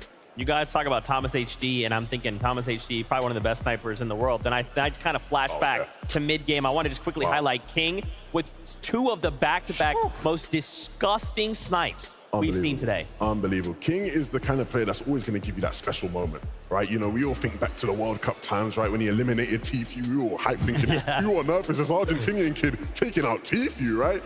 Here again today. We expect Thomas HD to be the sniper machine. King sitting everybody down. You were saying it during the game, right? They were 200 down below Surge, and then a couple minutes later, they're 600 above. That's ridiculous, all from his snipes alone. Those shots were absolutely clutch for sure. But now let's talk about the clutch that is necessary for teams that are in the bubble.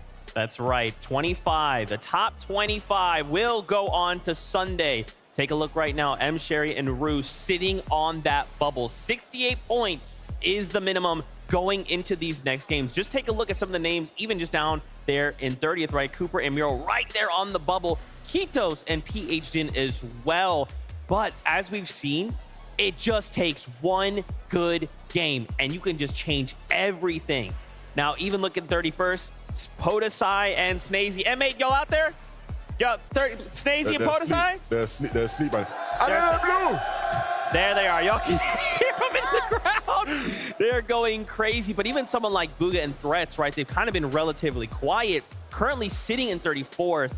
They can make up the ground, but they really need to come online here in this last game. Yeah, 100%. You know, we are at the Global Championship, right? Let's talk about regional representation in that top 5 or top 25 right now. EU, there are currently 13 duos. NA currently has 8 duos, and then 1 per each of the regions in OCE, Brazil, Middle East, and Asia. So that is currently what the regional breakdown is looking like so far through the upper bracket. Yeah, I think for me personally, the NA teams have impressed so much, right? Of course, they do make up a big part of the lobby, but I think what we've seen is not just the trailblazers, the typical NA teams you expect to dominate, some of the ones just in that beneath tier, right, that have come through and really made their mark on this competition, right? Showed us that they aren't just here to sort of hang around and enjoy, you know, Copenhagen and have a good time, find a girlfriend, some of them were saying, right? Some of them are here to actually try and win, right? That's what it's all about for them, right? So, you know, the priorities on a lot of these NA players are clearly, you know, to come here and show EU, show the other regions what they got. Yeah, and we kind of talked about this back in Major 2, right? At the end of it, I asked you the question, Levin, do you think NA hangs if we get to globals? At the time, it was no, right? And I think for a lot of players in NA, they're thinking, okay, 11-2K, we'll see you at LAN then. Because it feels like NA is playing with a chip on their shoulder. And I also kind of want to play a little bit of devil's advocate. What if we're revealing strategies a little too soon? What if EU is like, yeah, you guys are ahead. That's cool. Then Championship Sunday, they're like, okay, so we were just holding it all back. You know, we were letting you play out there thinking you had something. It's all a show. Maybe not an element of showing strats too early, but definitely let's not get ahead of ourselves, right? You know, it's just day one. It's just the upper bracket, right? The final's coming, right? And that's when we got to be looking at the leaderboard and really going, okay, how are the NA teams doing? How are the EU teams doing? I think once we get to that point, Zeke, that's when we can really start to give that analysis of, you know, regionally around the world who looks the strongest. I'm still going to say the EU boys, right? But there are some top NA teams out there that are showcasing that they can hang with anyone. Yeah, man. I mean, listen, you know, NA teams are finding themselves out there. I'm very happy to see so far the performance out of some of the top ones. Okay, let's take a look at some of the stats we're seeing here out of the competition so far. This is the upper bracket. Let's break it down by the numbers. Currently, as we look at this list. Okay, most eliminations. Here we go. Acorn and Cold, that's not surprising, right? They're currently sitting in that #1 spot. It makes sense. Queasy and Veno right behind, though. Do you guys feel like this is the level of aggression we would see coming into day #1 of the competition? For me, probably, yeah, I'd say, right? I think, especially seeing those two teams there is great for me in terms of Acorn and Cold, you know, Queasy, Vino. I look at Vino, I look at Cold as individuals. Throughout the year, they were the two players I think were going head-to-head for, you know, best player in the world a lot of the year. And so to see them up there in terms of eliminations just makes sense. You'll love to see it. Guess what? Fortnite fam, it is time. The last game of the day here in the upper bracket is about to kick off. So casters, on over to you. Thanks so much, Zeke, Vivid, and Eleven for all the insight on the analyst desk. But our final game of today's upper bracket, match #5, is just on the horizon. We've seen so many teams now in that 26th to 50th position trying to escalate themselves into the top 25 so that they don't have to worry about tomorrow's lower bracket matches, Jacob. they want to make sure that they are already guaranteed for Championship Sunday. Yeah, and if you look at that leaderboard, as our analyst broke it down, some teams, they just have to do the bare minimum. Other teams, they need a top placement, and then some teams need a win and you're in scenario. And I just want to go ahead and talk about Kanata and Agers, Thomas and Malabuka. Thomas and Malabuka have narrowly clinched their spot. You saw them into the top 10. Kanata and Aegis around 39th place. They're one of the teams I'm talking about, a top 10 finish, but they have to be able to survive that off-spawn battle, which hasn't really been going their way today. Even just now, we saw the collection of players just outside of where Queasy and Veno are sitting. I mean, it was Threats. We also saw Kanata there, and the conversation that he looked like he was having with Thomas, maybe he's like, hey, man, chill on me at that drift bridge, because this 50-50 is not the kind of 50-50 that Kanata and Aegis were hoping for at the start of today. But again, when you keep in mind the fact that Kanata and Aegis, coming out of being recent FNCS champions for Major 3, I'm sure they have it in them to make the comeback. Yeah, and I think Pollo and Sphinx from NA have really shown. And one thing I want to talk about is when the regions were separated, when we had NA East, when we had NA West, nobody gave NA West a single chance. Even myself said it might take a month. It might take a major for them to get in that groove, but there are a number of not only NA teams, but these NA players boosting to the top of the leaderboard that we could see on Championship Sunday. And then obviously our regular NA residents towards the top side of that leaderboard as well, Cold and Acorn. And I want to talk about them just a little bit as well. You saw Pink and Vico, but we're going to see them here again because the battle bus is ready. Let's get this last and final game underway.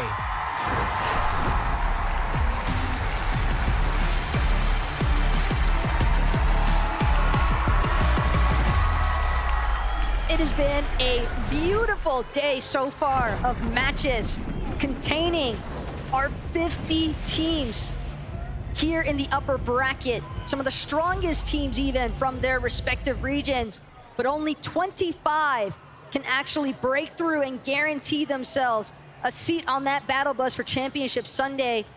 We've seen a handful of them in the top 10 feeling relatively safe, but the relief can't come quick enough for those teams just outside the top 25. And I can count at the top of my head at least 3 of these off-spawn battles that would decide if a team goes towards the lower bracket or at least gives themselves a chance to get to that top 25 to earn that Championship Sunday spot themselves. And this is going to be one of them. Malabuka and Thomas, Agers and Kanata, and judging by their elevation, it is on. It's looking like Agers might have the beat on the punch, though. Agers and Kanata quicker as far as the drop is concerned. Opening of the chest, but it's a tactical DMR here that Kanata's got to work with, trying to break Thomas's initial build. Agers gonna follow it up with the Maven Auto. That's gonna be Thomas down for the count. 1 knock already. Agers taking full advantage of the siphon as well.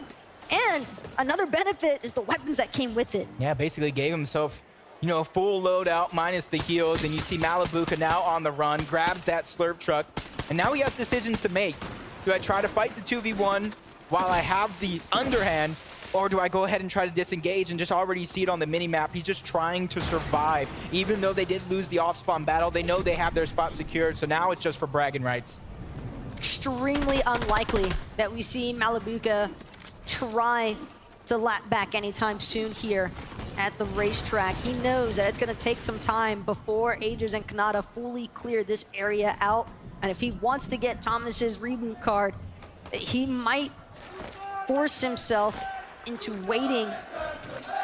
But the wait is over as far as Threats and Booga are concerned. That's going to be a quick elimination to start things off for a team that desperately needs it. Yeah, you see Threats taking advantage of what is usually a triple chest on the side of that mountain. Mixing goes down. That's not only important points for Booga and Threats, that's a Storm Surge to really give themselves a little bit of a cushion, because we know that's not going to be enough. But another one of our off-spawn battles that are paramount for our team success. King and Phaser, Cowgamer 7-man, shots are being fired. Phaser's gonna quickly disengage. He doesn't want to give up too much. He wants a chance to heal. You see, he has big pots, and if King can get to him, that'll allow him to heal up as well. But even with the Vault card, Phaser, he can't charge into it just yet, unless Cowgamer and 7-man have it in their best interest to just prioritize that. But King applying a little bit of pressure here from a distance. Keep in mind the resources, though. Builds not looking the best as far as 7-man is concerned. And CalGamer, again, seems as though he has none at all. So this is definitely going to put CalGamer and 7-man's push to a halt, and that is more than enough time for Phaser and King to get into the vault here at Relentless Retreat. Yeah, both of these teams need to have a solid performance if they want to see Sunday right here. Otherwise, they'll have to go to the lower bracket and earn it yet again. But you see a switch up of what we saw last game. King and Phaser this time around getting control of that ball over towards Relentless Retreat. But instead of just disengaging, 7-man and CalGamer are still looting up. There's a lot of loot there to grab. And what a huge battle going down yet again. But Cammy and Seti, they're separated, but they're trying to pincer them in. They're trying to surround from multiple angles and trap them in that little barn. One of the most common fights that we've seen so far today. And Stain and Data's, though, holding their own. Now, what a way to represent Asia, though. I mean, we talk all the time, ever since the Invitational, really, where we saw some of the potential, I think, from Asia's fraggers. And so Data's and Stain looking to try and follow that up as much as possible. They have been going toe-to-toe here with Cammy and Seti. And granted, Frenzy Fields hasn't necessarily always gone their way, but it's definitely made a little bit of an impact against Seti and Cammy because they had to go nuclear, basically, the last 2 matches to play catch-up. Another one going to break down a lot of early game skirmishes. With your back up against the wall, it almost leaves you no choice but try to get the elimination points. Axe Force, Robob going against PHZin and Kitos. Kitos and PHZin actually do need this. They are outside of the bubble, 26th place, and a nice shot to try to back down Axe Force. They pounce, they get the 2v1, give themselves at least a 1-man advantage. Kitos trying to heal up. They're not wanting to give them that opportunity. Drop them down into the palm of their hands. They're attacking from both angles. Time is running out unless a miracle happens here as Axe Force a little bit of a jumble and a misstep, but his teammate is there to rise to the occasion and get that elimination. So we see our first team in the lower bracket facing against our last chance major teams. PHZin and Kitos try their best. Kitos especially in that instance, but you got one below you, one above. Difficult for anybody to actually find themselves on the Benefactory. I like this. I like this. Pink may have called it griefing, but no, this is just using your brain. Acorn and Cold, even though they've already qualified, letting Pink and Vico qualify off of their spot, which means they're going to get contested again on Sunday. So they want to make sure that team has as little loot, push them back as much as possible. As Anon and Suns, they need a big game here going against Queasy and Vino, who already got their spot secured.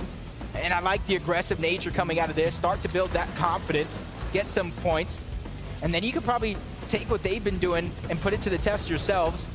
But it all really comes down here if they want to actually fight it, because Anon looks like he's disengaging. He doesn't want to get trapped between both Vino and Queasy. This is a very risky team to try and tango with when your position in that top 25 is on the line here. Suns and Anon, they cannot afford to get eliminated just yet. But Queasy and Veno, they're not the sort to let anything go. We've got some player listen-ins coming our way, starting with Kanata. I got a Maven. 16 white. Going to you. I'm running. He's on my right. Yeah, run at him. 20 white. Kill him. 40 white, 40 white, 40 white. Nice. Oh, the one's at the height. He's at the height. Get the finish. Get the finish. They're dead. Nice. We need a cam, bro. He's running. He's running back. He's just running to rise. He's trying to not give us the kill points. He's at the hut right now. 9 damage. No, he ran, bro. We just camped the card. He's a great. See a lot go down in that listen-in. The great teamwork, the great chemistry, but then the plan for the future. They're gonna camp that card so that way Malibuca can't come back and get it safely, which leaves him as a solo at the start of the game. So remember that, because if he does amazing things, he did it all by himself.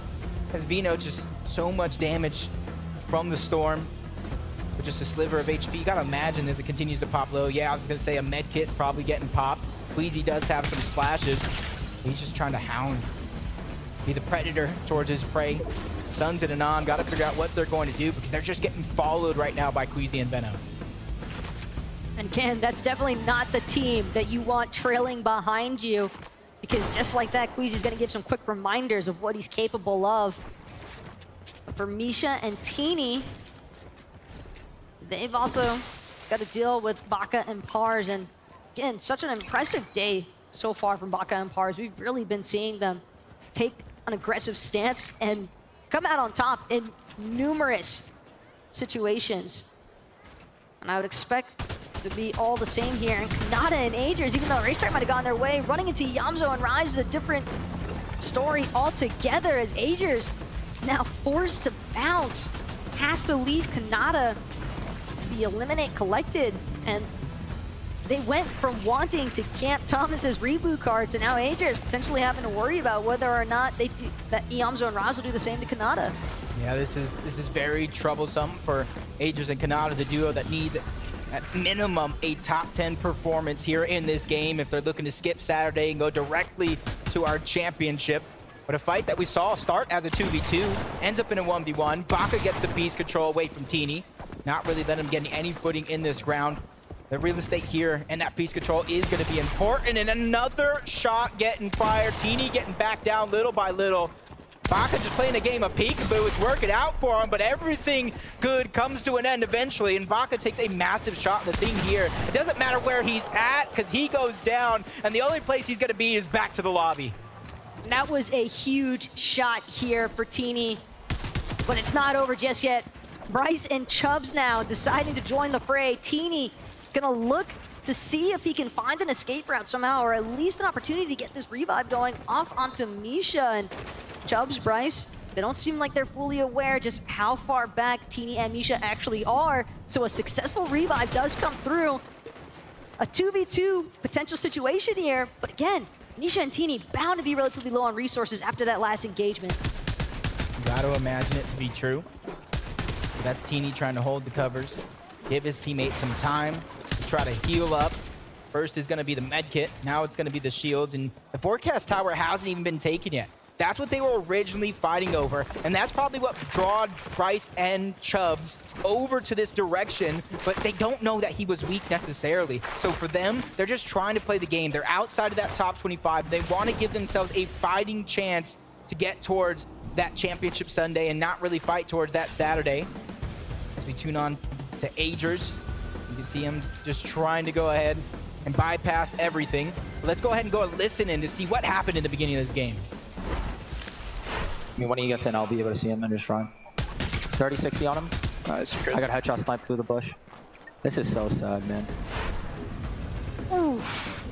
That is really all that can be said in some circumstances. Yamzo is actually just a monster for that one. I mean, and if you're in Kanata's position as well, sometimes it is what it is. But Yamzo, he's got a lot more to deal with for the time being.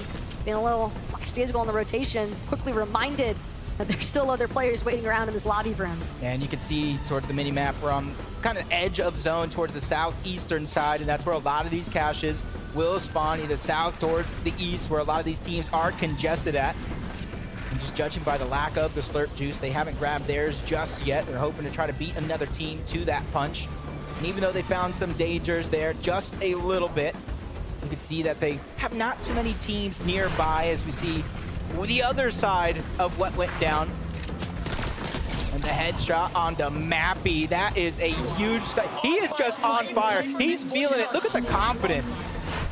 Can't blame him at this point. It's just, what are you really meant to do in that sort of situation other than just fall victim to Yamzo there? But fortunately for Agers and Kanata, they're still going to be able to play things out as a duo. Successful reboot ban there for Agers.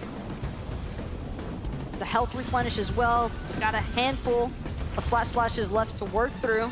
So it's seeming as though the dream is still alive for Agers and Kanata. For now, at the very least, but sometimes those are the wake-up calls you need, especially when you know it's our 5th and final game of the day. And while they're facing all that madness on that side of the map, Bugha and Threats sticking to what they know works, which is those slow side rotations. They found themselves towards the top side of the zone and kind of just looking. There's not too many teams in their mini-map. And if you look even further, there's only about 3 teams directly in front of them. So they got themselves a safe spot as long as they continue to pull that zone. And my only question, Taco, is going to be how much surge do they have? Because if they're on the slow side, there's not going to be many opportunities to grab it. That's exactly what I wanted to bring up, because with only 1 elimination, and from what we've been seeing consistently throughout today, there have been circumstances where teams have had several or more eliminations and still found themselves just barely above that surge damage threshold. So if Bugha and Threats making these dead side rotations, yeah, you might have the best positioning in the world, but it doesn't really mean a whole lot if you don't have any damage with it, because then you still have to compromise your positioning ultimately just to find some damage.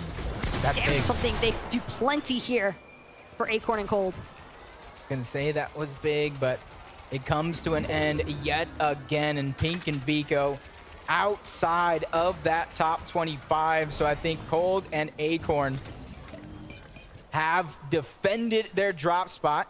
They're actually in 24th place. They have 74 points. That's gonna be a tough one to watch. Eyes on Cooper and Miro as well. One of our teams in that 28th position, but for the team on our screen right now, Vanyak and Karmi, they've also got to ensure that they're able to stay within this top 25, because again, just barely being above as far as the points are concerned, it does not leave you in a guaranteed position. There are ample teams that could look to leapfrog over you if you aren't careful. So we'll definitely keep that in mind and continue trying to be as methodical as possible with their movements. Yeah, you can basically see the tail end of that top 25. Pink and Vinco down 74. Batman, Bugha, and Rapid 80. The points continue to climb the more you go up. A lot of these teams don't really need to do everything. They just need to do the bare minimum. As Snazy gets spotted out by himself, and Shari and Rue, they have a chance to sneak up. Snazy's all by himself. Podesai, we already saw him go down earlier on in the game. And the strike from above, the sneak attack, and it's worked to perfection. And Shari and Rue, they get that elimination, and that's huge because they were the team in the 25th spot. They started the game with 68 points.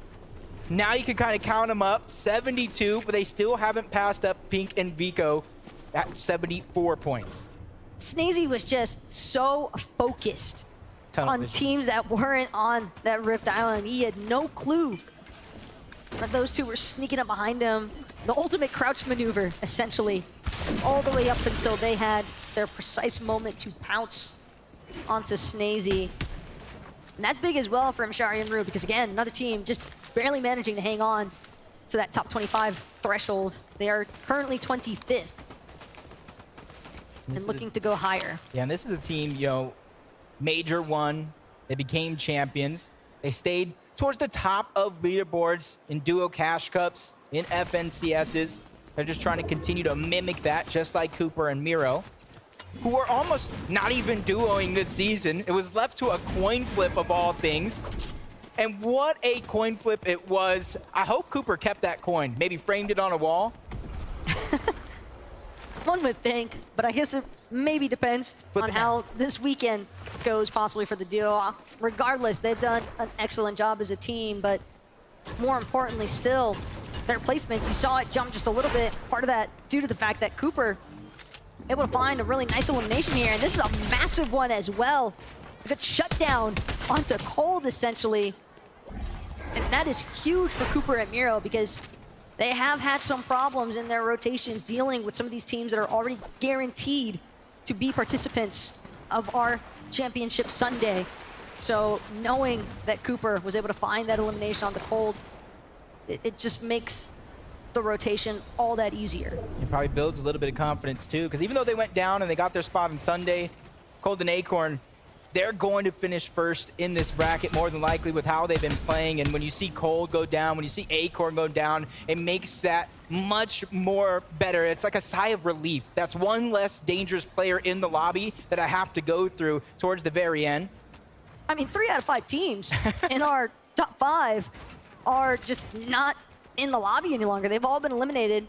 only Cammy and Seti and Ritual and Reed, but again, the point difference so high. These guys can essentially choose exactly how they want to wrap things up for today. Meanwhile, Bugha doesn't get that same luxury. Bugha and Threats have to be on their A game. Yeah, it's going to be a must. 44 points. We saw the threshold around 72 points. Thinking about 28 points to try to get inside of that bubble or within contention, which really isn't much as long as they continue to have an upward trajectory in a lot of their games, much like Kanata and Agers. A lot was holding them back was Thomas and Malabuka in that off-spawn battle, but now they have a chance here to hold on to their own destiny. Fate is in their hands, and they just need to be able to find a little bit of a refresh. But where are they going to get their refresh? How long can they survive without it? If they stop just short of going deeper into the zone, they got themselves the edge. For a team like this with 329 above the damage threshold, that's just going to be enough for now. Considering that Agers had to get a reboot off onto Kanata, they were a little bit of shambles. Yeah. When you think about how this game started out for them, sure, that initial 50-50 might have been relatively successful. Granted, they would have definitely loved the double elimination factor there, only getting one onto Thomas, Malabuka forcibly retreating, but it is an endeavor, to say the least, to reboot your teammate and then find yourself successfully deep enough into a late game lobby to potentially catapult yourself into the top 25 leaderboards for today. Yeah, just moments ago in the feed, Bugha taking down Mappy. They're just trying to continue to control their own destiny as well. Teeny taking down Fast Roki. A lot of these teams outside of the bubble, and I thought I just saw iDrop go down to Ping, so that's another team eliminated out of this lobby. King and Phaser, though, they're still in it, and they're here to win it overall. You see the loot getting passed around. They have quite some distance to cover and a lot of players to run through if they want to make it there. On the bright side, though, they're not the only ones that have a decent amount of map coverage to go. Granted, when you are one of those last teams to come in behind everybody else, your primary concern is going to be, well, depending on where those other teams are situated, depending on where they're positioned, they might be able to cut me off entirely. And that's exactly what King and Phaser are trying to avoid. They're trying to make their way to zone as quickly as possible so that they can be the ones controlling the way that the lobby actually flows. Yeah, they don't want to get held out. They want to do the holding. They're rotating parallel to both Muzz and Paper, a team that is inside of the top 25. I wouldn't say they're as safe as can be. Anything could still happen. But Phaser's doing a good job of leading the charge. Found themselves a little bit of spot where they can hold up for now, but they're getting focused by a couple players in this lobby. Alex Aworthy being one of them on the other side as he continues to peek through the cone. 81 below, Taco. This isn't looking good for now. They might not have the damage threshold just yet, but they do have a few crash pads. Phaser gonna instantly use one to jump a little bit further, a little bit more up on that height as well, but the shots come through all the way across the lobby, and that's gonna be an instantaneous knock just about onto Phaser. King now under heavy duress, trying to do what he can, forced to build down, forced to drop numerous layers, but again, with this legendary Slurp Juice, will be able to just barely prevent himself from being eliminated by the damage threshold tags off of the Storm Surge, but still, it is tough stuff right now for King. Yeah, if it wasn't Trulex and Chicho on the other side, it's Storm Surge. They're below the threshold. Even with the Slurp Juice pops, they're taking a lot of damage, but Rise Yamzo, team who took down Kanata and Agers in the beginning, well, it's just Kanata this time around, but if he can go back to his OG self, we used to call him one of the more prolific solo players in the game, being able to pick up a massive amount of points, a huge amount of clutches. We saw Agers do it in their major championship run. Now it's Kanata's turn to pick up the pace. You see him going low. He doesn't have a lot of builds, not a lot of resources. The only thing he really has going for him is the damage threshold when it comes to Storm Surge. A nice little gift, though, just on the ground. Managed to pick up some materials. It's going to provide him more than the 4 builds he had initially to work with. Shot him up to 30, but still, Kanata also now with this Icy Breacher in tow, breaking through the floors of some of these builds and just hoping that there is not a full team on the other side of it, because you're looking at a 1v1 with Kanata, decent chance, but 2 versus 1 situations is tough for any player to deal with. there are more teams left alive right now that are outside of the top 25 trying to earn their spot than there is inside of the top 25. And placement points haven't even begun to kick in yet. That puts a lot of pressure on the King. He's already survived Storm Surge once. He has the slurp juice. He has a couple minis, but he's still 123 below. He's not even peeking out going for shots. He's just trying to survive it. But if he looks down low, there's a bit of loot. I thought I saw the tip of a big pot down there as well, which will be crucial for his survival. He finally looks down. There's a med mist as well. He found a treasure trove and a miracle to keep himself alive. But he knows he needs to go. He knows he needs to continue moving forward, get towards the zone. You don't want to fall behind, but a nice shot from the backside. King forced to stabilize himself, stop the rotation. So that means a lot of teams are going to be able to hop over him and get to zone first. Again, right now, it seems the King, he's trying to prioritize positioning, just hoping that some other team, some other solo gets eliminated first, and that could potentially put him to where he actually isn't below that search threshold. But Kanata right now, just barely clinging on, but it won't be enough. Finally finds himself eliminated from the lobby. Unfortunate run there for Kanata and Aces in our final game of the day. Yeah, at least he got this experience of playing on the big stage, because he's going to have to go again tomorrow against our last chance major teams. Zaxidus and his teammate have the high ground. They started this game on the bubble. You got to imagine they've been climbing up that ladder, just like Bugha and Threats. You talked about it yourself. You even casted it throughout the day. They have yet to play a solid game as a duo. This is their chance. The solos trying to push back both Alex and Worthy as well. A lot of damage being done here by Storm Surge, not even these players. We're seeing so many teams, though, struggling with Storm Surge, but for Bugha and Threats, they were over 800 damage above. They can focus entirely on how they choose to actually tarp through some of these congested layers, and right now, Miro forced into a solo position, won't have any sort of time to try and help out Cooper in the process. We are simply too deep into these moving zones at this point, as now Miro finds himself in a decent amount of pressure, a couple of slash flashes, all of his slash flashes actually going to be expended here. As Miro trying to see if he can find an opening from the backside of the zone. Nutty from the side though. Wow. Clean shot onto 7-man, and a quick build up to utilize his med kit.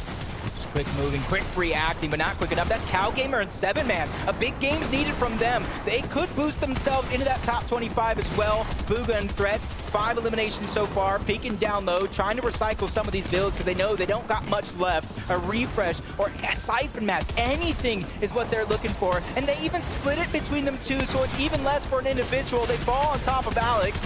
Can they get that elimination? Can they get the siphon? Yes, they can, off the back of Threats, who gets a double elimination and push themselves into the top 10. Just barely there. No, Bugha actually gonna find himself trapped just outside. He won't be able to make it in time. And the knock from that surge damage, that's so tough that the Storm is going to be his ultimate competitor. But Threats still up. Threats still trying to move forward. Doesn't have much left in the med mist though. Needs to find a refresh at this point.